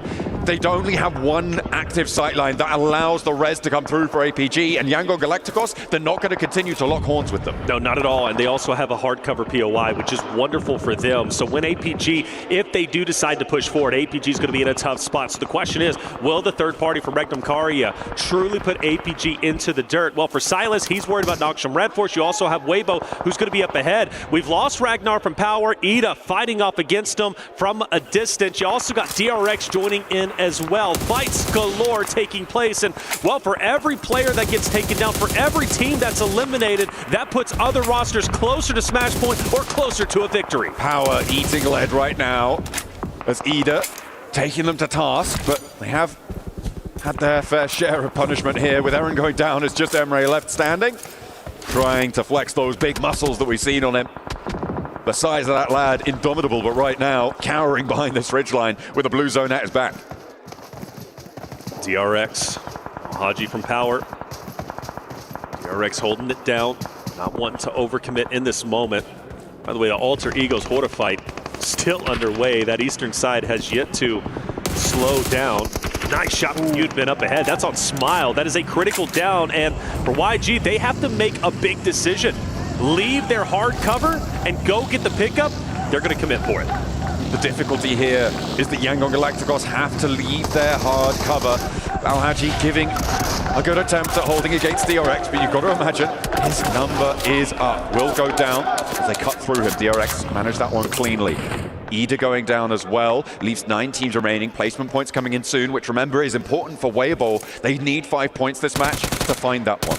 Smile did get res for Yangon Galacticos, but they still have to move north, and APG have 4 players alive. Moving north is so tricky against where Regnum Kaya are playing, and it might get even harder with DRX trying to backfill. Here they go, and YG was firing a couple of shots. Sides is going to go up top and try and challenge the YG boys. This is going to get tense. Smile back on his feet, nade cooking, it's thrown. Hyunbin manages to dodge, another one thrown on Soez, but he dodges it as well. DRX continues to progress. Smile, he is dropped off for the second time in just a short amount of time. APG grinning ear to ear right now. The main threat from the south side taken down, but DRX may just sidle in to take their place, usurp that position on the south edge and play as 4 rather than the 3 that Yangon Galacticos were playing around with before. Hyunbin nade over the top play cloud, sidesteps another, a Smile finally bleeds out. He's staying alive on a sliver of HP, and Scissors cut along from the sidelines. Romeo steps into the fight. The nade finally takes him down, but Romeo now pressured out by the blue zone. Romeo, like you said, he's got to move, he's got to go, and he's pretty much the last hope and chance for the opportunity of Yangon Galacticos to close this out in Smash Point, but Reefus from APG guns him down, and APG now staying alive. A 4-man unit have a real chance to close the tournament out. 4 players alive, but look at the open field that sits before them. There are so many angles up the top of the hill that can take shots out this way. It's a question of keeping your head down, finding those later game rotates. We're in stage 5 right now, which means there's a lot of variability. And again, Regnum Kaya get the knock over to Doc on the tree line. It's Reservoir, but do they have the smokes? Do they have the time to go for it? Because DRX are right behind them. That's right, they're about to get pincered. DRX from the flank, Regnum Kaya up ahead, potentially Thunder Talk with the line of sight from the east. APG's job is not going to be easy, but let's face it, it's not easy to be a PMWC champion. So Alpha Gaming has to fight through. Weibo on the top. They're fighting, it's getting scrappy, but they're losing forces quickly. The question is, were they even able to get 5 points? I don't think so. I don't know if they've managed to break break that boundary. They are just short of it. Goodness me, they have fallen short of the mark. And again, it's going to be into the next match, unless APG win it, with two teams potentially in that smash zone. As we refocus, Doc gets res. He's now playing all the way on the west side, and the teams up the top of the hill gonna have to move. Team Secret, Hora, they've got to go in. For Tien, he's gone. ThunderTalk's forces are now down to 2. That alleviates a little bit of pressure off of APG, but maybe even focuses more from Ragnokaria up ahead, because now they don't have to worry as much about ThunderTalk. Doc, watch your back! Silas is taking you down! It felt like he was slow on the trigger there for Silas. He spotted a player from Team Secret as well. What are you doing stood up there, my man? A broadside found, and Doc again has to get rezzed for APG. They have to commit forwards, but they are so open to these sidelines. And DRX could rule them out of this match. Reapus is low. The two players from APG committed onto the res onto Doc. DRX, it's go time. This is the time for Ragnokaria to up the pressure, to up the ante onto APG. This is a beautiful opportunity to take them out and continue this tournament. When DRX starts to push up, you have a real opportunity. A nice shot. Yunbin will drop one. That's going to be Reefus fully finished off, but Doc fights back. Doc gets a knock onto one. He needs to give something back to his team here. He's been picked up plenty. Now he needs to pick up the slack where his backline is starting to fall. They're playing as 3, and DRX have 3 players bearing down upon them, and he's down again. It's now all up to 2 players for APG to maybe take this one home. They'll get points, but I don't think they're getting the chicken dinner here with top falling. It's only Ziol left. Ziol, the last hope and chance. Will the tournament end now? Will the solo make a heroic run? Well, he's surrounded. DRX, Team Secret now starting to crash in where DRX was just fighting against APG. Ragnokaria now forced to watch their back against Hora. Sleepy falls. Ragnokaria controlling center zone. The last one from Hora, last alive, is going to be No Fear. Down to a solo. Ragnokaria starts to push onto him. ThunderTalk with 2. Zeus moving in. Jaiki up ahead. Wild taking a lot of damage. Meanwhile, Ziol still stands.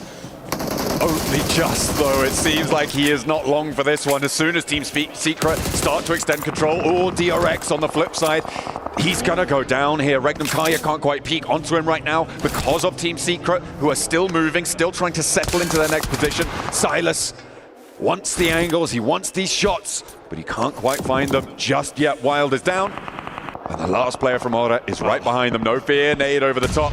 That's Ziol going out, and APG laps on the south side, meaning we're going into Miramar. Yes, we are, which is good news for APG, a great Miramar team. More on that in just a bit. For other rosters like DRX, Ragnokaria, a chance to elevate themselves up the standing, a chance to potentially make Smash Point, I would say, by game number 6. Their job not done just yet. I mentioned Hora earlier with No Fear, last alive. They've been fighting off against Ragnokaria, who now start to push up. And the question is now for Team Secret, can they take DRX out? The answer is undeniably yes, as only one more player remains, and now none. We're down to our top 3.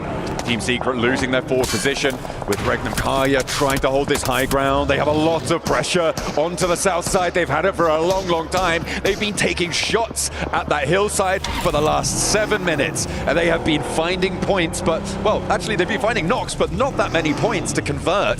They've been snuck away from the other teams playing on that hillside. But now, 3 players alive for Ragnokaria. They need to move south and potentially down the hill. ThunderTalk with 2 playing on the east side of this circle. They've got a couple of sporadic pieces of cover that sit before them.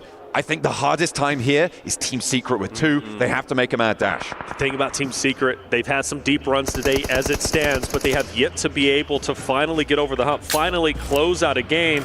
Is this their opportunity? Well, I love the line of sight from sitting up from a distance.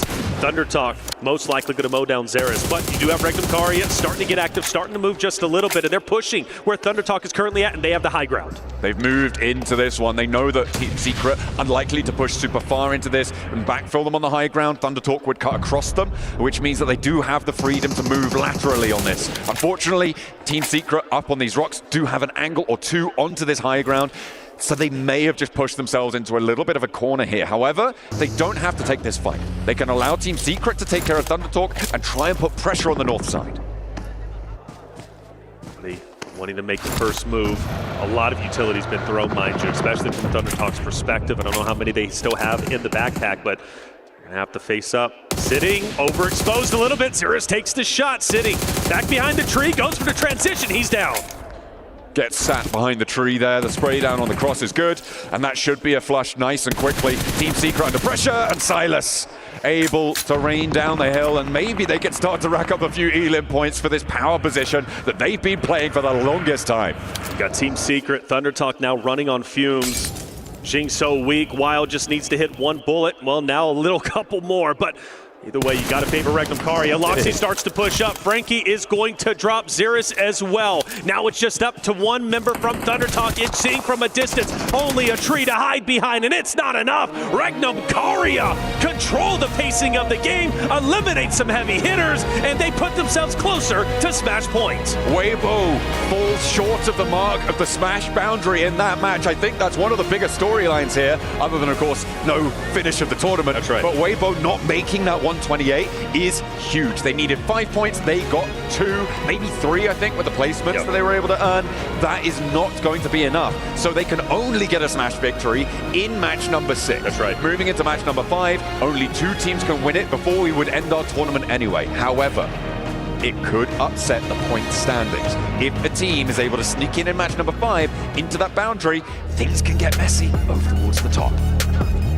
Well, there it is. Map number 4 is done. The tournament will continue, and coming up next is going to be Miramar. We're going to take a quick break. When we come back, map 5 coming your way.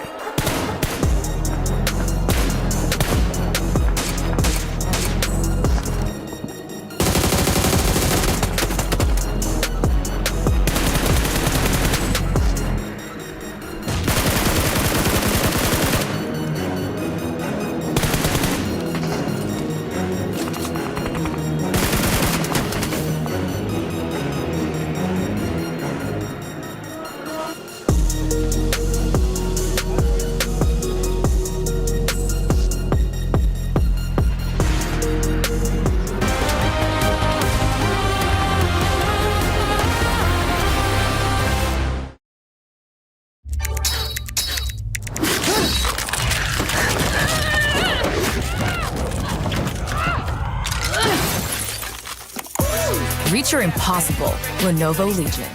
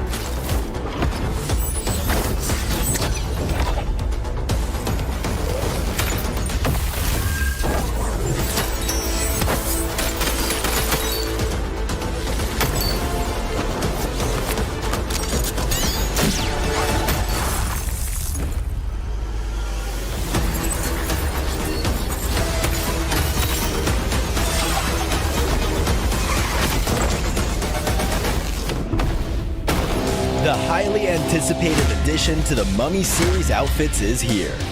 Paired with the new Ice Tomb Glider, the Polar Spectrophage set is just what you need to freeze your enemies. Or send them ablaze with the Inferno Fiend set's new upgradable Chained Inferno Uzi. All the Mummy outfits are back. Get them all. Join now and collect the whole series to turn all eyes on the battleground. Event period, July 10th, 2025 through September 2nd, 2025.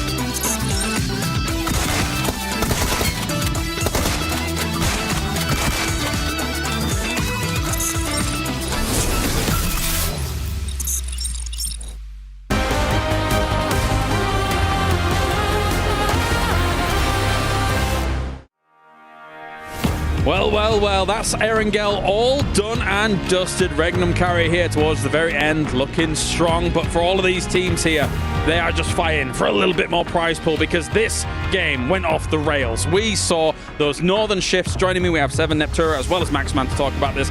Neptura, a lot of these teams that are now in the Smash Zone or close to, way up the north, trying to get something done. They don't enter the Smash Zone. Oh, I'm going crazy. Heartache. It really is heartache coming in here. They tried so hard and got so far, but so far it doesn't really matter because they don't come into that smash point, right?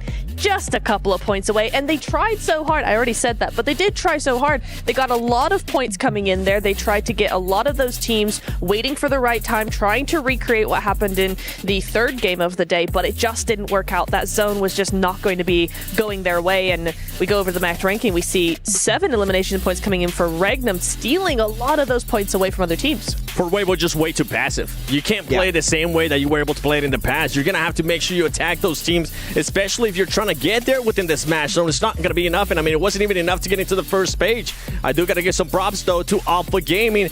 Somehow they were able to find a way into those circles. I will get a chance to talk about them a little bit later, but yeah, for Weibo, more aggression, Max. They had literally the perfect setup because Alpha Gaming were fighting against Yangon Galacticos. That was like the perfect setup for them to enter the Smash Zone, and those two main teams you're going up against not being able to actually convert that chicken dinner. It was so important. Unfortunately, not quite able to get as many eliminations as you just said, Seb. Yeah, Yangon gone, but then, of course, Alpha in those kinds of dips, Neptura, it's as if they were there too early, right? With a team eventually coming from the high ground, as well as Team Secret eventually coming in from the west.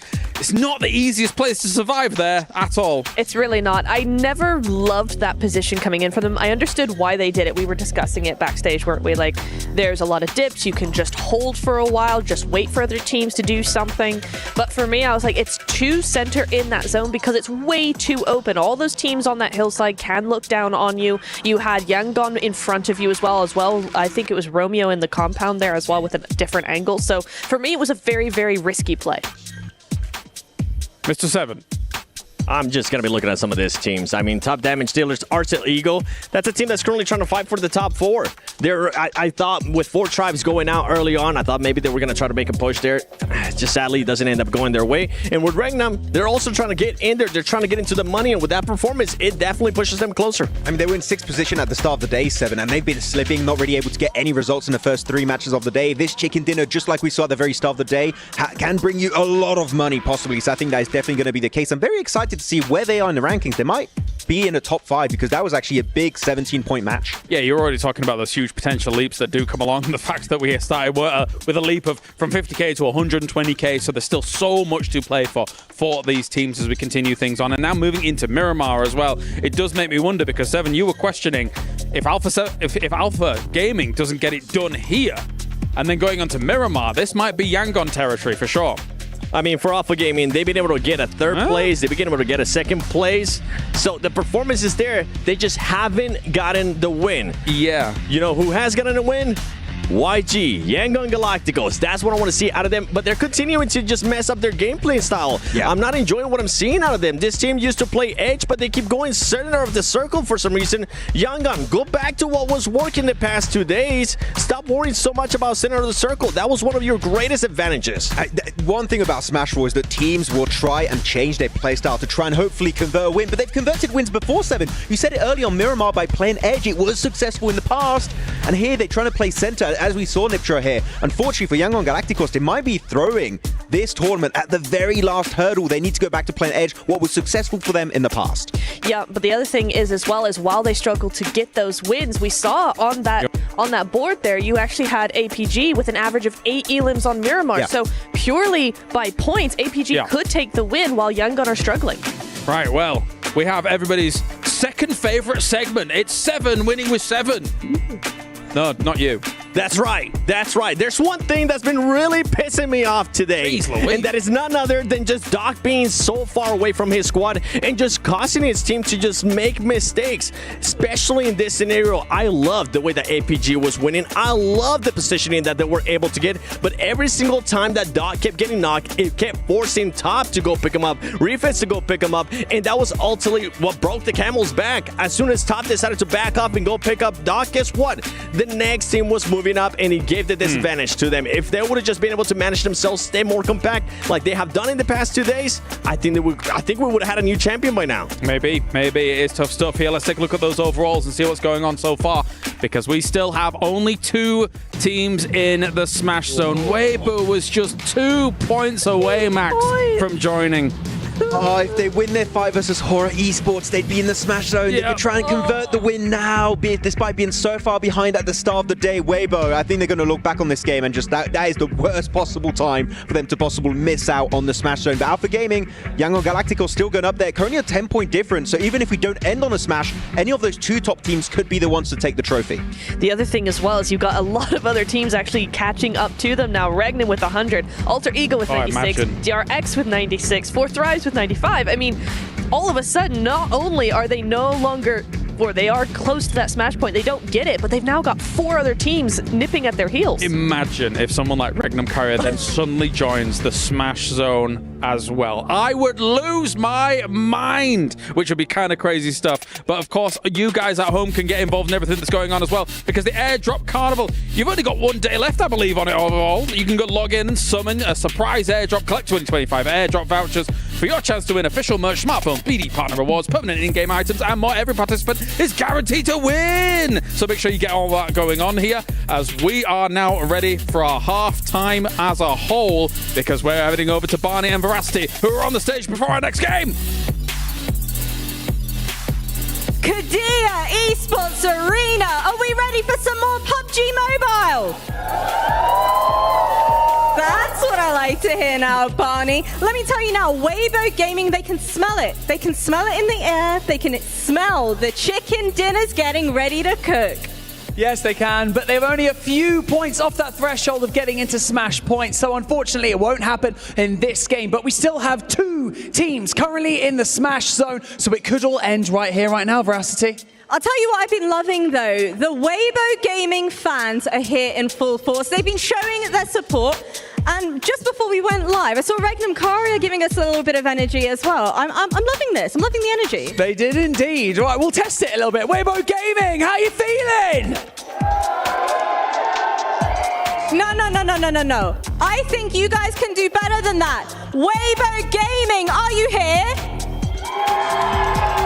Okay, things are starting to heat up here. We are about to go into our Miramar matches. Like we've already said, it could end right here, right now, or we could go the distance. It's going to get spicy. So make sure you stay locked in and get comfortable, because we are heading in to Miramar.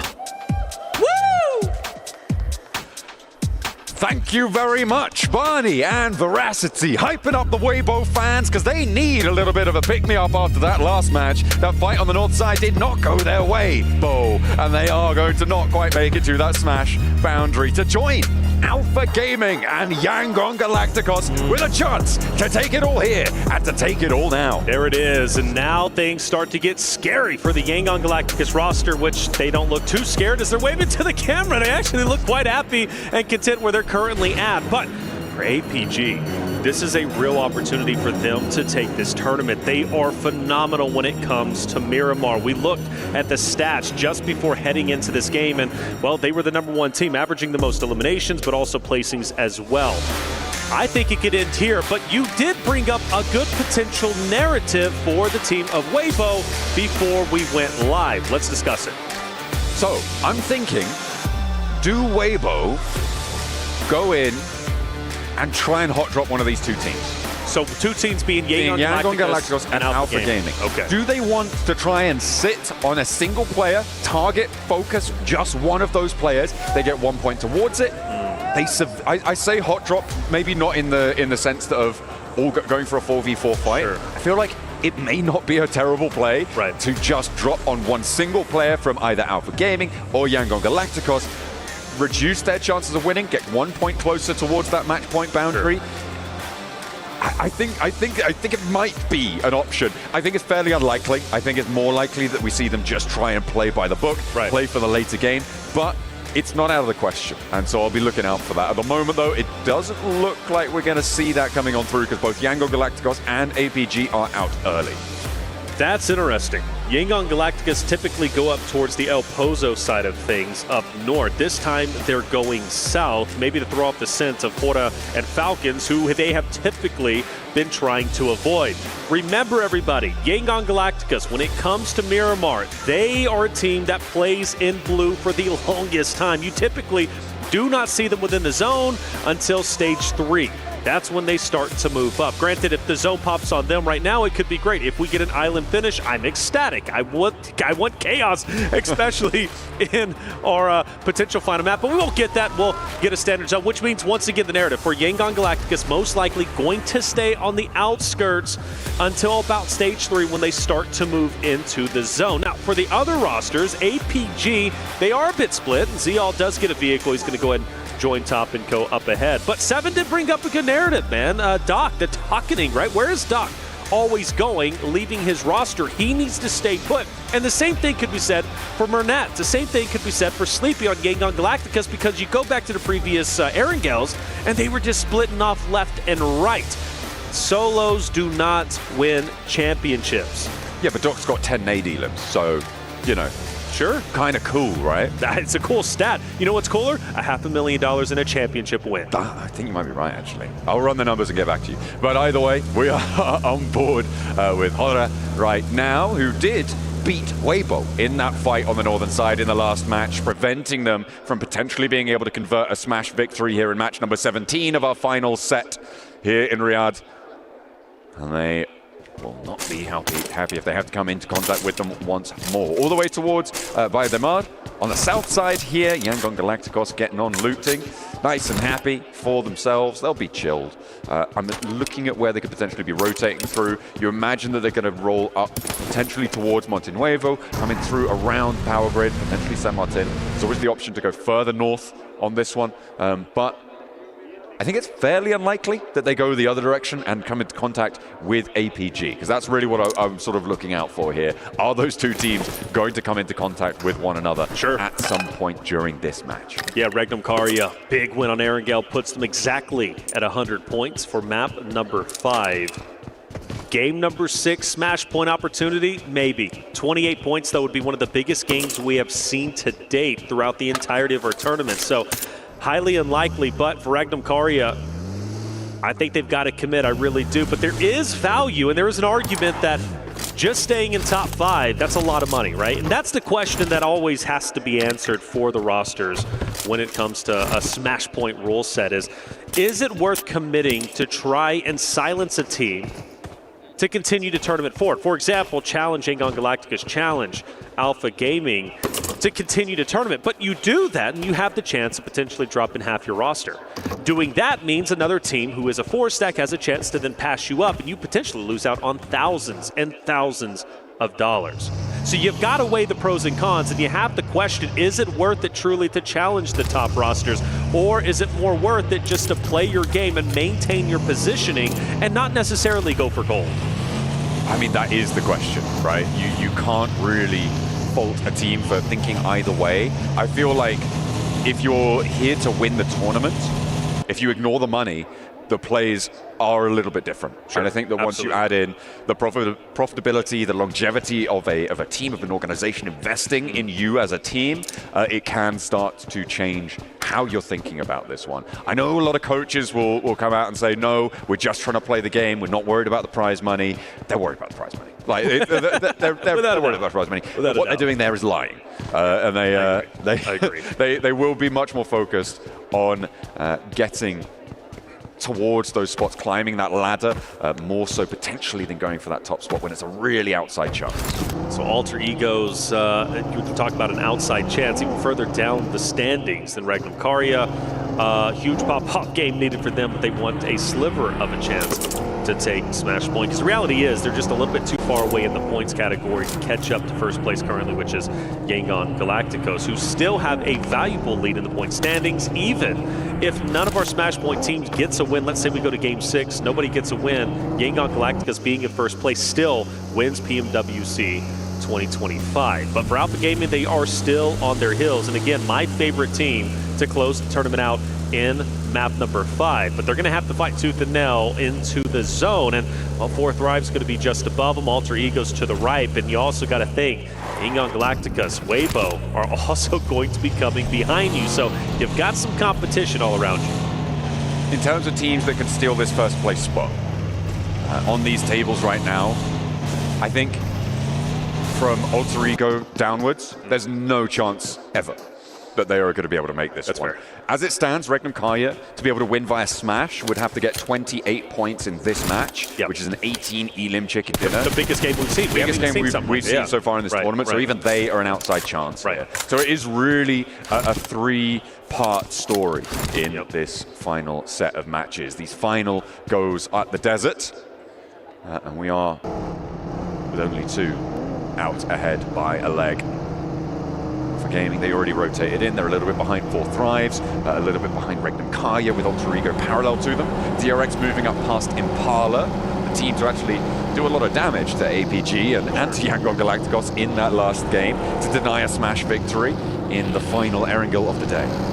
DRX traveling across the coastline. They stay on the outskirts of the zone. That's going to be great for them because they can go all the way up towards Truckstop if they decide to go north. Hora Falcons starting to get relatively close to each other. That's a narrative we've had throughout the entirety of this tournament. Falcons, Hora, and typically Yangon Galacticos, who normally are up in the north side with them, but again, they choose to avoid all of that nonsense and drop down south. Of course, playing in the blue zone as they typically do. A couple of shots are fired off, but overall everybody is going to be okay. Falcons, Hora still have their 4 members up. But as they do start to condense, they get closer to Ida, who is going to be in that vicinity as well. The north side not as congested as the center, obviously, or even the southern portion, because the southern portion is about to get pretty active, but it still is something to watch. APG getting some damage taken onto them because up ahead is Fourth Thrives. They're taking shots out their ways. Yol, though, he's going to be chilled out a little bit over here. Just going to pop that adrenaline. And he's going to turn around, not really want to get stuck in too much to this one. They're in this circle. They've got plenty more options to go for. Yangon Galacticos are on the road as well. They have just started their rotation from Valle de Mar. They went a little bit slowly past Minas del Valle on that south edge, and now they are moving on the south coast here, potentially towards Weibo. Right on, yeah. That brings that not hot drop narrative we were talking about, but still for Weibo, I think there is value in challenging YG. We have a shift over to the right-hand side. That means Falcons, Ida, Hora, Noxium Red Force, DRX have to drop down, and that makes the job a little bit harder for APG, who now have to go into at least a culmination of 3 rosters. Ooh, Order right next to Smile here. Order, of course, one of the most decorated players in PUBG Mobile. 2 global titles under his belt. Wants to try and make it a 3rd here. Unfortunately, he is the outside chance with the rest of Weibo, so we'll see if they can pick up their feet. They don't come into contact with Smile. They don't want to stop off and go for the fight. Getting ahead of this one, I think, it definitely is the right call here for Weibo. Getting into the circle as teams collapse. Ooh, APG's dropping south. They didn't want to head straight into the zone. They didn't want to challenge E-Arena, Power, Fireflux, Regnum Karya, Falcons, Thunder Talk, who are all in that vicinity. They drop down, and we might see a back-to-back map repeat of YG versus APG. Weibo also there, 2 points away. Surely they reach the threshold this game. I would be shocked if they don't, but you've got 3, literally our top 3 about to converge in the same location. On the south side of the circle to the east of Los Leones. Weibo get the mountains first, and that may be the difference maker. We get a replay of the first Elim in this game. Oh no, maybe it was a later one on actually, because that was clocked over towards Fireflux. So a scrap between Ida and Ora on the northern side. Nuts, dude. Weibo continues, so they don't stop off at the cliffs to try and hold the teams behind them. Well, I don't know. He starts to back up. I think they are going to decide to park the bus. and potentially gatekeep Yangon Galacticus. APG not far behind. They go a little bit deeper in towards Alter Egos, power fighting for center control. They've got Fireflux, Falcons, and Regnum Karya all around them, but for power, they have a great spot where they currently are at. Even if they do get dropped down, I don't expect anybody to crash in on them, so most likely they're going to be just fine. Still, my eyes on Yangon Galacticus now starting to get to the southern portion of Weibo, where they're currently at. For APG, they veer off to the left-hand side. They're going in where E-Arena is currently at. They have diverged from Yangon Galacticos' rotation. The east side of Los Leones a little bit too treacherous for them to fully commit. They're still out in the blue zone, stage 2, so it's okay for now. Yangon Galacticos, they are behind Weibo still, who've committed down to a compound that is surrounded by hillsides. I'm not sure about this one from Weibo. It's right on the edge. You imagine that they're trying to get further up towards the Impala Hills in this scenario, but I feel like holding in this location is certainly an interesting choice. He, from Weibo, has been kind of the tip of the spear. He's been stopping right before Yangon Galacticus, and where he currently stands, if he hops out, he might be able to get some shots. Bernat has, in fact, hopped out, potentially firing on Order, firing on He, who now goes up. We have a northern shift. Weibo will continue forward. DRX most likely to crash into them on their rotate, since they're getting a little bit active themselves. APG still keeping their distance from E-Arena, and for YG, well, now getting pincered in between Weibo and potentially Alter Egos to the left. Weibo leading the charge, Yangon right behind them, Mernat hopping out, trying to take those shots. E-Arena losing another there on the southwest side. Now the rest of them close up. Fairly central, well, comparatively to a lot of teams here, fairly central on this circle. Weibo get a longhouse on the south side of it, and the Falcons actually have a lot of control over the road that splits the center of this circle. Oh yeah, they can play spoiler without question. Team Falcons roster that could jump up potentially to top 5 off these next 2 maps if we continue to tournaments. E-Arena stuck in a bowl, and that's not good for them. Already have lost a player. The question is, will they lose more? Falcons in a very familiar spot. Remember, Falcons was in this very house trying to rotate out before they got gate kept by Yangon Galacticus, as well as a couple of other rosters just the previous day. If Regnum Karya want to make magic happen, they do need to start to rack up these points. They've got the first, so they're out of the gates, and they've got APG to guard on the western side. And what better team to do it against, right? Against a team that could potentially smash if you're hoping to get a match 6 smash here. For Regnum Karya, this is how you do it. Again, I talked about Order before being one of the most decorated players in PUBG Mobile Esports. Silas, another representative of that accolade. He has got multiple global titles under his belt. He's got that PMGO title. He's got that PMGC title. And he wants the 3-peat, but they are a real underdog here. I talk about Weibo in this scenario as an outside chance. Regnum Karya, they're not even in the same town right now. They're so far outside. And they are outside, actually, ironically, of APG's current positioning, and they do split. They've got a 2-2 split. Regnum Karya could take a distinct advantage of this, because they've got 4 players who are split themselves. However, they can move in onto top and Zeal if they decide to. Regnum Karya, a team that was putting the pressure on APG once we lost Yangon Galacticus in the previous map on Erangel. Regnum Karya ended that. And in fact, they're getting dangerously close to each other. For APG, they've been hovering around rosters, but they've stayed relatively quiet up until now. Oh, Doc with the nades. We know how dangerous he is with those, but we know how dangerous he is to himself as well. If he gets overexposed, he's in a 1v2 right now. Sure, he's got top just over the way, but it looks like he's rotating back up towards the north. More nades being cooked. And Doc over the top with the overarm again. And Silas may be in danger. Takes half his health bar, but not more than that. Top still negotiating the terrain around him and will bolster this position on the south point for APG. Oh, but they might get pincered. Regnum Karya swinging wildly to the left-hand side with Wild and Co. They need to watch out for those off angles, and there's Wild on your very screen with Loxy. Loxy loves the off angles, and they're going to continue to try and pressure around to put APG into this vice script. They've got to be very careful here. And let's not forget, Reefus has totally separated from his roster. He's all the way up north, and in fact, I believe he's down. So for APG, the troubles will continue. I'm starting to get worried. This is looking dangerous. Scarface from Fireflux as well. Now with a chance to take Ziol out here. Close range with the auto shotty. The SK-12, no match for Ziol with the pump action. Takes Scarface down at a distance. Matcap can't do anything about it. But Top falls in the meantime. And he's going to go down to Wild from Regnum Karya. It's 2 down. See, you gotta stay up here. Regnum Karia once again looking to silence the team of APG in back-to-back games. They're so close to doing it, and Toshbik is pushing up. Doc by himself, forced to hold his ground, retreats to the hard cover. That's all he can do. That sentence seems to ring in my ears. Doc by himself. And he is now facing against Toshbik on this ridge line. Doesn't quite have the backup close enough, and the damage is starting to pour on through. 3 players survive for Regnum Karia. The Molotov to slow down a retreat. Doc is trapped up on this building. Zyol marching forwards to get the assist here, but Madcap has other ideas. More damage sent over towards Toshbik, and APG still gonna be fighting for this one.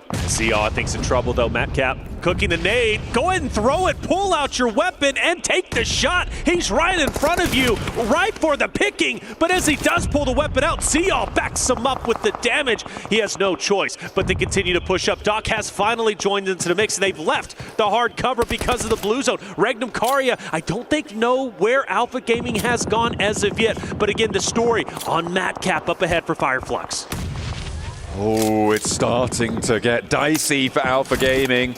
And they are down to 2. They're going to push up towards Madcap, a solo on Fireflux. His ridgeline is getting suppressed by power across the way. And Zyol's down as well, leaving a solo for Alpha Gaming. Now, I'm going to reframe this one over towards Yangon Galacticos because Alpha are out of the running. They went for a wide sweep out the east side of Impala. They rotated up. Then it was a hard west shift on the circle in the previous circle. It's been that long that Alpha Gaming have been fighting. They're now up on the north side, near to Nongshim Red Force, near to Team Secret on the east edge, and they're going to crash down south towards Team Secret. They've got to. This is a perfect opportunity. If they can win this fight in sensational fashion, it would put them in such a distinct advantage, and it is looking good, at least off the rip. Saycloud's going to drop one. Smile's going to get the finish on the drop player. You've got a couple more to deal with up ahead. If Yangon Galacticus could win this spot, they can gatekeep Horda, they can gatekeep DRX, but it is imperative they do not lose a single player. Trang moves back. Team Secret giving ground again in the face of Yangon Galacticos. A nade as they fade away, but they will not find the knock, and Trang goes down. Now they're looking for Frankie. Team Secret on 2 players standing. Trying to keep things going, but the nades pour on in, and Yangon Galacticos lose 2. They have to slow down, but Team Secret will not be able to take this fight. In the meantime, though, DRX looking to put pressure on. Here they come. DRX. Horda might be in hot pursuit as well. That's something to keep our eyes on. But for the reset, well, Yangon Galacticus go for it. Jaiki takes a little bit of damage. That gives enough time to get the members from Yangon Galacticus potentially up, but they're still 2 down, and they don't have the chance just yet. And slowly but surely, Team Secret starts to get it. A nade comes out. Frankie on the outskirts. That's a dangerous off angle, and as he backs away, he wants to at least maintain his tournament life. A chance is still here, but again, you brought up DRX. They're just on the outskirts. And Falcons are taking shots over this way as well. Stabilization now for Yangon Galacticos. All 4 players are there, and Team Secret are starting to fold back, have to fall away to the wayside as the circle moves away from them. Frankie's been dropped. Romeo manages to get the pickup. Team Secret, it was a wonderful fight, but now they are left down to just 1 solo. We take a look once again at Yangon Galacticus, this time forced to focus on the remaining members, not only from Team Secret, but also DRX, and they do have a chance, if they want to go north, potentially to third party, this Thunder Talk Nongshim Red Force fight to control the entirety of the north-hand side. That might be an option, and we got Romeo. He's in a vehicle, and he might be moving. I've just seen on the Elim feed Order getting knocked there, and Weibo, remember, need 2 points. They only need 2 points. 2 placements would do it, 2 Elims would do it, 1 placement, 1 Elim would do it. Those are the only 3 ways that you can organize those point scoring systems. But the fact remains that they will have to move north on this one. They will have to move from under the sightlines of Falcons, who are dead center on this circle. They've got so much control.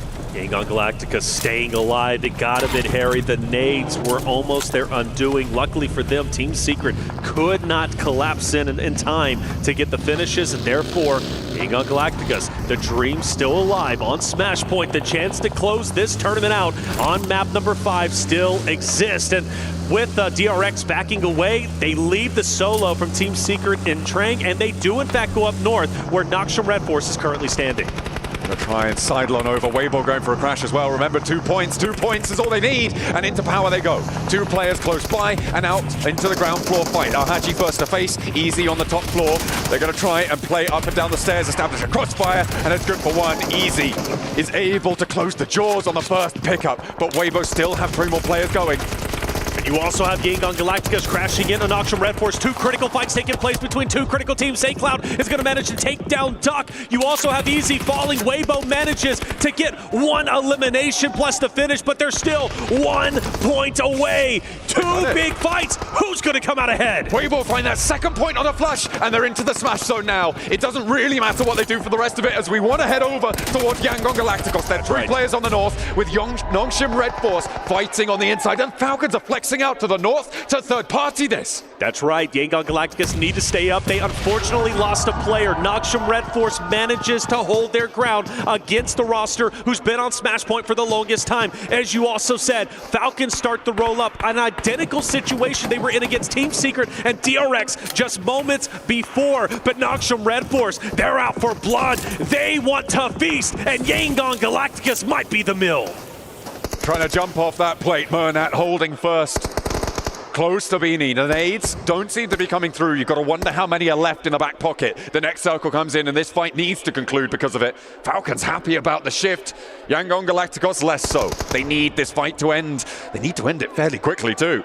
Yes, they do. And then you have to deal with Falcons right after that. So the task is not going to be easy. SaCloud falls out of nowhere. Ida and Aaron, the solo, managed to hit a shot from I don't know how many meters away. And this only helps Nongshim Red Force as they start to push up. Murnat will also fall. And now it's up to a solo unless they can get back up to a duo, which they manage to finally do. SaCloud back to his feet, looking to try and heal. Nades in hand now, 5 for Romeo. A lot of ordnance to put down here, and they need to extend it now. Doesn't connect a lot there. Romeo dashes forwards, the DBS in hand. Binny chases him down and catches his heel as it tries to go through. A 1-for-1 trade, but SaCloud has 2 more to deal with, and it will not be a smash here in match number 5. You can see the Weibo fans are happy about that one. That's right, Weibo has a chance to win PMWC 2025. They put themselves in a winning spot. The question is, can they close it out? It's going to be a 3-horse race going into map number 60, guaranteed final map of PMWC 2025. But now we focus our attention on the remaining players. Let's not forget, points still matter. And for Weibo, yes, they're on Smash Point, but they also have a chance to go up into second place, pass up APG, and potentially even get close enough to take down YG in game number 6 in the points category. There are still technically enough points left in the lobby for Regnum Kaya to join them as well. Crazy. That's towards the top side, but that's not really very likely at all, especially with Nongshim going down here. I think if these 3 points don't go to Regnum Kaya, then it's impossible for them to ladder up and get into that Smash Point boundary. And of course, it's very, very likely that that's not going to be the case, with Falcons having a chokehold on this circle in a way that we haven't seen from them at all, actually, in this tournament. It's really been a bit of a disappointment from the Falcons roster, but maybe they can go out with a bang. Let's find out. All by himself. We've seen him clutch up many times, but Kix is going to be watching from a distance from DRX. All eyes on Regnum Kaya, really, as far as I'm concerned. Again, the roster who might be able to get to that point threshold, it's not going to be easy, maybe not even mathematically possible, but they've got to give it a good effort. They crash in on Ida Aaron, a guy that dismantled YG from a distance. This time now he has to stand his ground in a shed against Loxy. Great nade to take him down half health, but still, Wild has the angle. You can't jump, you can't really move. You just pray and hope the utility works, and it will on Loxy. That is nasty business from Aaron, and another one over the top. The fire's not going to bother him, and that's a flush. Regnum Kaya getting dismantled. The solo in the shack. Aaron, the young firecracker on the roster. His rookie season last year, he had an impact. He can do this. He wants to have a little bit more here against Regnum Kaya. Tries to thread through the vehicle on the hop in, hop out sidestep, but is eventually taken down. Meanwhile, Weibo with a chance. There it is. Weibo has a chance, but 4 Thrives are looking to take it away. They're fighting hard. They are fighting tooth and nail. IQ gets a finish onto 1. Weibo's numbers will start to dwindle away. Now 2 players, but Zook says, I'm not done just yet. He'll get a clean up on 1. Naki will also drop order, but for Weibo, they stand with a solo, and 4 Thrives are out. Rez onto 33Z, onto order as well. It will be able to come through. Alva is close by to them, so could be a little bit dangerous. Oh, there's a nade. Doesn't quite connect, so they're going to know there's a player close by. This should be a Falcons chicken dinner. Absolutely. If they don't win it, Falcons back. Well, Falcons Still very close, potentially breaking up in the top 5. That is a narrative. Alva, great shots. Hold up a second. Alter Egos becoming a narrative once again. Alva has been the clutch master oftentimes, and well, now he has a chance to do just that. I mean, he is working these angles masterfully. And for Order up ahead, question is, can he take down Alva? I don't know. It's going to be, of course, solo versus solo. Winner stays alive, a chance to get more placement points, and Alva is moving, but not for long. Orta gets it, a couple of shots in celebration. Weibo, no, they are going into Game 6 with the chance. They've got 7 elims, 4th place. They may have actually overtaken Alpha Gaming, depending on how many placement points they're able to earn here. So 2nd place is up for grabs, a nice little pay bump for them if they can find it. Of course, coming up into 2nd place from 3rd place goes from 150 grand to $250,000. That is 100,000. Yeah, and from what I'm hearing, 1 elim will tie Alpha Gaming. Just 1. If they can get it, my oh my, is it going to be on the Regnum Karya member, or maybe even on kicks up ahead from Order? He's got options, but he's got to pick and choose properly for Regnum Karya if he chooses to go into Toshpik. Well, Wild might be able to help. Actually, no, I take that back. Wild is fully focused on Falcons up ahead, so Toshpik is going to be the one to potentially ruin the chances from Weibo to catch up to APG. For my money, the smartest play Order can make is staying quiet here. Not getting engaged. DRX are, I believe, just about in this circle. I think it is Shaq. I thought he might have been outside of the circle here on the south side, but he's going to be right up and against it. Falcons know where he is. Order should know where he is. He's going to be locked into this one, especially with the circle shifting out as it does. DRX is going to have to go out first, but Order hops back into the vehicle. He's repositioning. He wants to get a little bit of a different angle on this one as Falcons start to extend their influence over this circle. Yes, they do, but one of the things that's done Falcons in previous games is getting overly aggressive. This time, I think it is going to be the off angles from the solo. Now, kicks dropping here would be wonderful for Falcons. They get him off of that side angle, and they can focus on everybody up just to the north-hand side. But I do not want to discredit the power of where Order is currently at. He truly could be instrumental once he finally does get active, especially when all these fights end up taking place. I don't know, maybe he can steal this game. It would be insanity, but it is a possibility. He's not going to have to move before DRX have to move, before the last player from DRX has to step out into the open and get lit up by the Falcons. Well, everybody, really, because you can see Narvalo's just waiting. Okay, denied to the blue zone as well. This is a placement point for Weibo. That does the same thing. Oh. They ladder up into 3rd. That's another point. That Narvalo hit the shot needed to take him down before Blue did, but Blue was successful. Well, they know where Order is at. Again, Toshpik on that off angle. I just don't think they're ready for it. Shots are going to come through. Ralph is going to fire upon him. Toshpik is going to renegotiate his position. Wild will maintain his ground. Falcons start to move up. This is their game to take. Toshpik will fall. Wild behind the vehicle. If a good nade is thrown, it might just drop him or at least get rid of the vehicle. Wild's gone. Now, you've got the solo from Weibo. It's Order. He's looking down on Falcons. He's going to manage to drop Ralph. Like I said, Order might be able to do it, but it's not going to happen. The crowd favorite team, Falcons, finally back in the winner's circle. They find the elims, they find the shutdown. Team Falcons able to get a chicken dinner right towards the end. Weibo, they are into the smash point zone as well at the top of the tables, and 3 teams now stand atop the pack. And Weibo is officially 1 point ahead of Alpha Gaming, putting them in 2nd place. It's been a 2-horse race for the majority of this tournament, for the majority of grand finals, but finally Weibo has put themselves in a position to become champions themselves. But it comes down to one more map, one more Miramar to decide our new champion, PMWC 2025. A lot riding on the line and only one more opportunity to achieve greatness. We're going to take another break. When we come back, the final game of PMWC 2025 will be upon us.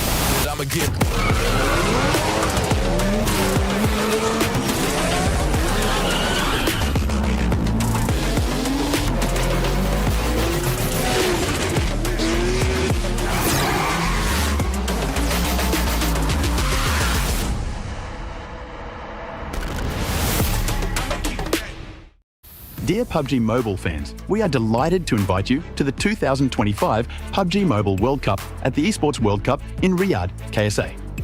This exciting event will take place from July 25th to August 3rd at the Boulevard City. We've prepared tons of event perks, such as the PMWC avatar frame, ESPORTS Passion set, ESPORTS Passion parachute, and tons more items. Let's check out how you can get all these rewards. During the tournament, go to the Pandora event page via Lobby, Event Center, Esports to join the event. Mormon from SEA, Top from CSA, Pedrinho from the Americas, Silas from the EU, and Prestige from MENA will guide you through the 5 major parts of the event. They consist of tournament celebration, prediction rewards, esports shop, themed outfit, and champion challenge. Join these activities to earn rewards and collect esports tokens to redeem even more gifts in the esports shop. The more esports tokens you collect, the better rewards you'll get. You can get up to 2,870 esports tokens from the prediction event. It takes place from July 23rd to August 5th and consists of 3 stages that coincide with the tournament: group stage, survival stage, and grand finals. During the group stage, get 20 esports tokens by predicting the 8 teams you think will advance directly to the grand finals. Each correct prediction will grant you an additional 60 tokens. Make a total of 3, 6, and 8 correct predictions to get 300, 680, and 720 tokens, respectively. You'll get another chance during the survival stage to guess the other 8 teams that will make it to the grand finals. The rewards are the same as the group stage. During the grand finals, you must try and predict the ultimate champion.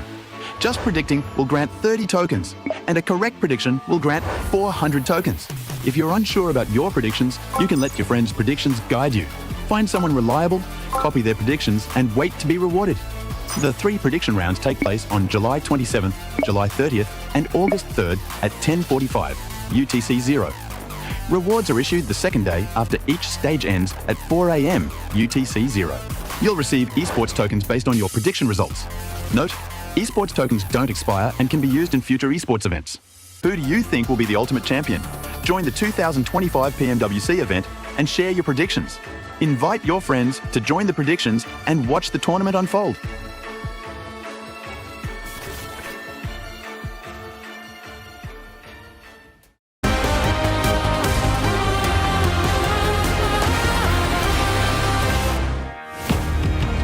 Falcons holds down the road west of Impala and is able to get themselves a very important victory to try and push themselves up the leaderboard, up for a more prize pool here at PMWC. But at the same time as well, whilst you're watching these games go on, you can also check out the EWC app, which is obviously over on their app stores, and keep up with everything that's going on here for EWC as a whole. Not only this tournament, but the other tournaments that are going on throughout all of the festivities here. Now, let's talk about Falcons, of course, here. 7, Neptura, Maxman joining me. 7, an important win for Falcons to try and push themselves into those higher prize pool brackets. Once again, a team that just really haven't done much the past 3 days. They ended up getting a win. I felt like this one was kind of gifted as well.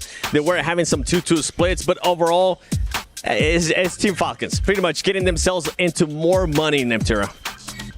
Yeah, and it's really well played from them as well. They have that, well, 2-2 split, I think it was, in the middle of that ravine where the road goes down. That position is really, really good, particularly in that zone. However, you need to use splits if you want to use it effectively, if you don't want to get taken out. So they actually played that really, really well with those splits and then transferred over into a more of a 1-1-1-1 spread across the end of zone to actually take a lot more control. So for them, it was actually very, very well played, and they got the win for a reason. Yeah, I mean, we just went on the second page. We have to talk about Weibo Gaming, right? They just entered the Smash with that game. They just got in, Order clutching it up at the end. I was thinking, actually, if they maybe got a few more points earlier, maybe Order can clutch it. Unfortunately, they don't get the entirety of that match. They do lose at the end to Falcons, but that fight versus Power, I was not sure how that was going to go down because that was a risky push, but luckily enough, they get the full reset, allowing them to then take a fight against 4 Thrives, against the side of even Alvov or Trigo. Yeah. It was a risky one, but now they're in the Smash Zone, meaning they could snatch it away in this very last upcoming game. Right, that's an important thing to actually talk about here, right? Because we are down to the last game now.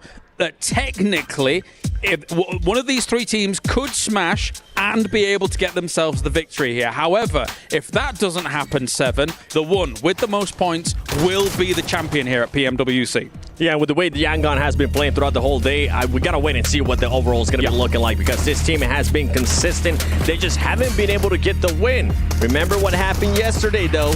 This was a team that did end up getting a win with 12 eliminations, so it could have happened here, and they went back to playing how they usually play. They went back to playing edge and also hunting down teams. That is the YG I want to see going into this last game. I mean, we're getting so hype here, 7 if True during that game. He's like, actually, they're going back to playing the edge instead of the center. Yes. This is what rewarded you with so many wins in these finals at PMWC. They're going back to the basics that were so successful in the past. Yangon Galacticos here on Miramar, they had a really good rotate. Unfortunately, I think you mentioned it, Kalaris, a little bit earlier. Lack of scouting. Maybe they could have a little bit of a better entry point on the eastern side of the circle. Maybe go entirely up north. But here didn't quite work out, and Nongshim Red Force were able to actually put an end to the reign of dominance here of Yangon Galacticos. I actually also like their push onto Nongshim for a different reason, Max, is because Nongshim and Thundertalk were fighting it out, and actually Nongshim is the more dangerous team to win out of that situation. If Thundertalk had won over Nongshim, historically speaking, over the last 2 days, 3 days nearly now, we haven't seen anything else from them. So for the rest of the lobby, they're not really looking like a very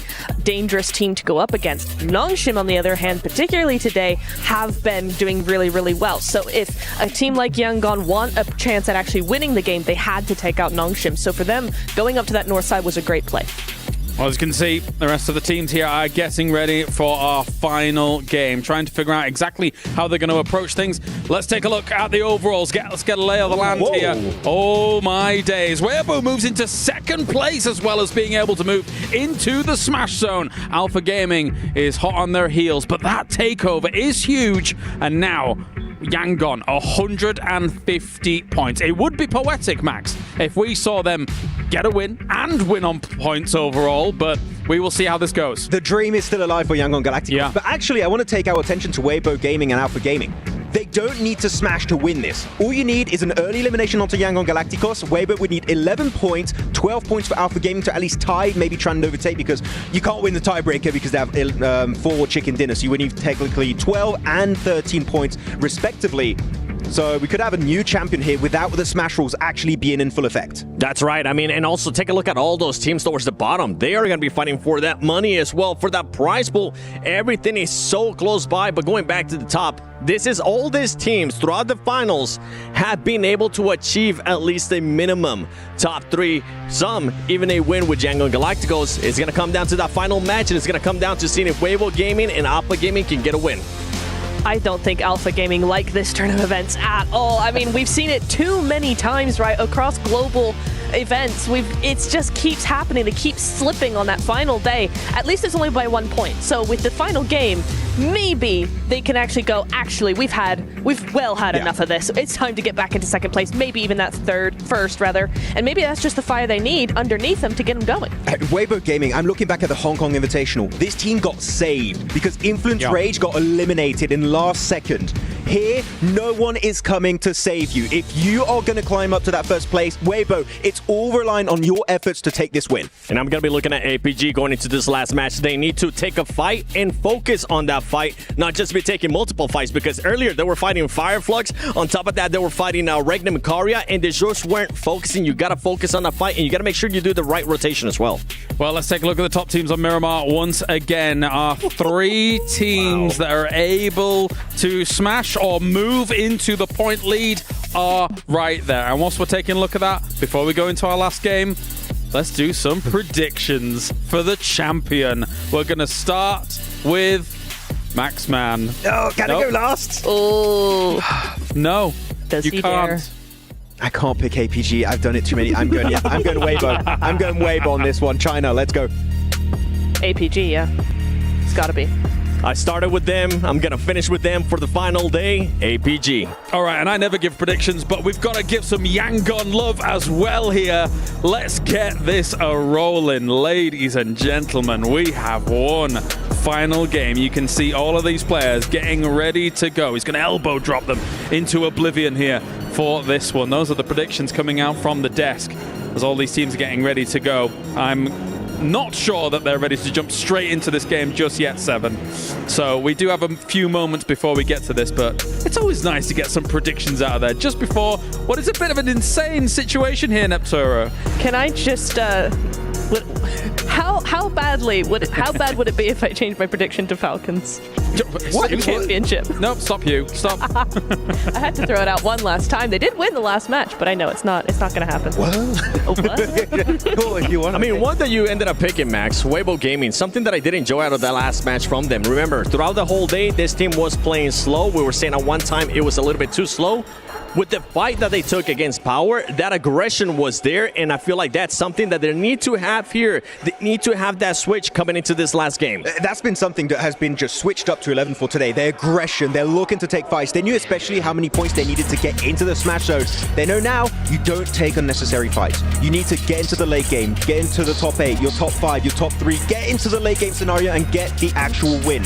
If they can also just get high elimination game, maybe it could work out, but all the teams can make it work in the end of this match. I started the day asking if it was going to be the destiny, if it was going to be the dream, or will it be destruction? It turns out Weeaboo is about to potentially cause destruction here as we have the volcanic conclusion of PMWC underway for 2025. Seismic shifts on the table to close down our penultimate match. Weibo break into that smash zone. They will join Yangon Galacticos and Alpha Gaming with a chance here in the final match of the PMWC. It's all to play for. Here it is, the last chance, the last dance, our guaranteed final map. 3 teams have fought tooth and nail. They have given it their all to end up in this very spot, to become champions, to cement their names in PUBG Mobile history. The question is, who has it in them to close it out? All that work to not be for nothing, all that work to gain something you can never lose, to be a champion. Yangon Galacticos, Weibo, Alpha Gaming, all 3 of those rosters are going for gold, and it's only going to be one of them as champions. We also had a chance to ask our talent managers who they were predicting to take this game, and it was Alpha Gaming. So Alpha Gaming pretty much across the board, not only from a talent perspective, but also from our talent managers. Now the question is, Arena, who's winning it? Is it Weibo Gaming? I think so, maybe. Alpha Gaming have a chance. Yangon Galacticos, everybody's got their fan base. Everybody's got the opportunity to cheer and get loud. They need your energy. Get loud in the arena, because it's time to get our final game started. What a way to close down the tournament. A 3-team chance, a shot at that trophy. It's been glittering and glimmering before their very eyes for the last few days, and they now have a chance to raise it. Or will their key drop into the key crusher along with 14 others? It will have to remain to be seen as we take a look at where our drops are coming on through. At the moment, I'm seeing Weibo. They're out over the center part of this playing path, which has a fairly northern situation. Alpha Gaming on the south side. Okay, so for Yangon Galacticos, they changed it up before. Do they go up north, where they've been so familiar, and it looks as if they will, which again puts that narrative. Hora, Falcons potentially gatekeeping them, and this is scary.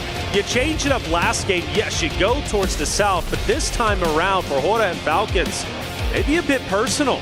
Keep them at bay, shut them down. You have to be expecting them to rotate into you. So for Yangon Galacticos, they've got to get creative, and one thing they love to do again is stay in blue and then drop down south. So most likely going to see them making their way into stage 2, stage 3. For APG, however, they are within zone, but they've got company all around them. Hey, look at that. 1 point immediately earned. Tiebreaker back on in action. And I think that means that Weibo do win the tiebreaker. I believe they've got 1 more chicken dinner than Alpha Gaming, if I'm not mistaken, having earned the back-to-back that they've been able to find today. So they are sat on 2 chicken dinners. 139, of course, that will be the tiebreaker, unless Alpha Gaming win. But then it's a non-factor because they win via the smash ruling. Oh, there's so many interlocking rules. I love logistical, bureaucratic nightmares on points tables. It's what I live for. And just to confirm, it is Weibo with 2 wins, Alpha Gaming with 1. So something to take effect a little bit later on, but all eyes, of course, on these 3 great rosters. You know, you got one starting off relatively hot, of course, being Weibo, APG getting a first shot, but that also puts a target on their back, right? Shots are fired, teams are getting active, which might be in the back of the mind of the other rosters thinking, I want to third party this because this is our last chance to elevate ourselves up the leaderboard. Absolutely. There's a lot of money that's mixed in the middle of the tables. Obviously, the 3 teams at the top have taken a lot of points, but the points gap between teams like Regnum Karya all the way down to Team Secret, right? So 4th to 12th. That drop-off could be there, right? And that is a pretty sizable chunk. 4th place is $120,000, and then you go down to 12th at 45. With a single game, they can change things around, earn more, drop down. It's a lot of wiggle room here. Without a doubt. And for Regnum Karya, they have been the boogeyman of, well, APG over the past couple of maps. This time around, they take down Krypton from Alter Egos. A guy that clutches up, a guy that you want to stay alive. Does it impact the standings? Well, potentially. Alter Egos could pass DRX, 4 Thrives, maybe even Regnum Karya themselves. So for Regnum Karya, taking down 1 from Alter Egos, and in my opinion, the tip of the spear, albeit outside of Rosemary, that puts Regnum Karya in an even safer spot. Absolutely. They're going to feel a little bit safer as time goes on. Behind them, of course, the Falcons coming off of a chicken dinner. You know what? I was kind of surprised that Neptura decided to predict them for the tournament win. Not because they're so far down the tables, but because they're not Team Spirit. And of course, Neptura loves Team Spirit. Favorite team. Unfortunately, they didn't even make it out of CSA. That's right. Team Spirit, rest in peace. Neptura, keep sending your love to them. Maybe they'll come back next year. Absolutely. I do want to point out Weibo, however, pretty centralized in the zone. DRX do start to move in relatively close to them. That's going to be a fun one to potentially watch. But for Weibo, they're going to try and stay as quiet as possible, but they can also gatekeep a couple of rosters, Auction Red Force, DRX, Ida, maybe Thunder Talk, who's a little bit further away. For Yangon Galacticus, again, staying up towards Trailer Park, they're going to stay there for a long time. They're going to play it slow. They're not going to get too antsy because, again, you've got Falcons and Aura, which 4 Thrives, are they maybe thinking about challenging Falcons? You do have T24 is getting relatively close. Could potentially be just scouting out, trying to navigate those rotations out east. In the meantime, though, in the center of this circle, just around Hacienda del Patron, around San Martin, Weibo Game. Currently looking for position. We know what's on the line for this team. The tiebreaker order goes Yangon Galacticos, followed by Weibo, followed by Alpha Gaming.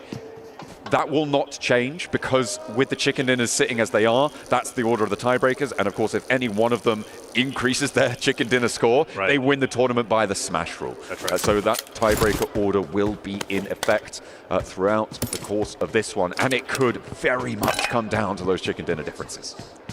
Right. So T24 still close, but not close enough to really have an effect on this Falcons rotation. And for Team Falcons, you know, we've been talking about them dropping the ball and struggling, and yes, they will not be champions today, but this final game, if it's good enough, could elevate them up in the top 5. So that still is a storyline. They're not too far away. It's not impossible for Team Falcons to get a top 5 finish, which, by the way, again, in regards to the club championship race, Falcons need a top 8 finish. They're currently in 9th place. So this is a big moment for Falcons in the overall scale of things for the club championship race to have a good performance. Adding to that tally is great. They can keep contributing to their team to be able to try and pick that one up. You hope that they can do it. I'm sure there's plenty of fans at the arena who want the Falcons to do it as well to help out on that club championship tally.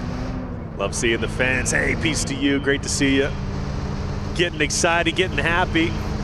Some of them getting loud. Yes, let's get it going. The final game. Yangon Galacticus start to move in. This is very typical of their style, but again, you've got Falcons who might keep them at bay, and if they choose to drop south, which is their typical game plan, 4 Thrives right in front of them. They're moving on in on the west side towards San Martin for the Falcons. We're still waiting on Alpha Gaming. Yangon Galacticos to make their appearances. Of course, Yangon Galacticos, they're in the blue zone.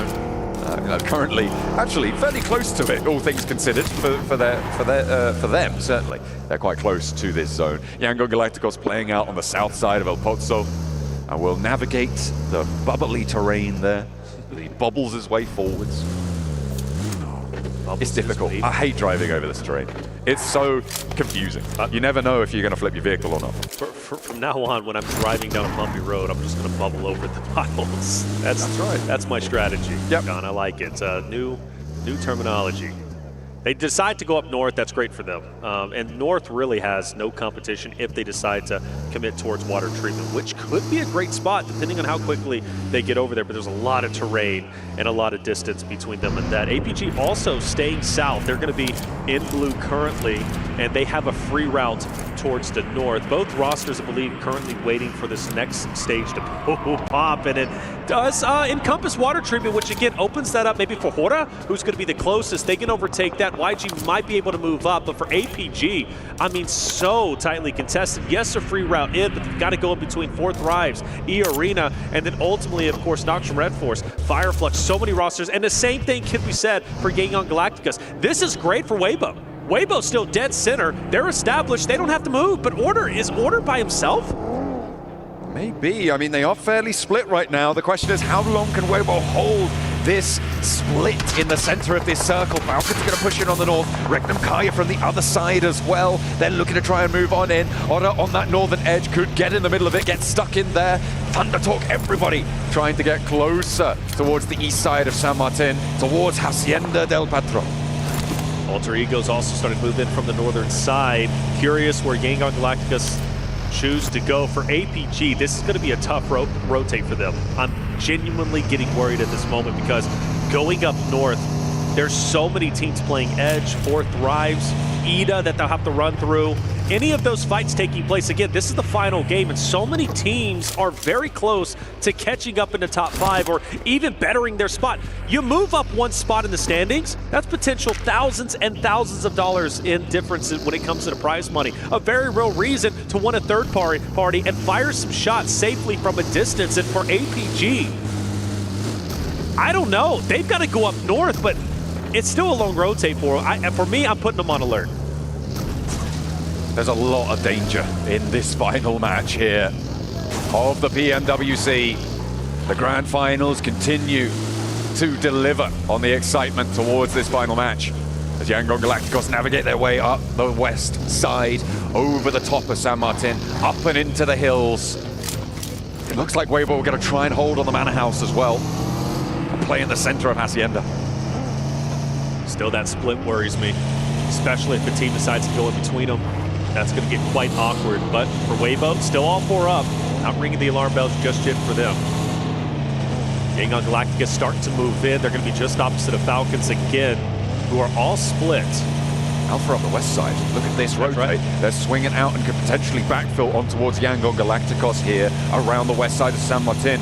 This fight feels inevitable. We could remove one of our 3 teams here and now. Yeah, well, I mean, it makes sense, right? You go back, what, several maps now, and it's been Yangon Galacticos fighting against APG. The 2 teams cannot stay away from each other. Like magnets, they're drawn, but we do see maybe a bit of an audible as they start to rotate right towards Noxium Red Force. But the good news is for them, they avoid 4 Thrives, and they now have clearance to now get in to the next zone. But as they just get here, the next zone is about to shift. The question is, where does it go? But that's not too bad. That's not too bad. But Noxium Red Force is gatekeeping the outer edge, and APG still needs to go forward. They go north, they go into YG. If they go south, they go into 4 Thrives. If they go east, it's straight into Noxium Red Force. And Smile is scouting, but I hope he doesn't get too carried away. He's jumped out. Oh, Doc has been spotted, I believe, out on this western side. Gonna have to be careful, and Smile gets Doc down. He's going to find that knock, and it is just time and time again that he has dropped the ball for APG. And finally, it may be the death blow dealt towards Alpha Gaming. Said I was ringing the alarm bells, and now they are sounding as loud as they possibly can. Losing Doc hurts. But for Alpha Gaming, a chance still remains with 3 players up, but you just gave an elimination to the team you're fighting against. For Hora, they start to push in for Team Secret, trying to hold on tight. They cannot, and they will be eliminated in the final game of the tournament.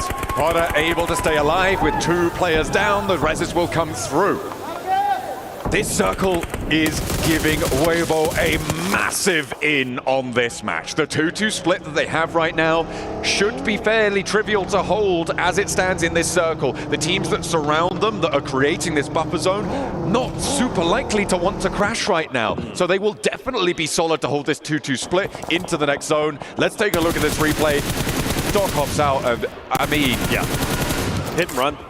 Hit and run, it's disappointing. Backs away, gets away, and it is so disappointing. I know Seven is fuming right now because he's been setting this narrative, the docketing Duck going up by himself. I know doing the research coming into the global stage, that was one of the things he made sure that I remember. Duck loves to go up by himself, but one of the things they improved on is Duck started joining his roster once again, and that made them strong. But this time around, old habits refuse to die, and maybe the chances now for Alpha Gaming to win this championship have in fact gone to the grave. But again, with 3 members up, there still is a chance for them to take this, but they're going to have to work even harder. Smile's just gone down from Yango Galacticos. There's only 3 players now for Yango Galacticos. They tried to move through San Martin, but the Falcons extract a toll on the road from them. And now from the north side, potentially could move down towards Hacienda, a decent spot that Weibo have to abandon to hold this 2-2 split. So potential space there. Alpha Gaming with potentially their last rotate on this tournament. As Reefus gets spotted. Now in the firing line. He's loading up to take these shots. And Weibo across the way, taking down more players from Alpha Gaming. Zeol, the last bastion here for the team from Mongolia.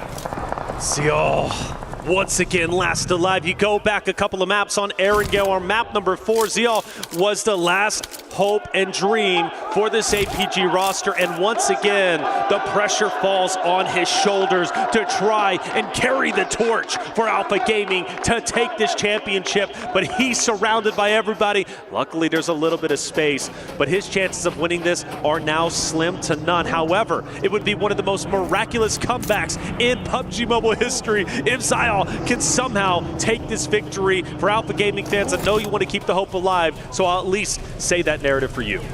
Okay, I think it is very much an outside chance here. I like this regroup from Weibo. Remember, I was talking about how you can hold that 2-2 split because the teams around you aren't likely to move. With this circle shifting down, they regroup from that east side because they know teams like DRX on their position, Thundertalk, Alter Ego, Aura on that north side, likely to want to try and take that compound on the corner from them. So they regroup, recoalesce, and play on as 4, the only team in the top 3 with a chance of smashing that has 4 players alive. But Yangon Galacticos, 3 players on their side, they also still have a chance. Yes, that's right. SayCloud will take the advanced position on the compound.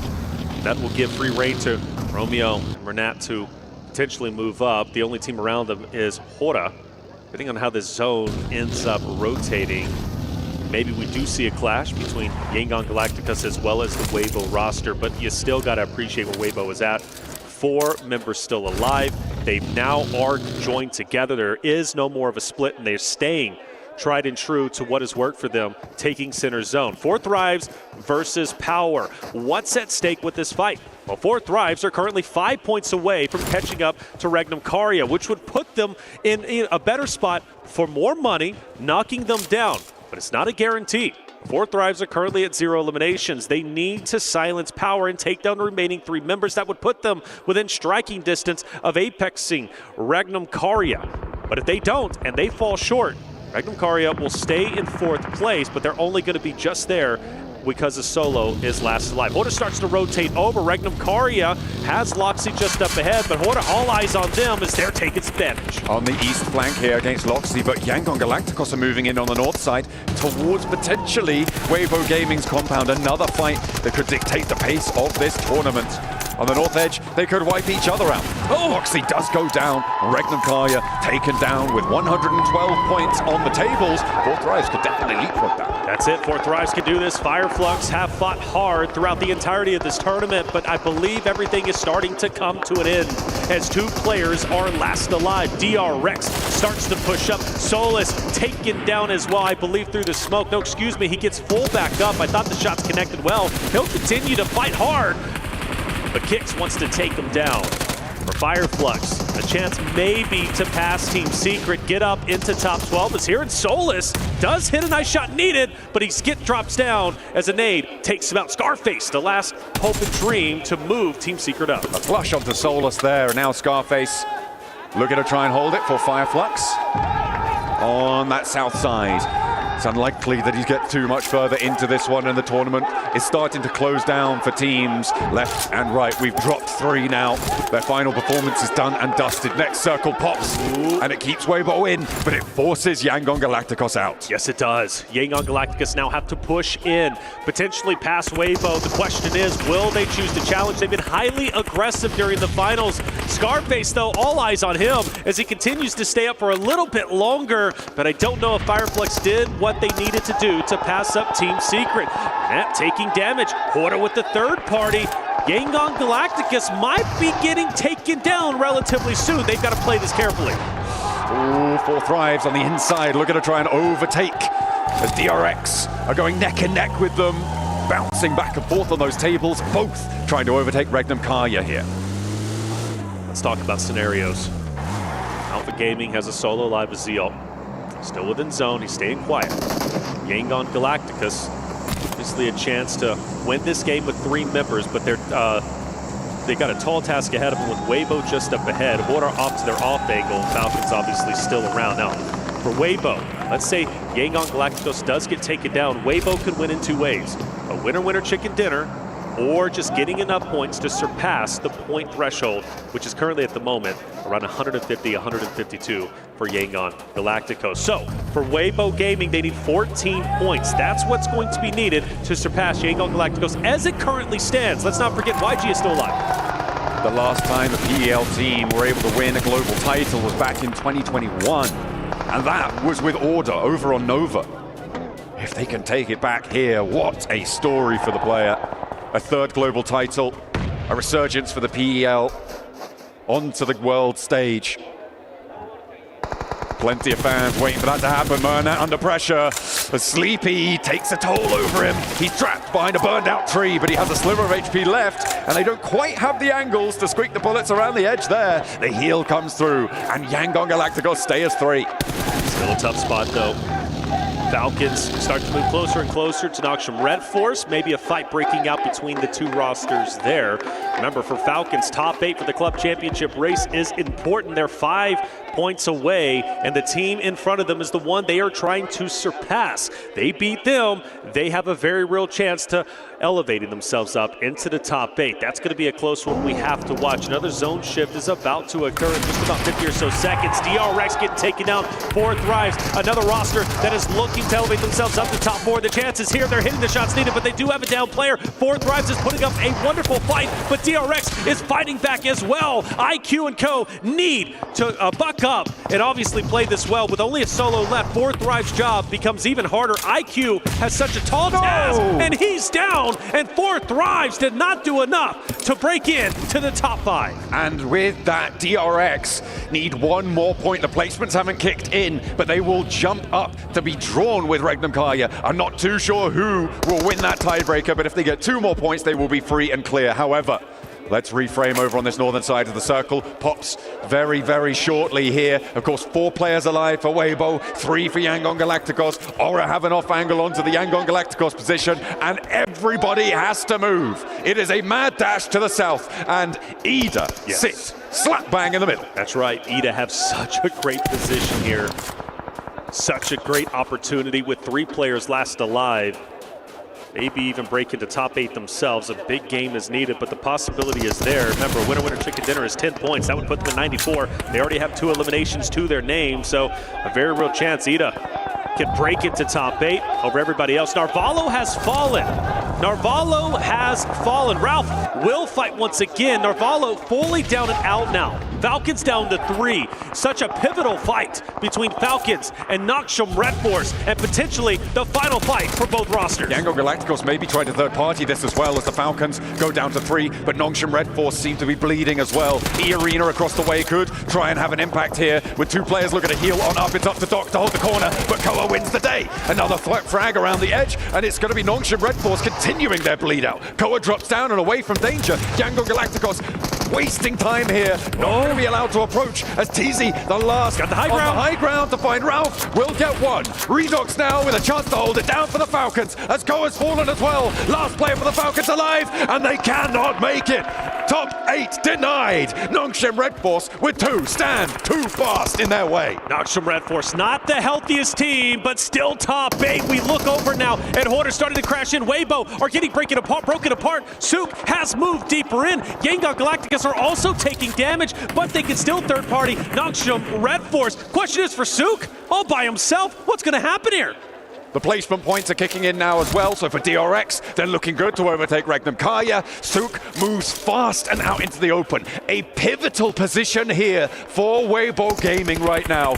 Yangon Galacticos could potentially take the hillsides away from Falcons, who are gone already. Noxium Red Force from E-Arena as well. That western side could get dangerous, but Zyol is still playing, by the way, as solo, and he's in the circle. St. Cloud's down. He can't get picked back up. Burnett has to move forward. Order is starting to go in onto Yangon Galacticos. They're collapsing in. Weibo wants to silence the Yangon Galacticos roster right here and now, but can they get their teammate back into the fight? They need to be as healthy as possible to try and catch up in the points category. Order taking a lot of damage, sleeping from a distance, might be able to mow it down. He goes forwards, but he meets a wall of bullets sent out his way, and Weibo are throwing away their position on the northern side. They try and mad dash up towards Yangon, but it is not enough. They were 11 points behind at the start of this match. They are now 13 points behind, and the placements are starting to add up. They need a lot more than they can get with only 2 players alive. This may be the close down of the tournament. I think so, brother. 33C. I don't know, does he have a chance to get heat? He has crawled for the longest possible time, and 33Z is now in a vehicle, and he is going forward. Now, the narrative for Souk, I mean, Horda's got him pinned up. He's taken over this shack, and from one thing that I know, brother, from watching all these tournaments, once you have to go into the shack, it then becomes a death shack. I'm worried for Weibo Gaming. Yangon Galacticos surviving is a nightmare for Souk right now. Oh, there's 4 players from Horda. You bet they've got an aid, and they are going to post it right through the window here. For PEL, their hopes may be dashed. That 3-peat for Order slipping through their fingers. APG finally go down, which means that Weibo are locked in at second at a minimum. This is it. Yangon Galacticos can lock in the tournament right here and now. This is their opportunity. The only thing that stands before them is Souk the solo from Weibo Gaming, the championship in their fingertips. Can Souk clutch it up? If he does so, he would be stealing the championship away. Horda continues to push up. Horda wants Souk dead to rights, but the nades can't connect, and Souk stays alive. It's only a matter of time. He's taking coin flip after coin flip, and the Molotov is burning at his feet. It's not connecting, though. The spread's not there, but they've got nades pouring on in. No, they're not connecting. Are you kidding me? Yeah. Souk is weathering the storm that is battering down this shack. Right, Souk trying his best to stay alive, but all it takes is one good connection. Another nade goes in. Is this going to be good? Is it going to be good? Yes, it is! And Weibo will fall. APG already out, and Yangon Galacticos will take PMWC 2025 in sensational fashion. The madman from Myanmar able to take the top spot here in Riyadh. PMWC sent over to East Asia once again, and they will be happy to receive it. They go down, but they have done the work. It is over. It's done and dusted. We just need to lock it in. They're already celebrating. They know what they've done, and they need to be proud of themselves. History has been made. Yangon Galacticos, the champions. They worked hard to get here. They hug it out, and rightly so. What a relief it is to be champions, to cement your name in PUBG Mobile history. That's exactly what they did. And for the remainder of the points, we still have something up for grabs for DRX maybe they can pass Ragnar Karya and break in to top 4. But just like that, they get eliminated, but it comes down, of course, to the placement points. We're now down to our top 2. They should have been able to leapfrog Ragnar Karya there, jump up to 4th place. But that is a beautiful result for Yangon Galacticos. They do not need a chicken dinner. They'll take it home on the points. Weibo with a misstep, a wide flank out towards Yangon Galacticos, and that allows the Yangon Galacticos boys to hold their nerve on the hillside. They play up on the ridgeline, they keep their heads down, and they allow the mistakes to unfold around them. And that seems to be the story of the grand finals. Let everyone else make the mistakes. That's right. Play it sensible, play it smart. With their early point lead, they were able to just play good old-fashioned PUBG Mobile. They didn't have to do anything fancy. They didn't have to go out of their way to do anything extraordinary. They left that up to the other rosters, and like you said, that led to plenty of mistakes. Yangon Galacticos dominating the tournament without question. They refused to relinquish first place. Once they grabbed it, nobody was able to overtake it. The dominating performance in PMWC 2025. The final 2 teams fight. The only thing that's up for grabs is a potential elevation to the top 10. Ida moves up. Porta starts to fire the shots. I love the off angle from Jiggle, who's going to be just up to the north. Darkin might be able to mow him down. We already know our champion, but we still need to crown a winner-winner chicken dinner. One more to be earned. That meal may be a little bit ashen, but it'll be nice nonetheless. We've also got things like MVP to consider coming on afterwards as well. Some nice prizes for plenty of players to try and chow down on to boot. Azora look to try and close the jaws here. Ida had the compound for the longest time. They were this bastion in the middle of this circle, and now Ora may be able to claim the final map here. And you can see the elation is sinking in for the boys on Yangon Galacticos. They are smiling ear to ear. They have earned it. Insane. And I want to say, Yangon Galacticos, we took note of them, right? We respected them coming into this tournament. But I don't think we put them as the favorite to take over the win, to actually be in first place, yet they took it by storm. They saw the opportunity, and they did not waste it. Darkin starts to move up. Blue most likely takes him out. If not, he's going to be very low health. Ora, Ida fighting it out. Jiggle from a distance. Another one will fall. There's Darkin finally out of the way. And Ora looks to be going towards a victory very, very soon. Rita tries to clutch up. Can't do it. Ora will take our final game of the tournament. But of course, the narrative has to go to Yangon Galacticos, the winners of PMWC 2025. Well done, boys. Riyadh bows their heads in awe of Yangon Galacticos, for Smile, for Murnat, for Romeo, for Say Cloud.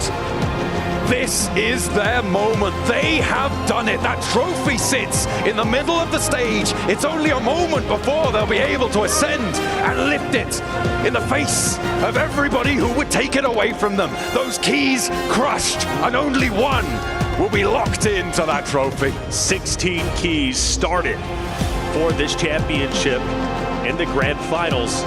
15 are going to be crushed. Yangon Galacticos, the only one to maintain their position, to maintain and save their key from destruction.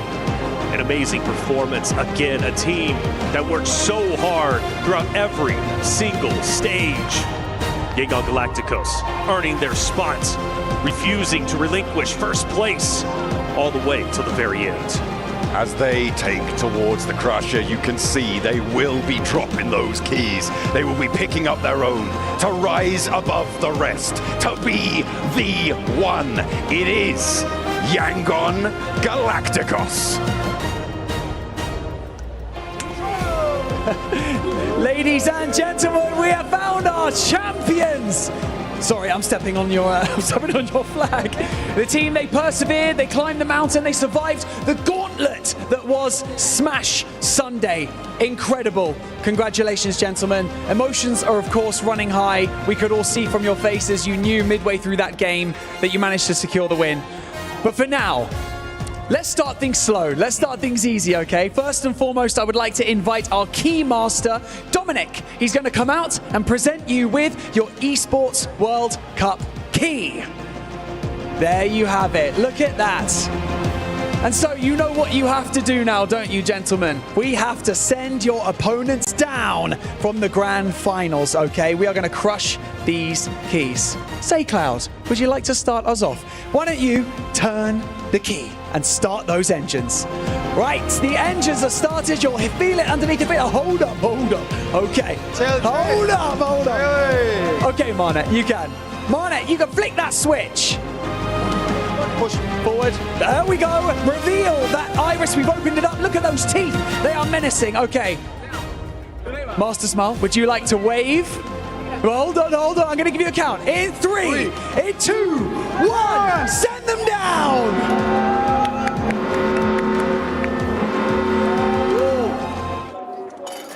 All those keys destroyed in the crusher. Your enemies have been defeated. 15 teams' keys have been sent down into the depths. And now that your key is the only one that is left intact, I would like you to take your PMWC trophy key and place that into the center of the trophy and go and claim your prize. Walk that golden road, cement your legacy. Yangon Galacticos as our champions of PMWC. Congratulations.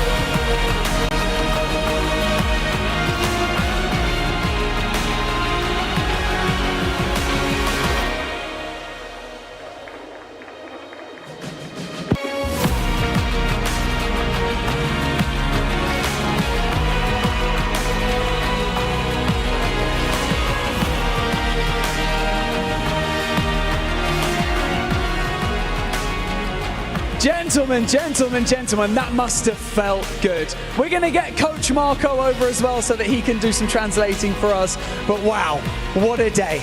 There's a lot of emotions that you guys are feeling right now. Please try to put into words how you're feeling at this moment, Romeo.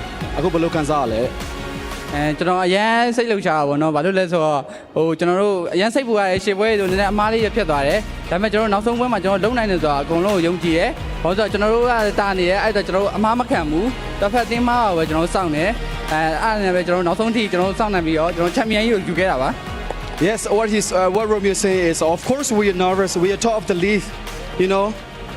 We just like did some mistake the previous rounds, but you know, like we just wait.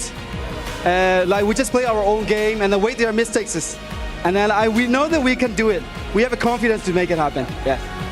Well, you definitely proved it up here. Say, Cloud, I'm going to come to you now because I want to ask you.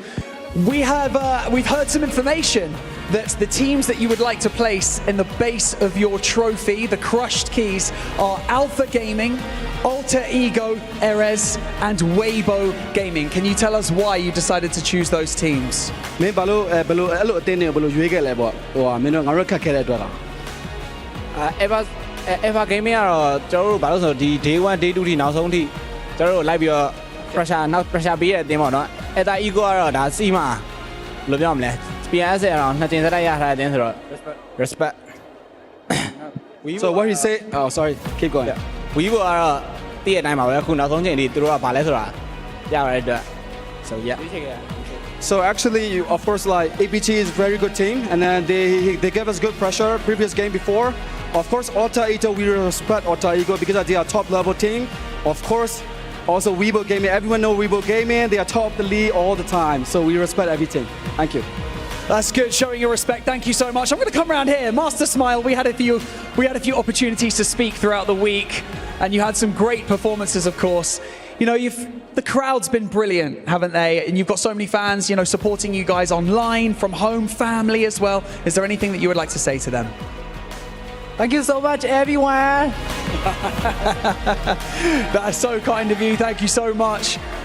Would you like to say anything as well, Mane? I feel like I'm leaving you out. What would you like to say? အခုလို champion ရသွားတဲ့အတွက်ကျွန်တော်ရန်လဲပျော်တယ်ရန်လဲစိတ်လို့ရတယ်ကျွန်တော်ဒီညီကိုရင်းနဲ့ champion ရတဲ့အတွက်ရန်ပြီးဂုဏ်ယူတယ်ပြီးတော့ကျွန်တော်တို့အားပေးနေတဲ့ fan တွေကိုလည်းအကျန်းကျေးဇူးတင်တယ်နောက်ပြီးတော့မောင်ပြီးကြရောနောက်လည်းဆက်ပြီးအားပေးကြပါအောင်လို့အားလုံးပြောချင်ပါတယ်ကျွန်တော်မြန်မာနိုင်ငံကိုဆောင်နိုင်တဲ့အတွက်ရန်ကိုဂုဏ်ယူပါတယ် So what he's saying is like, of course, yes, he nervous, but he very happy at the same time. And then because he make it happen with these players, he's so proud of that. Of course, proud of our country, of course. So he want to say something to the fans who watching online. That's keep cheering for us. Thank you for the cheerings. For the next game, we were waiting. We're coming for the next game too. Next time again. I love that. That's good. Thinking into the future already. Well, congratulations. Stay right here. I will be right back because what would a tournament be without some standout performances that we have had? Be careful. Walk your way over here because we have our Sony MVP of the PMWC here standing next to me. It is Doc from Alpha Gaming, everybody. Congratulations, Doc. You are absolutely phenomenal. Okay, I'm going to head back over here because for one final time, Gidea Esports Arena, make some noise for your 2025 PMWC champions at the Esports World Cup. It is Yangon Galacticos!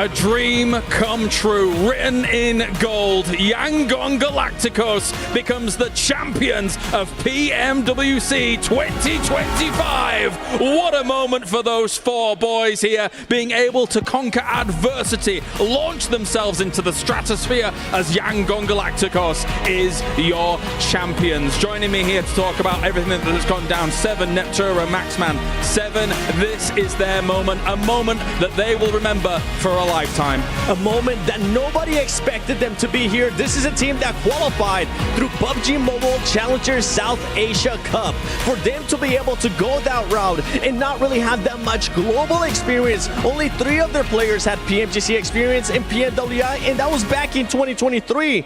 What an amazing performance, Neptura.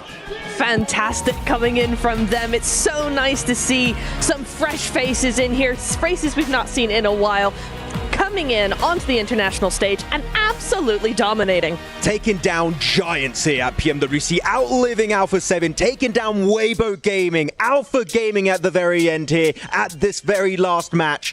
Truly just making a statement that anyone can dominate in PUBG Mobile Esports, and here Myanmar is the one to take it home. It's a true underdog story, and you don't get them often in esports, which is so exciting for me to watch, for us to witness, for everybody at home to see as this team can rise to the occasion.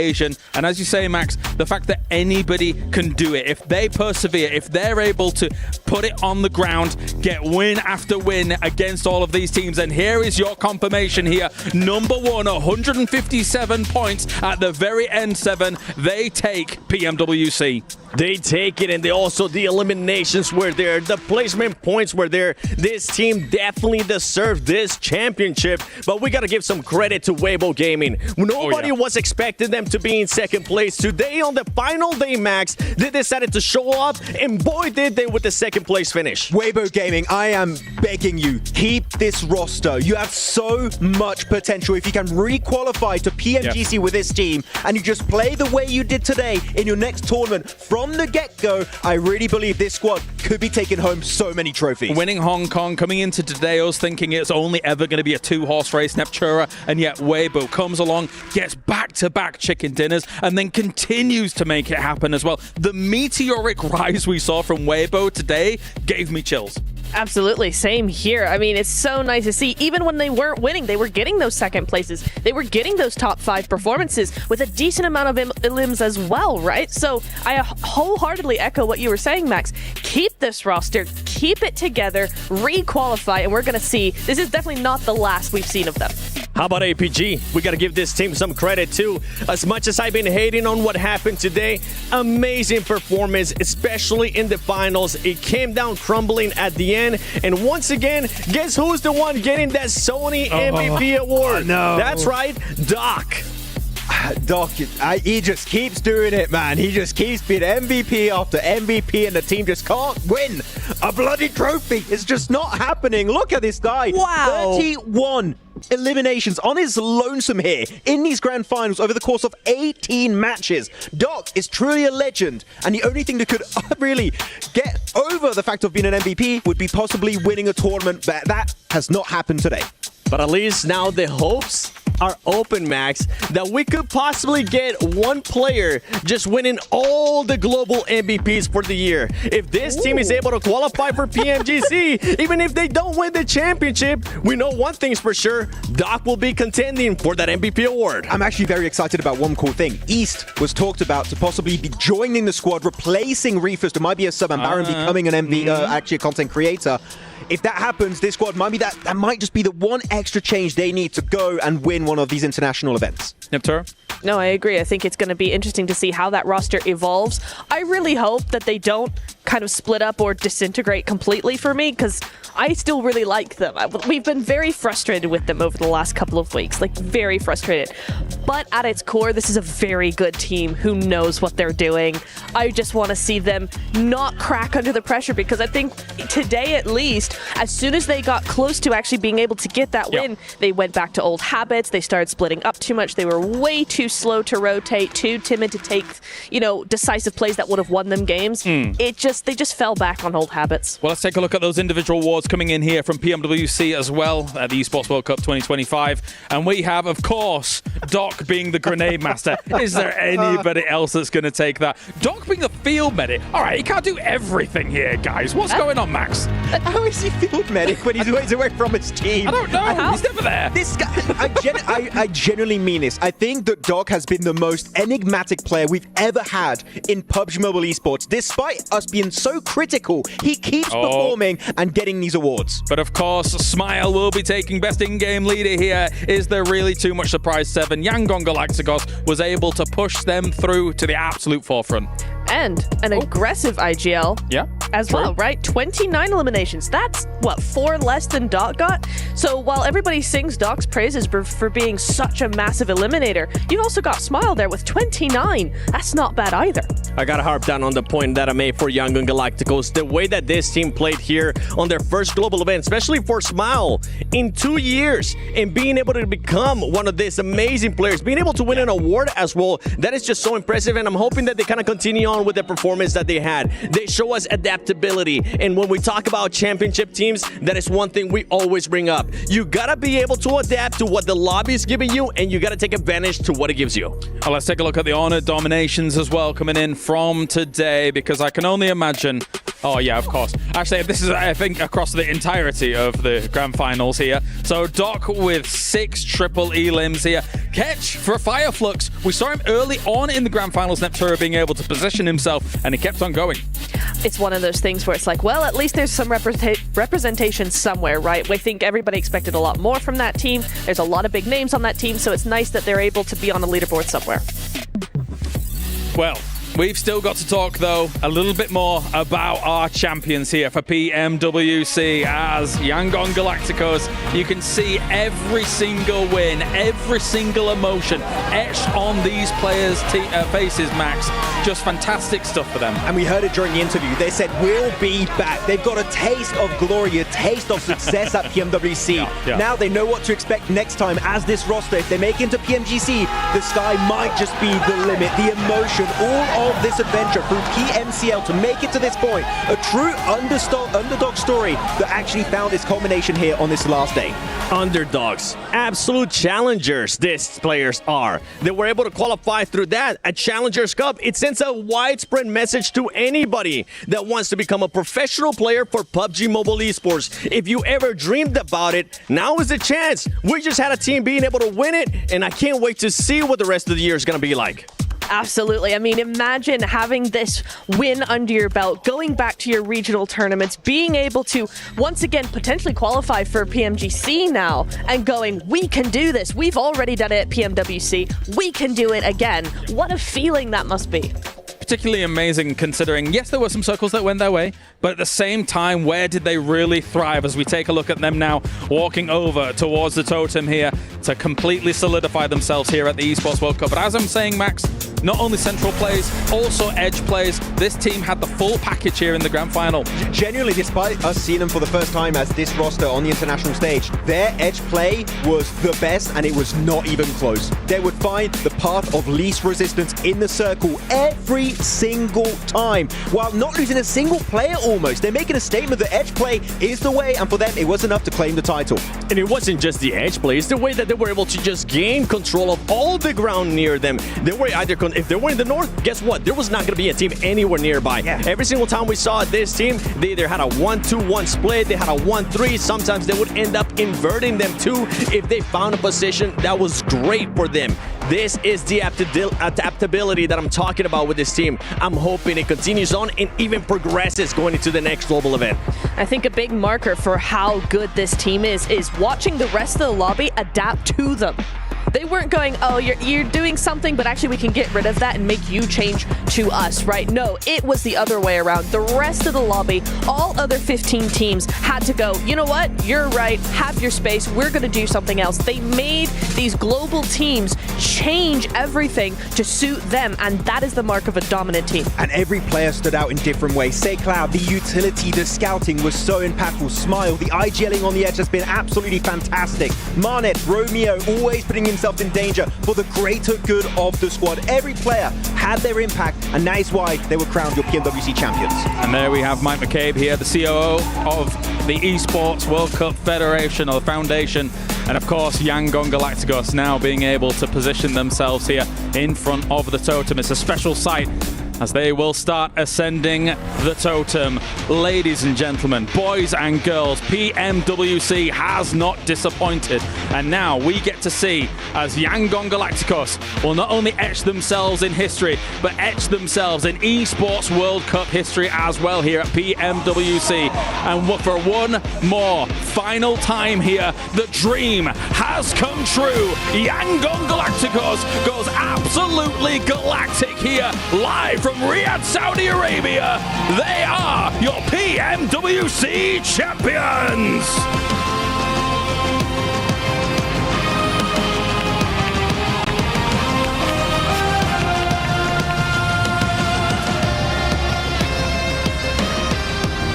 Magnificent scenes here from them, of course, to be able to put themselves in the history books. 7, what a performance. What a performance indeed. Going from group stages, we thought that this squad was just going to be a surprise team. Amazing stuff. Congratulations, your PMWC champions, Yangon Galacticos.